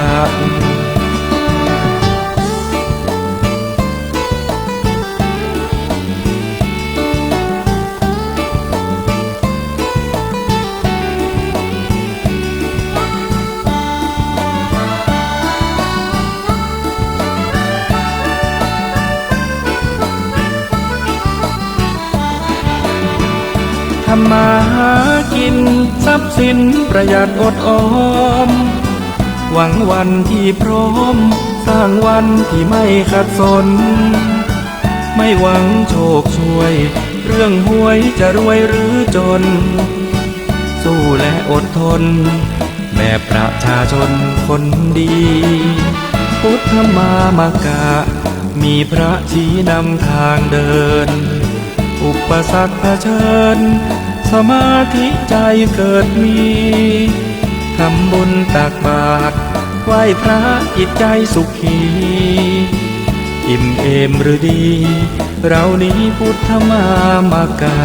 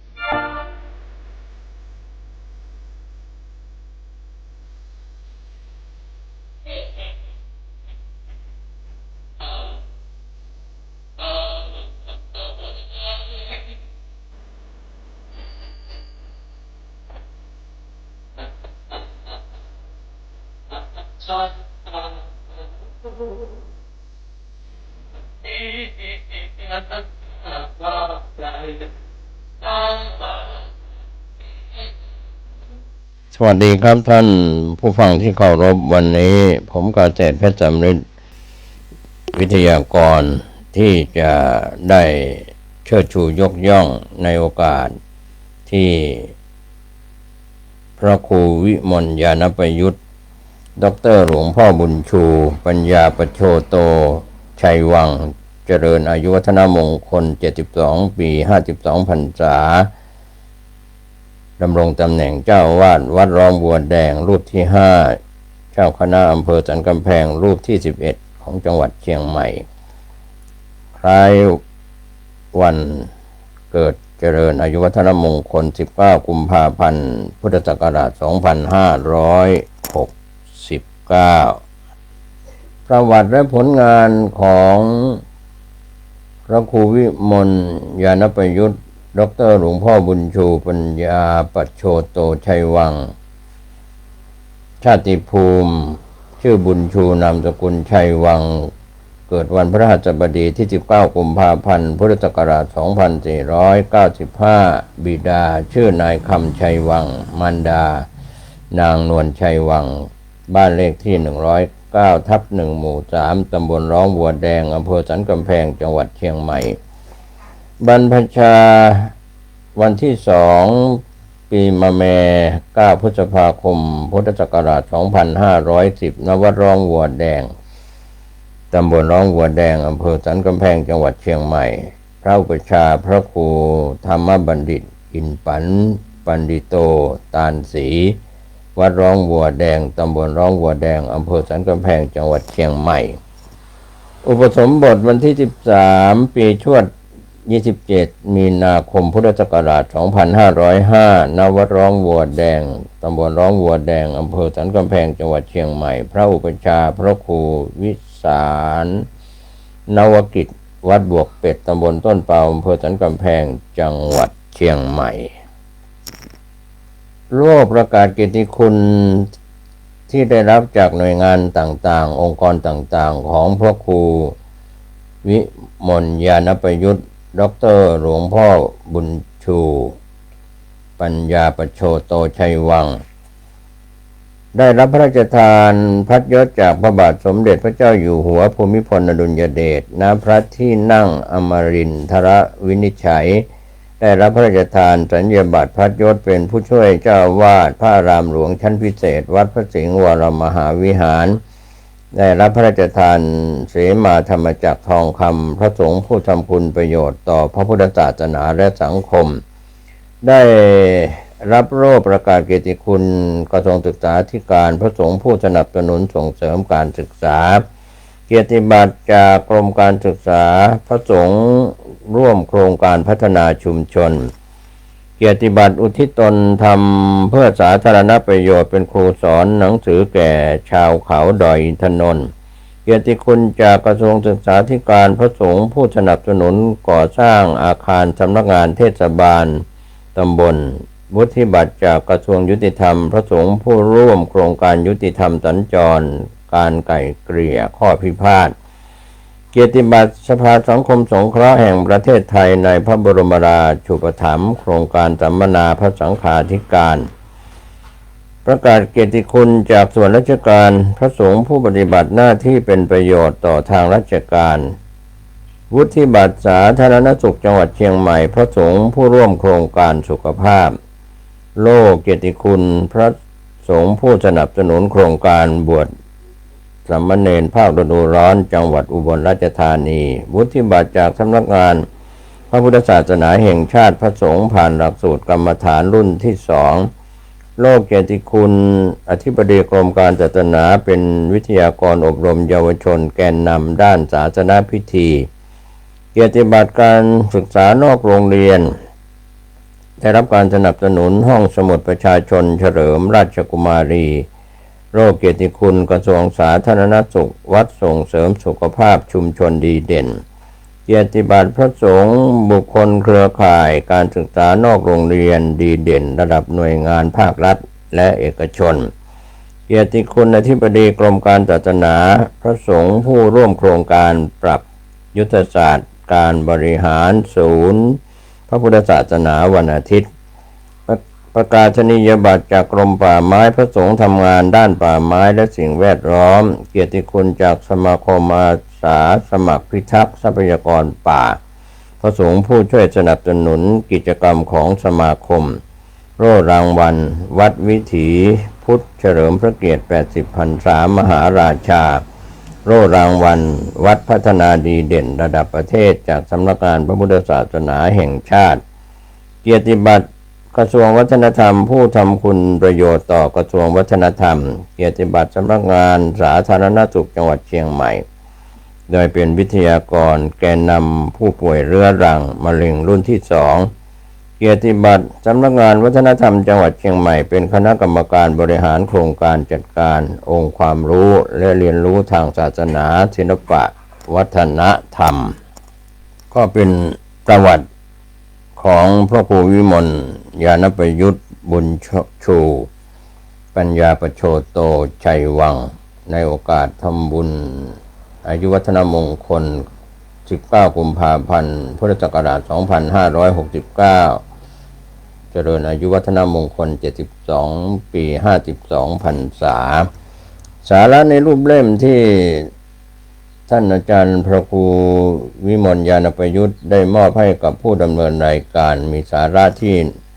ควรจะนำเผยแผ่เป็นสาระในรูปเล่ม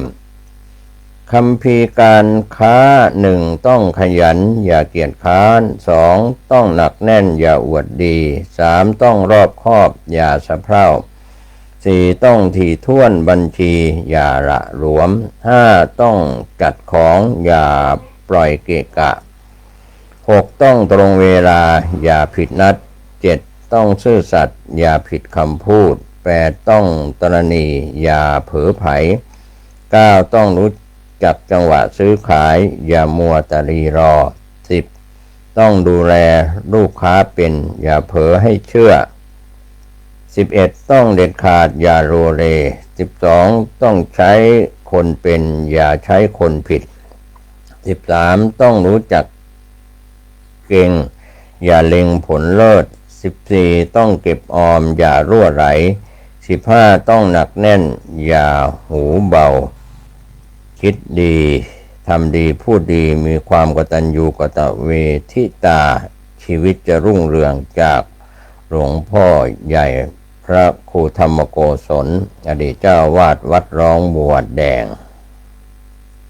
เป็นสุภาษิตของเรากิวกง16 ข้อ 1. สินค้าต้องสนใจอย่าเกียจค้านเกียจค้านต้องเสียกิจการ 2. สินค้าเป็นระเบียบอย่ากระจายกระจายจะตรวจยาก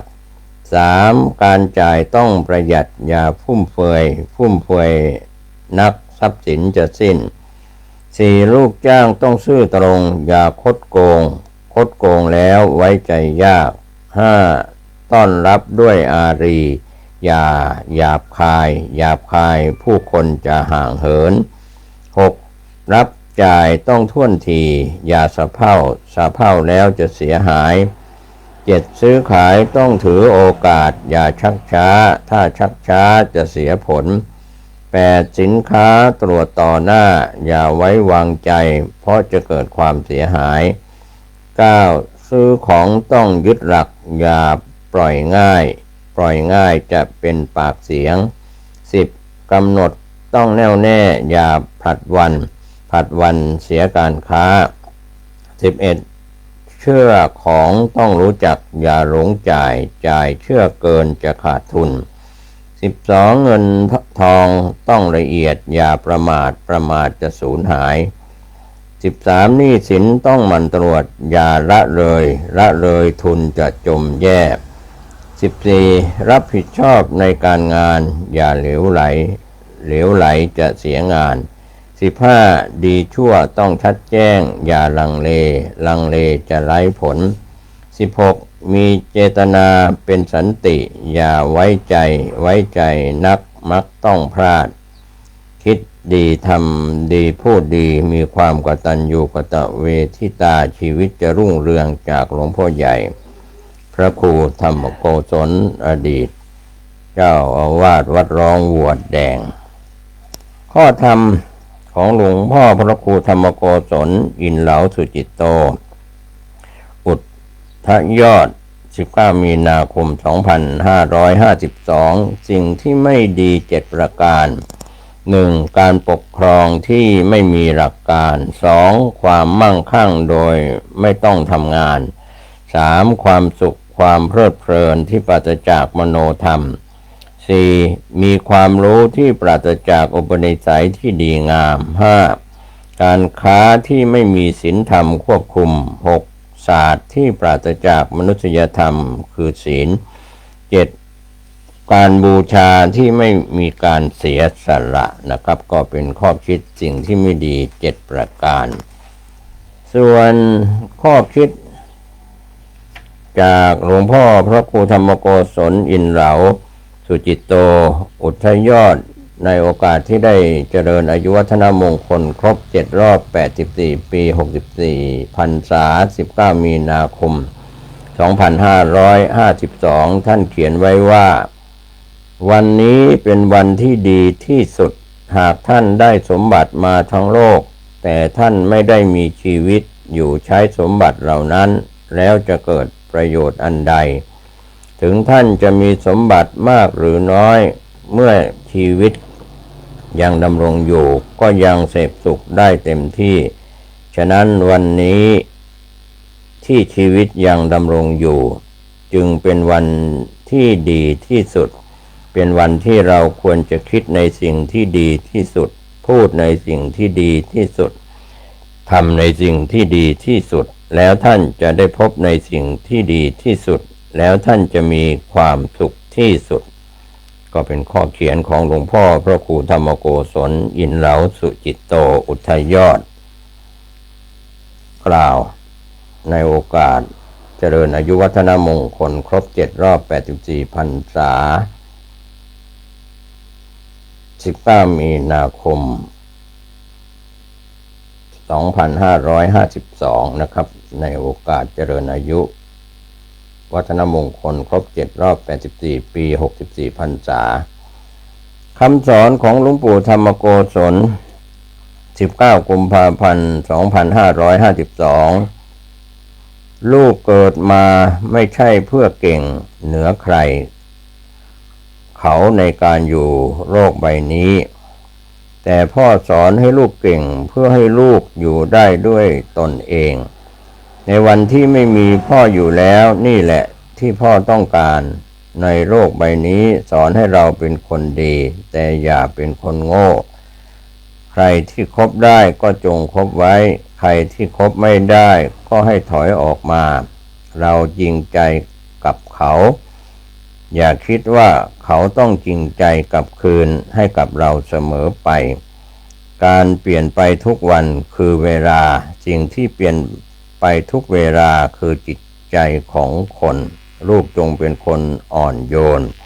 แต่ลูกอย่าเป็นคนอ่อนแอก็เป็นคำสอน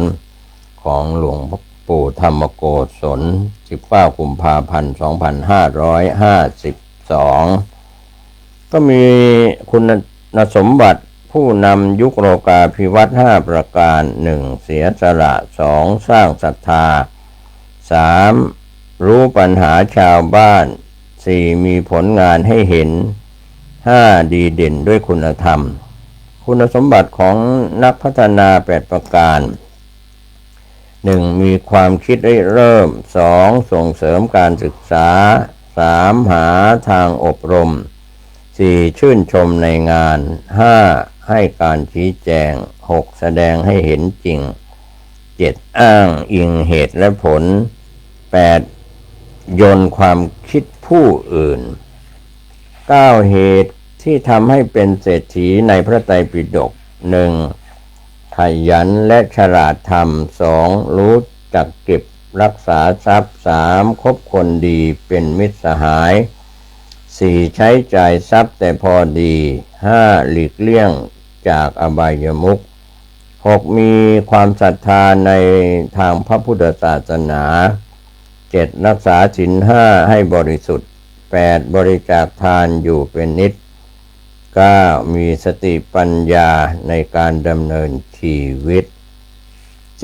12. นิสัยที่ถ่วงความเจริญในชีวิตไปไม่รุ่ง 1. ขาดความอดทน 2. เสียเวลากับเรื่องไร้สาระ 3. มักรอแต่โชคชะตาไม่ลงมือทำ 4. ไม่มีเป้าหมายในชีวิต 5. ใช้เงินไม่คิดหน้าคิดหลัง 6. เป็นคนจิตใจโลเล 7. ขี้อิจฉาตาร้อนคนอื่น 8. ขี้เกียจเป็นนิสัย 9. ไม่กล้าลงมือทำ 10. ผัดวันประกันพรุ่ง 11. กลัวในการที่จะเริ่มต้นใหม่ 12. ไม่รู้จักคำว่าพอดีจงอยู่ให้ถูกที่จงดีให้ถูกคนถ้าอยู่ไม่ถูกที่เก่งแค่ไหนก็ไม่เติบโต 6 เรื่องที่คนรวยทั้งโลกทำเหมือนกันคอลลี่นักเขียนชื่อดังใช้เวลา5 ปีในการศึกษาเรื่องชีวิตของเศรษฐีกว่า223 คนเขาพบว่ามี6 เรื่องที่เศรษฐีทำเหมือนกัน 1. พวกเขาจะใช้เวลาว่างกับการเรียนรู้ทักษะใหม่ๆอย่างน้อยวันละ2 ชั่วโมงต่อวัน 2. พวกเขาจะฟังคนอื่นพูดเป็นเวลา5 นาทีและพูดแค่1 นาทีเท่านั้น 3. พวกเขาจะสร้างทีมงานที่แข็งแกร่งอะไรที่ไม่ถนัดเขาจะมอบให้คนที่เก่งนั้นทำ 4. พวกเขามักจะถามตัวเองว่าจะเป็นอย่างไรอีก10 ปีข้างหน้า 5. พวกเขาจะให้ความสำคัญต่อสุขภาพของตัวเองอยู่เสมอเพื่อให้มีพลังที่จะสร้างความมั่งคั่งให้กับตัวเอง 6. พวกเศรษฐี223 คนเขาจะใช้1 สมองกับ2 มือ2 เท้าสติปัญญาบวก กับมันสมองความรู้ความสามารถเพื่อสร้างโอกาสให้กับตัวเองเมื่อมีโอกาสแล้วดวงดีๆจะตามมานี่คือ6 เรื่องที่เขาทำเหมือนกันลองถามตัวเองว่าท่านมีครบทุกข้อหรือยังสูงกว่าเราจงเคารพเสมอเราจงให้เกียรติต่ำกว่าเราจงเมตตาปรัชญา5 ข้อที่เศรษฐีจีนใช้สอนลูกรวย 1. เงินทุกบาทคือหยาดเหงื่อจงใช้ก่อนคิดอย่าใช้เพราะอยาก 2. ค้าขายกำไรน้อยแต่ขายบ่อยๆกำไรมากความสม่ำเสมอชนะความรวดเร็ว 3. ให้คนอื่นได้กำไรด้วยธุรกิจจึงยืนยาวไม่ใช่รวยชั่วคราว 4. อย่าเอาแต่ใช้แรงต้องใช้สมองความคิดที่ดีสร้างเงินมากกว่าแรงกาย 5. ความกตัญญูคือน้ำหล่อเลี้ยง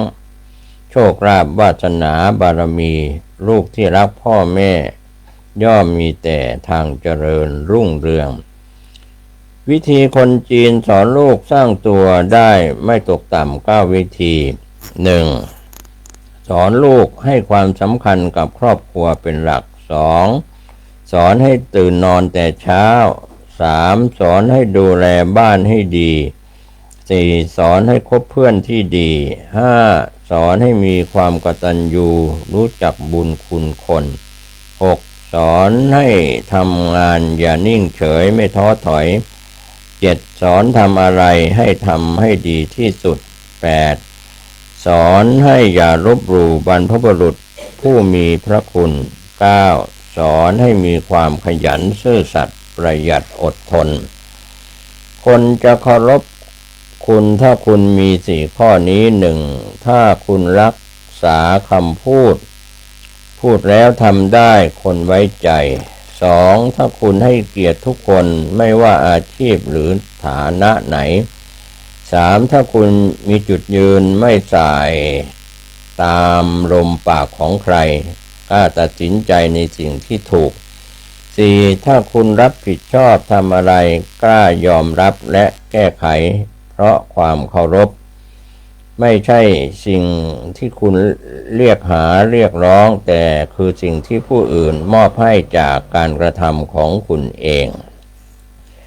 ลักษณะของคนที่ยิ่งคบยิ่งพาให้เราไปสู่ความเจริญ 1. คนที่คิดบวกมองโลกในแง่ดี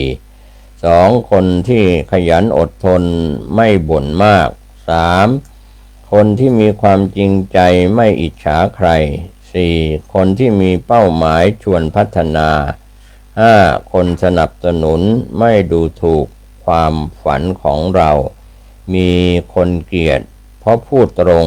ดีกว่าพูดคดเพราะตอแหลข้อดีของการอยู่คนเดียว10 ข้อ 1. ไม่ต้องพยายามเป็นคนที่ถูกใจใคร 2. ไม่ต้องคอยกังวลว่าใครจะทำอะไรที่ไหนยังไงกับใคร 3. ไม่ต้องคอยรับรู้เรื่องบั่นทอนสุขภาพจิต 4. ไม่ต้องน้อยใจเวลาใครไม่ใส่ใจ 5. ไม่ต้องเสียความรู้สึกเพราะใคร 6. ไม่ต้องคิดมากเพราะใคร 7. สบายใจคนเดียว 8. มีเวลาดูแลตัวเองมากขึ้น 9. อยากทำอะไรก็ทำ 10. ไปไหนมาไหนได้แบบไม่ต้องคอยใคร 10 วิธีการทำให้เป็นคนสำเร็จในชีวิต 1. สร้างเป้าหมายในการดำเนินชีวิต 2. มีสติอยู่กับปัจจุบัน 3. มีการตั้งเป้าหมายชีวิตที่ชัดเจน 4. ไม่ผัดวันประกันพรุ่ง 5. พูดน้อยแต่ทำเยอะ 6. ทำตามความฝันตัวเอง 7. หลีกเลี่ยงสื่อที่เป็นลบ 8. ไม่หยุดการเรียนรู้ 9. มีความเชื่อมั่นในตัวเอง 10. ไม่กลัวกับความพ่ายแพ้ปรัชญาให้คิดทุกครั้งคือคำพูดให้ทำทุกวันคือความดี ให้มีทุกนาทีคือน้ำใจให้ลืมโดยเร็วไวคือความโกรธแค้นให้รีบตอบแทนคือบุญคุณคิดก่อนทำอย่าทำแล้วคิดถูกคือคนเก่งคิดเป็นคือคนฉลาดคิดมากคือคนเครียดคิดน้อยคือคนสุขคิดสนุกคือคนร่าเริงคิดมากเกินคือคนเก็บกดคิดไปหมดคือคนระแวงเก่งแบบไหนที่คนไม่เกลียด9 ข้อ 1. รู้จักรับฟังความคิดเห็นของผู้อื่น 2. รู้จักขอบคุณอย่าจริงใจ 2. รู้จักขอบคุณอย่างจริงใจ 3. รู้จักขอโทษเวลาทำผิด 4. ไม่ยกตนข่มท่านหรือดูถูกใคร 5. มีความอ่อนน้อมถ่อมตน 6. ยอมรับว่าบางเรื่องตนก็ไม่รู้ 7. ไม่ทำตัวเป็นน้ำเต็มแก้ว 8. ให้เกียรติผู้อื่นเสมอ 9. มีอัธยาศัยดีและรักการแบ่งปันบุคคลที่น่าคบหา9 ข้อ 1. ไม่เป็นคนอวดดี 2. ไม่เป็นคนพูดมาก 3. เป็นคนอ่อนน้อมถ่อมตน 4. รู้จักผ่อนสั้นผ่อนยาว 5. เป็นคนพูดจาอ่อนหวาน 6. เป็นคนเสียสละไม่เอาเปรียบ 7. เป็นคนมีความกตัญญูรู้คุณ 8. ไม่ริษยาเสียดสี 9. เป็นคนสุขุมรอบคอบไม่ข่มผู้อื่น 10 วิธีเติมความสุขให้แก่ตนเองแบบง่ายๆ 1. เลิกยุ่งเรื่องของคนอื่น 2. จงภูมิใจในสิ่งที่ตนมี 3. มีเท่าไหร่ก็มีความสุขกับสิ่งที่เรามี 4. เกินความควบคุมก็จงปล่อย 5. หยุดคิดแทนคนอื่น 6. เตรียมใจให้พร้อมเพื่อรับสถานการณ์ 7. อย่าฝากความหวังไว้กับใคร 8. เลิกยึดติดกับอดีตที่ผ่านมา 9. จงอยู่กับปัจจุบันให้มาก 10. จงปล่อยวางทุกเรื่องที่ทำให้จิตใจว้าวุ่นจงอยู่กับปัจจุบันไม่ต้องอะไรถึงอดีตไม่ต้องพะวงถึงอนาคตขอให้ทำหน้าที่ของเราในปัจจุบันให้ดีที่สุดก็เพียงพอแล้วไม่มีหรอกคำว่าหมดหนทางมันเป็นแค่จุดเปลี่ยนชีวิตเท่านั้นจบทางเก่าก็หาทางใหม่เพื่อที่จะไปต่อขอให้มีสติและกำลังใจนะครับ5 ลักษณะของคนที่มีพลังบวก 1. มองโลกในแง่ดีเสมอ 2. พูดให้กำลังใจไม่พูดทำร้ายใจใคร 3. ยิ้มง่ายหัวเราะเป็น 4. เห็นปัญหาเป็นบทเรียนไม่ใช่อุปสรรค 5. รู้จักขอบคุณในสิ่งเล็กๆน้อยๆคนที่มีชีวิตมั่นคงดูได้จาก5 ข้อ 1. เขาจะคิดเพื่ออนาคตเสมอไม่ใช้เงินหมดวันต่อวันเพราะรู้ว่าวันพรุ่งนี้อาจจะไม่เหมือนเดิม 2. เขาจะคิดก่อนใช้ทุกครั้งที่หยิบเงินออกจากกระเป๋าแล้วจะถามตัวเองเสมอ 3. เขาจะคิดทางเลือกใหม่ๆเขาจะไม่โทษเรื่องโชคชะตาเมื่อเจอปัญหาแต่เขาจะหาทางออกด้วยสติปัญญา 4. เขาจะคิดถึงผลระยะยาวจะไม่ตัดสินใจเพราะอารมณ์ชั่ววูบแต่เขาจะคิดว่าต่อไปอีก 5-10 ปีข้างหน้าจะเป็นอย่างไร 5. เขาจะคิดแบบพอเพียงเขาจะไม่เปรียบเทียบชีวิตที่ตัวเองยืนได้จริง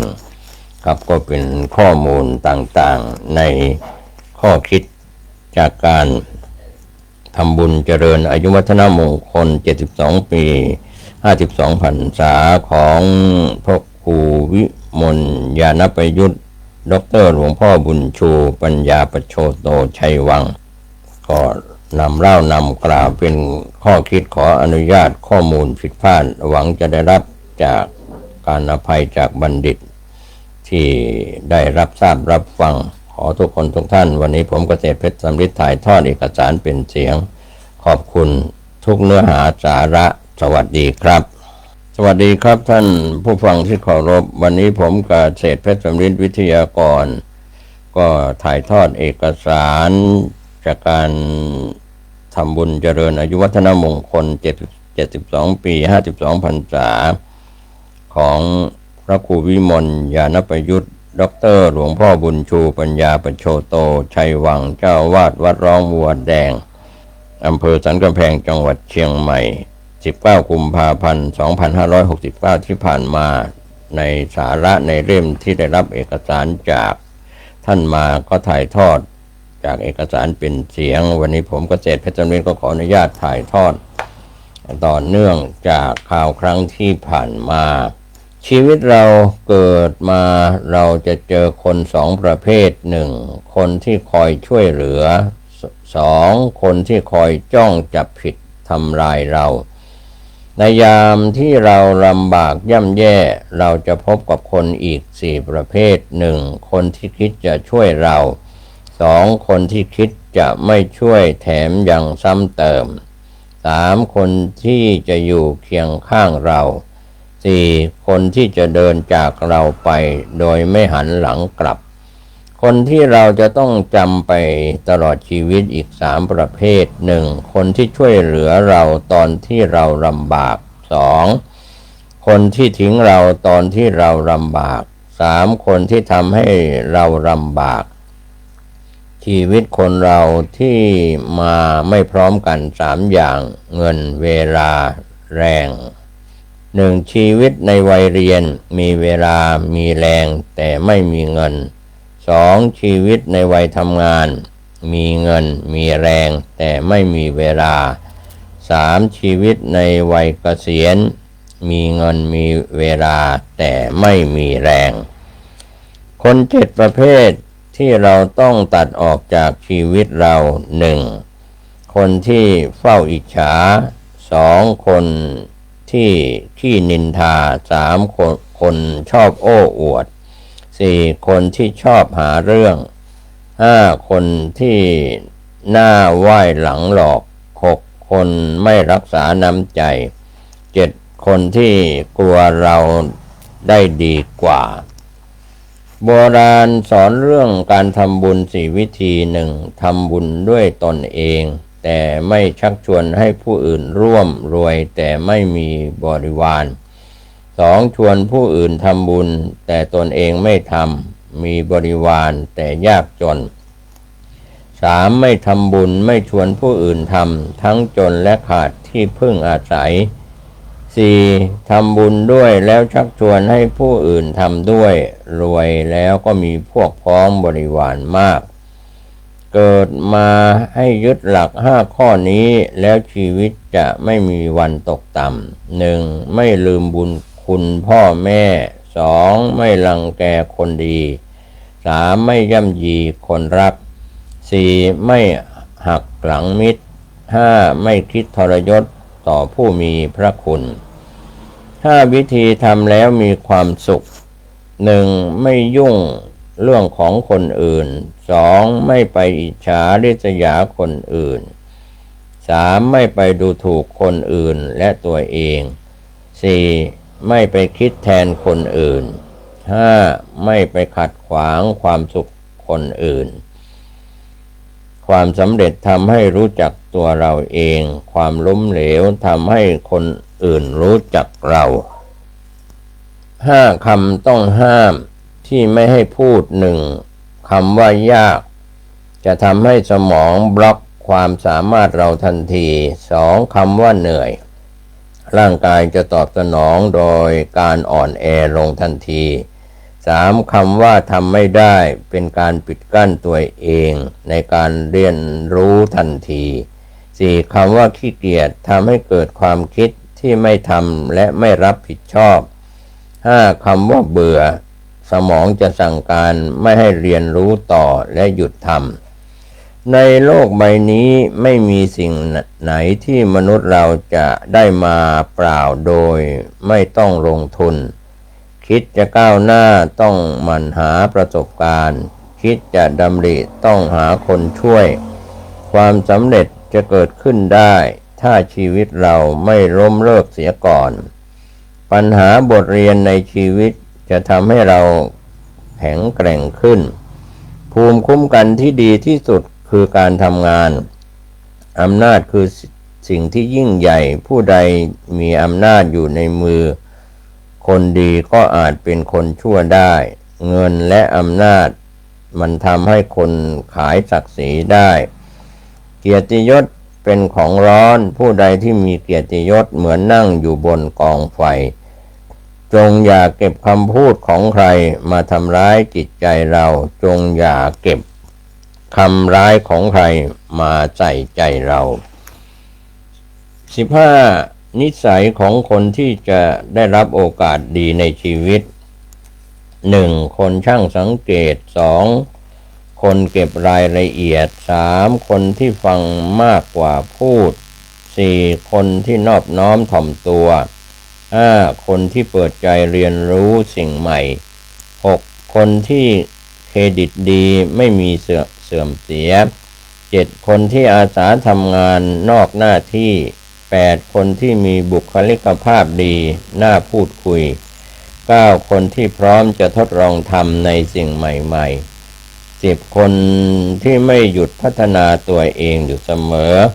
11. คนที่ปรับตัวเข้าหาเทคโนโลยีได้ไว 12. คนที่สื่อสารได้ดีพูดได้หลายภาษา 13. คนที่ยอมรับตัวเอง 14. คนที่ชัดเจนกับตัวเองว่าเก่งด้านไหน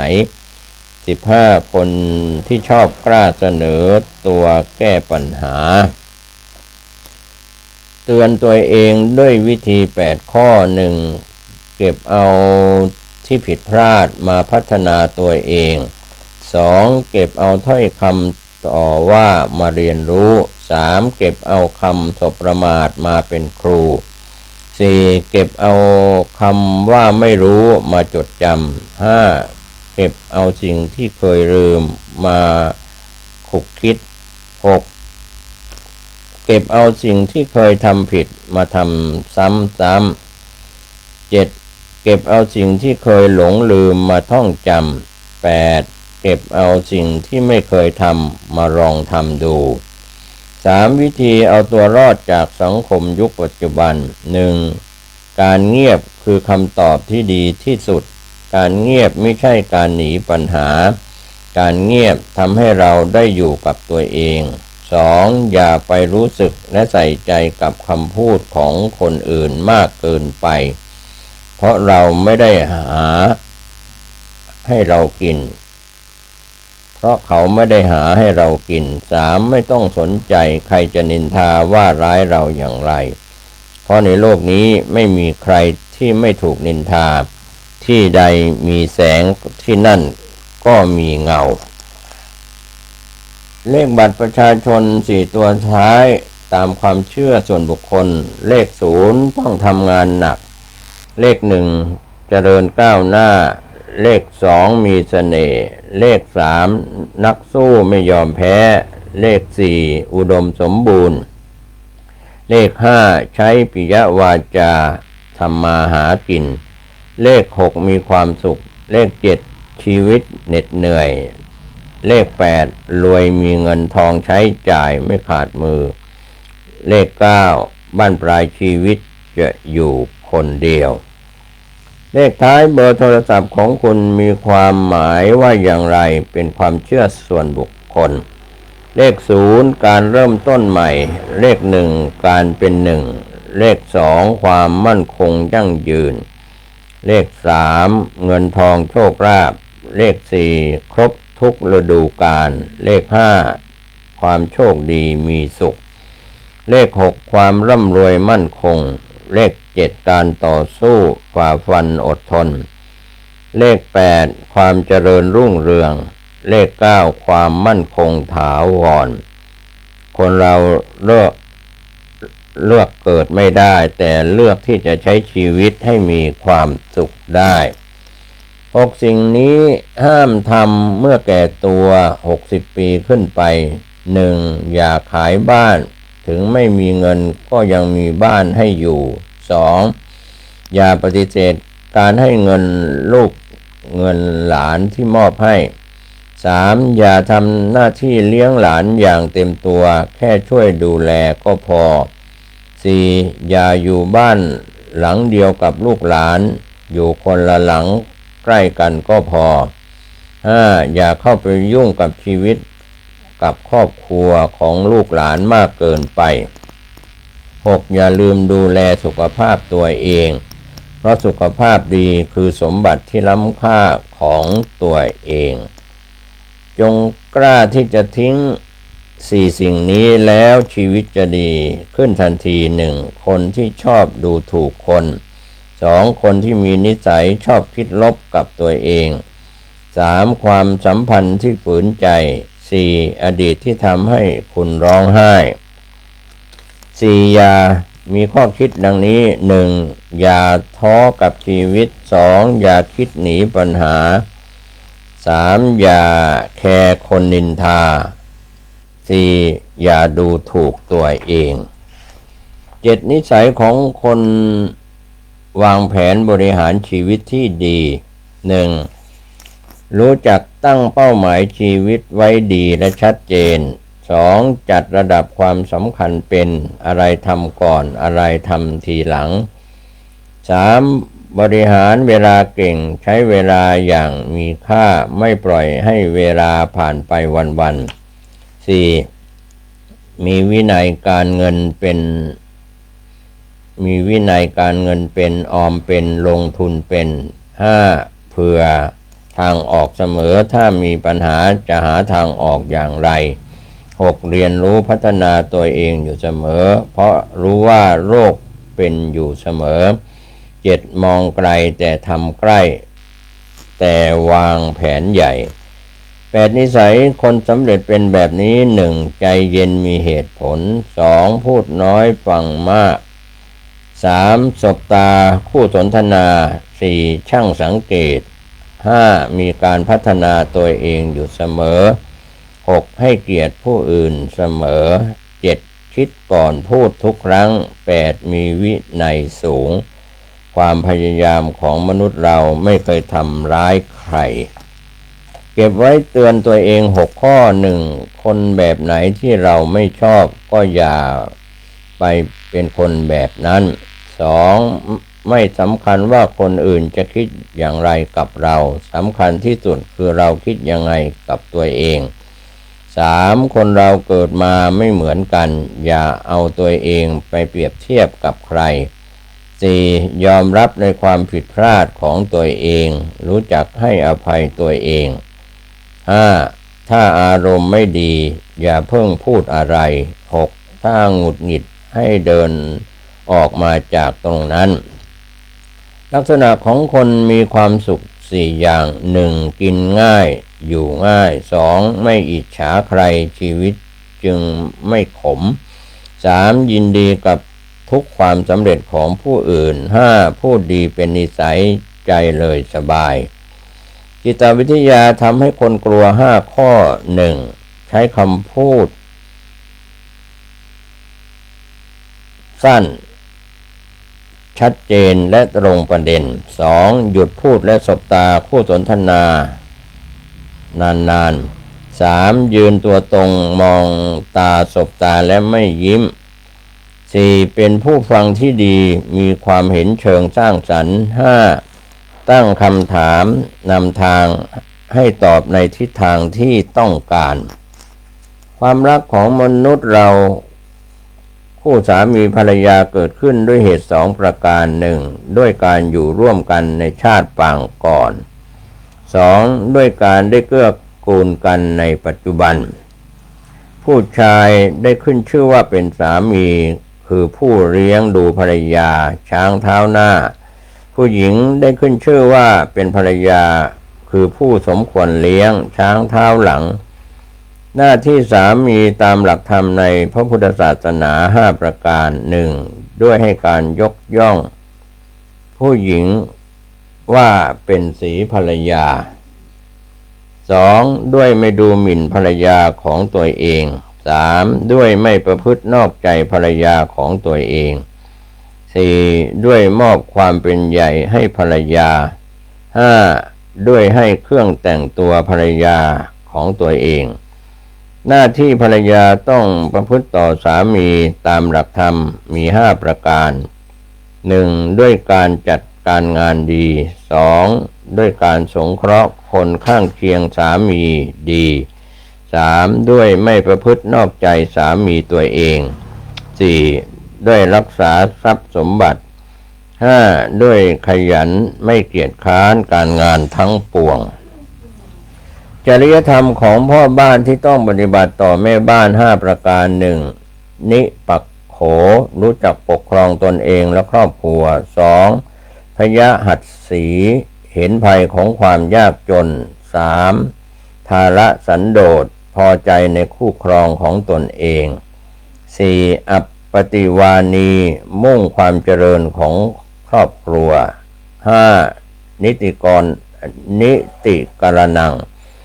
ทำตนเป็นผู้นำหัวหน้าครอบครัวที่ดีจริยธรรมของแม่บ้านที่ต้องปฏิบัติต่อพ่อบ้าน10 ประการ 1. อย่านำเอาเรื่องในบ้านไปเผลอพูดนอกบ้าน 2. อย่านำเอาคำนินทานอกบ้านเข้ามาในบ้าน 3. รู้จักตอบแทนแก่ผู้ให้ 4. อย่าให้แก่ผู้ไม่สมควรให้ 5. รู้จักช่วยเหลือผู้สมควรช่วย 6. ไม่นั่งเฉยเมื่อเห็นพ่อแม่สามีทำงาน 7. ไม่บริโภคก่อนสามี 8. ตื่นก่อนนอนทีหลัง 9. ให้ความยำเกรงต่อพ่อแม่สามี 10. ให้ความเคารพนับถือสามีสาเหตุการหย่าร้างของคู่สามีภรรยา 5 ประการ 1. เกิดการขัดแย้งกันในครอบครัว 2. ความไม่จริงใจต่อกัน 3. ผลประโยชน์ขัดกัน 4. ไม่พอใจในคู่ครองของตัวเอง 5. ฝังใจอยู่กับอดีตมนุษย์เราเกิดมามีชีวิตคู่ไว้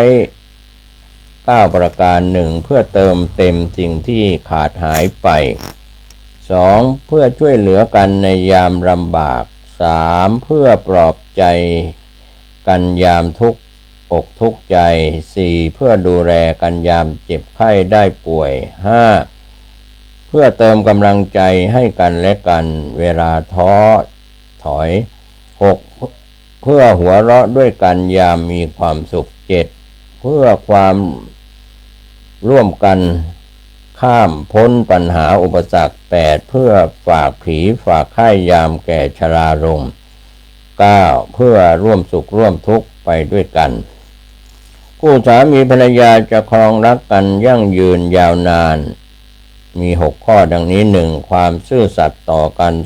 2. จะทำอะไรให้นึกถึงจิตใจของกันและกัน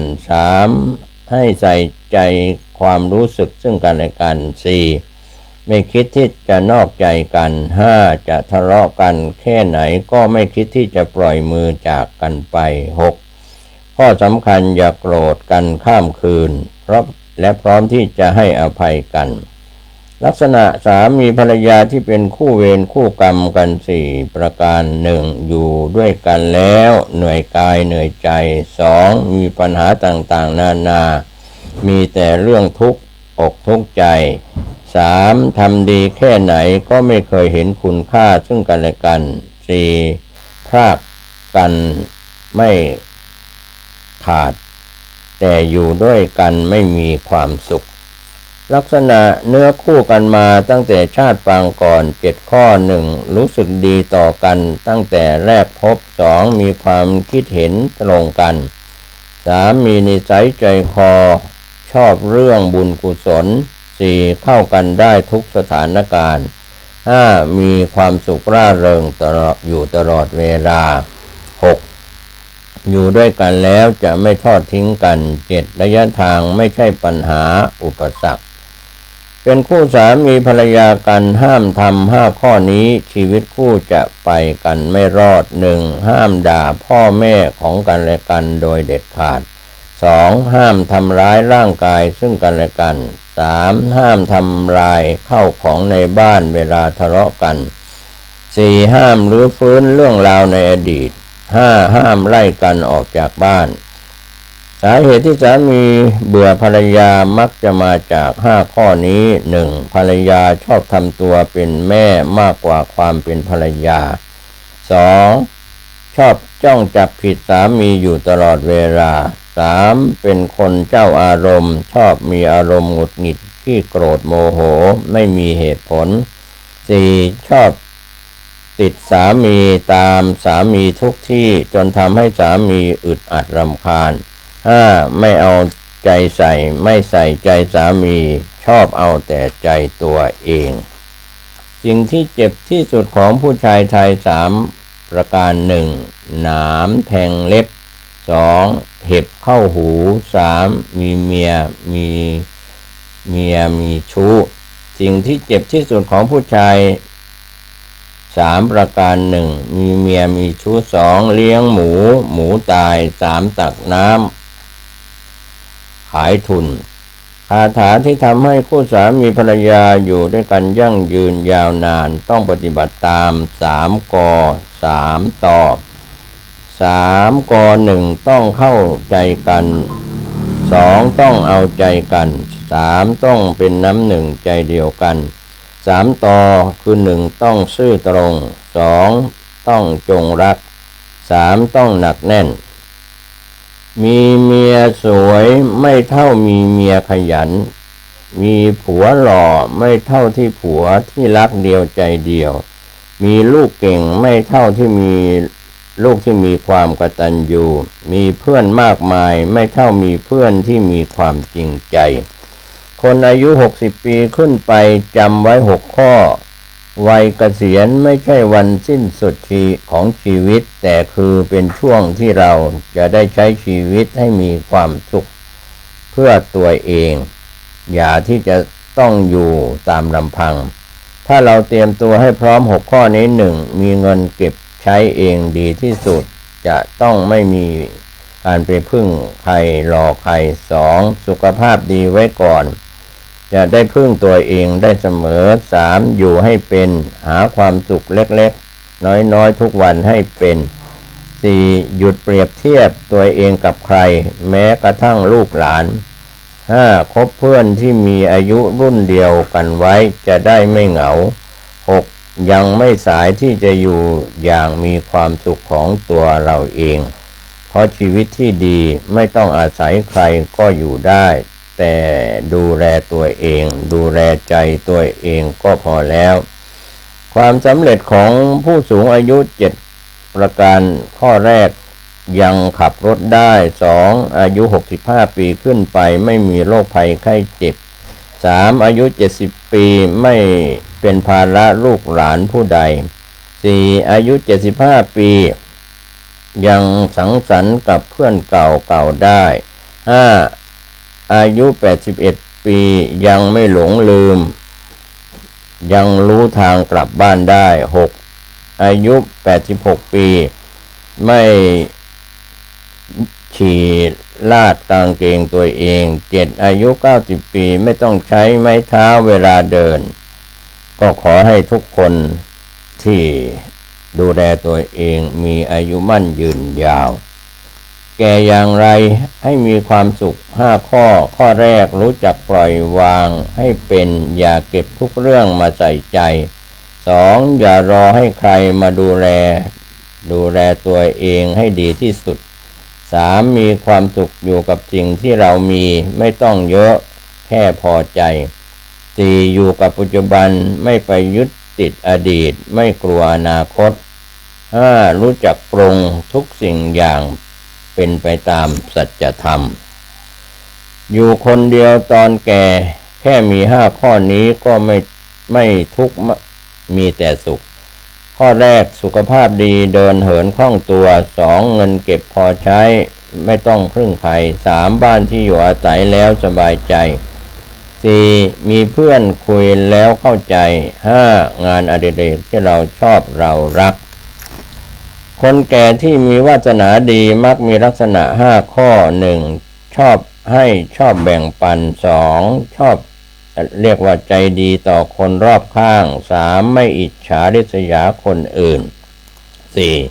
ซื่อสัตย์ไม่คดโกงใครไม่เอาเปรียบใครห้ามีจิตใจเมตตาต่อทุกคนครับก็เป็นส่วนหนึ่งนะครับในโอกาสที่ผมเกษตรเพชรสำริดได้รับเอกสาร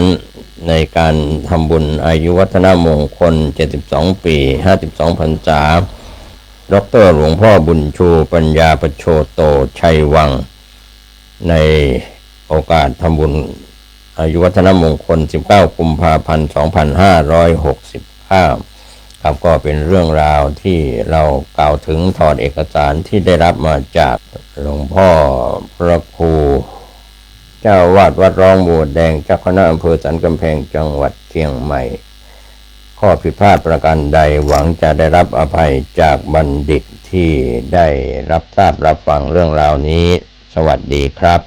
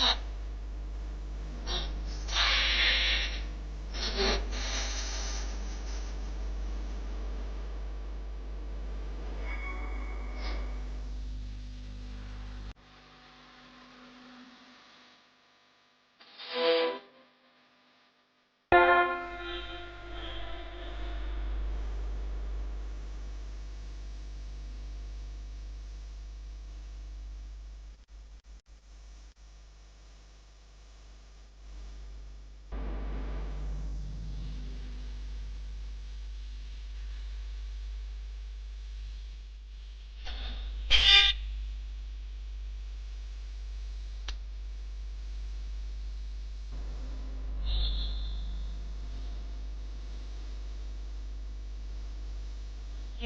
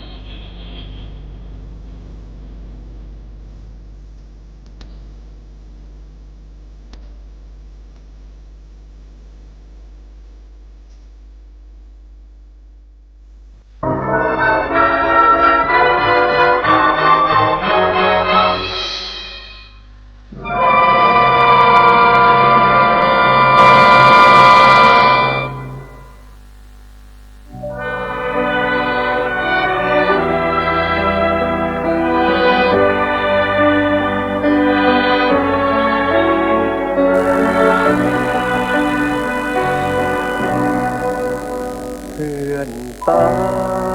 ยชายชาทหารกล้าแดนไกลพวกเราร้อนใจห่วงใยทุกคราก่อนปืนทรมานแบบใครรุกรานมรณาปกป้องชาติคุ้มครองเราไทยเราถึงสวงดีว่าเพื่อนยอมตีเพื่อใครเราถึงทราบใจเฝ้าห่วงเฝ้าใยวันคืนสวดมนต์โอยชัยเพื่อนจงปลอดภัยยงยืนเกิดมาใครเอ่ยเพื่อเพื่อนไทย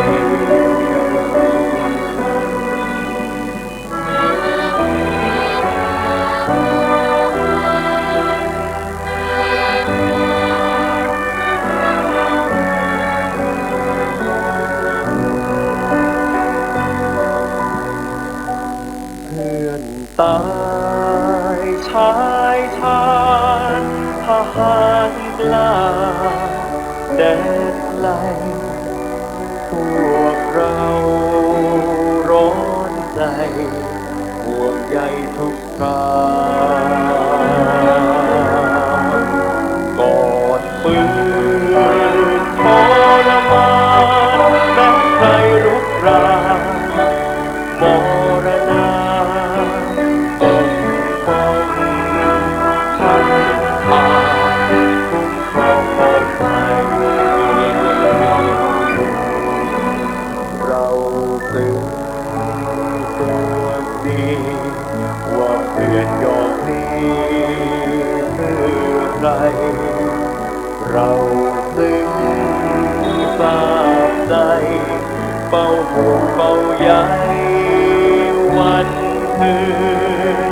สวดมนต์โอยชัยเพื่อนจงปลอดภัยยงยืนเกิดมาให้เอ่ยเพื่อพ้องเป็นไทย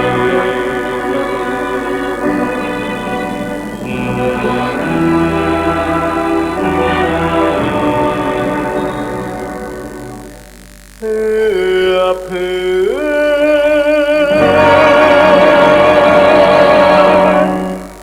ดินไทย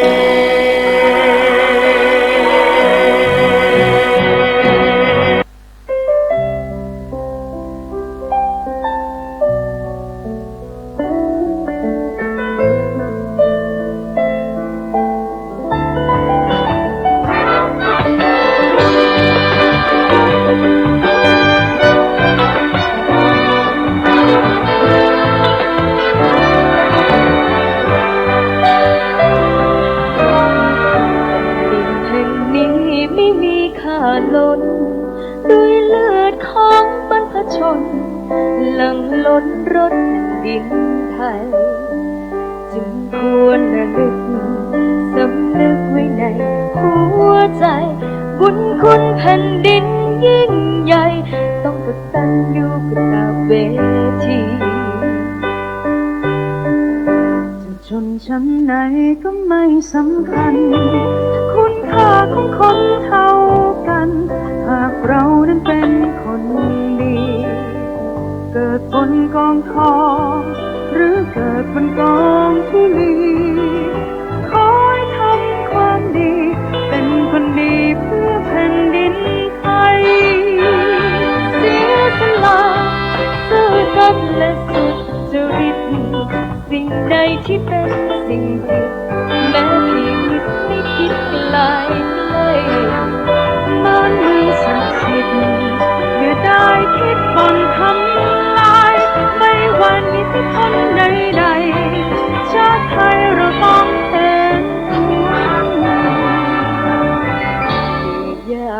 ไหนก็อย่าได้หนีจงยึดถือความดีเหมือนมณีประดับสู่พื้นแผ่นดินไทยบุญคุณมากมายใหญ่หลวงขอให้ไทยทั้งปวงทำดีตอบแทนแผ่นดิน